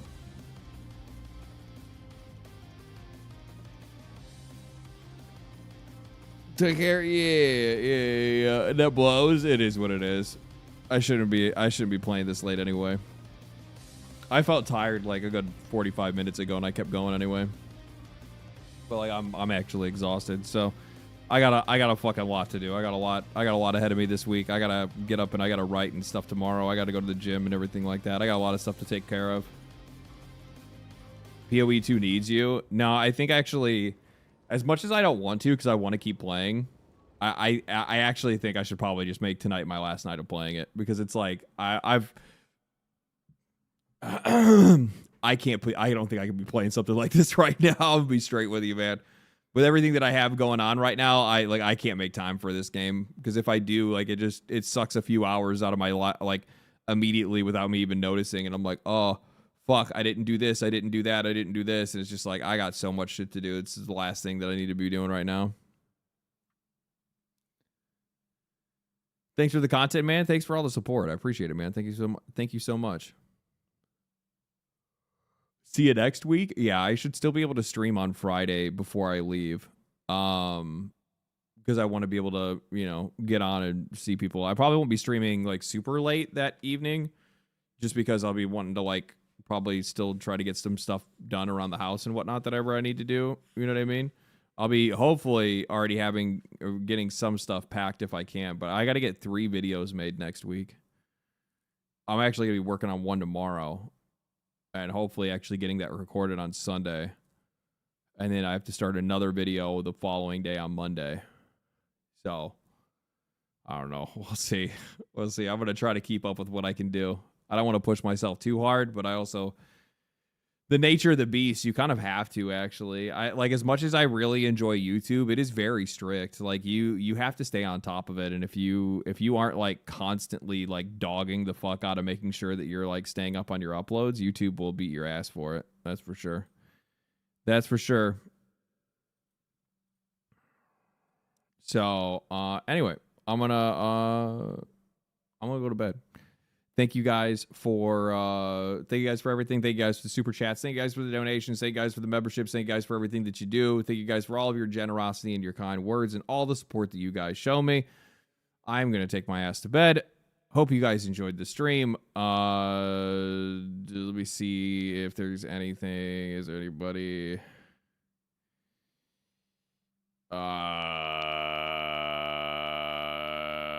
Nope, nobody that I know of or anything like that. Yeah, I'm just going to go to bed. Anyway, I will catch you guys later. Stay cool, stay righteous, stay safe.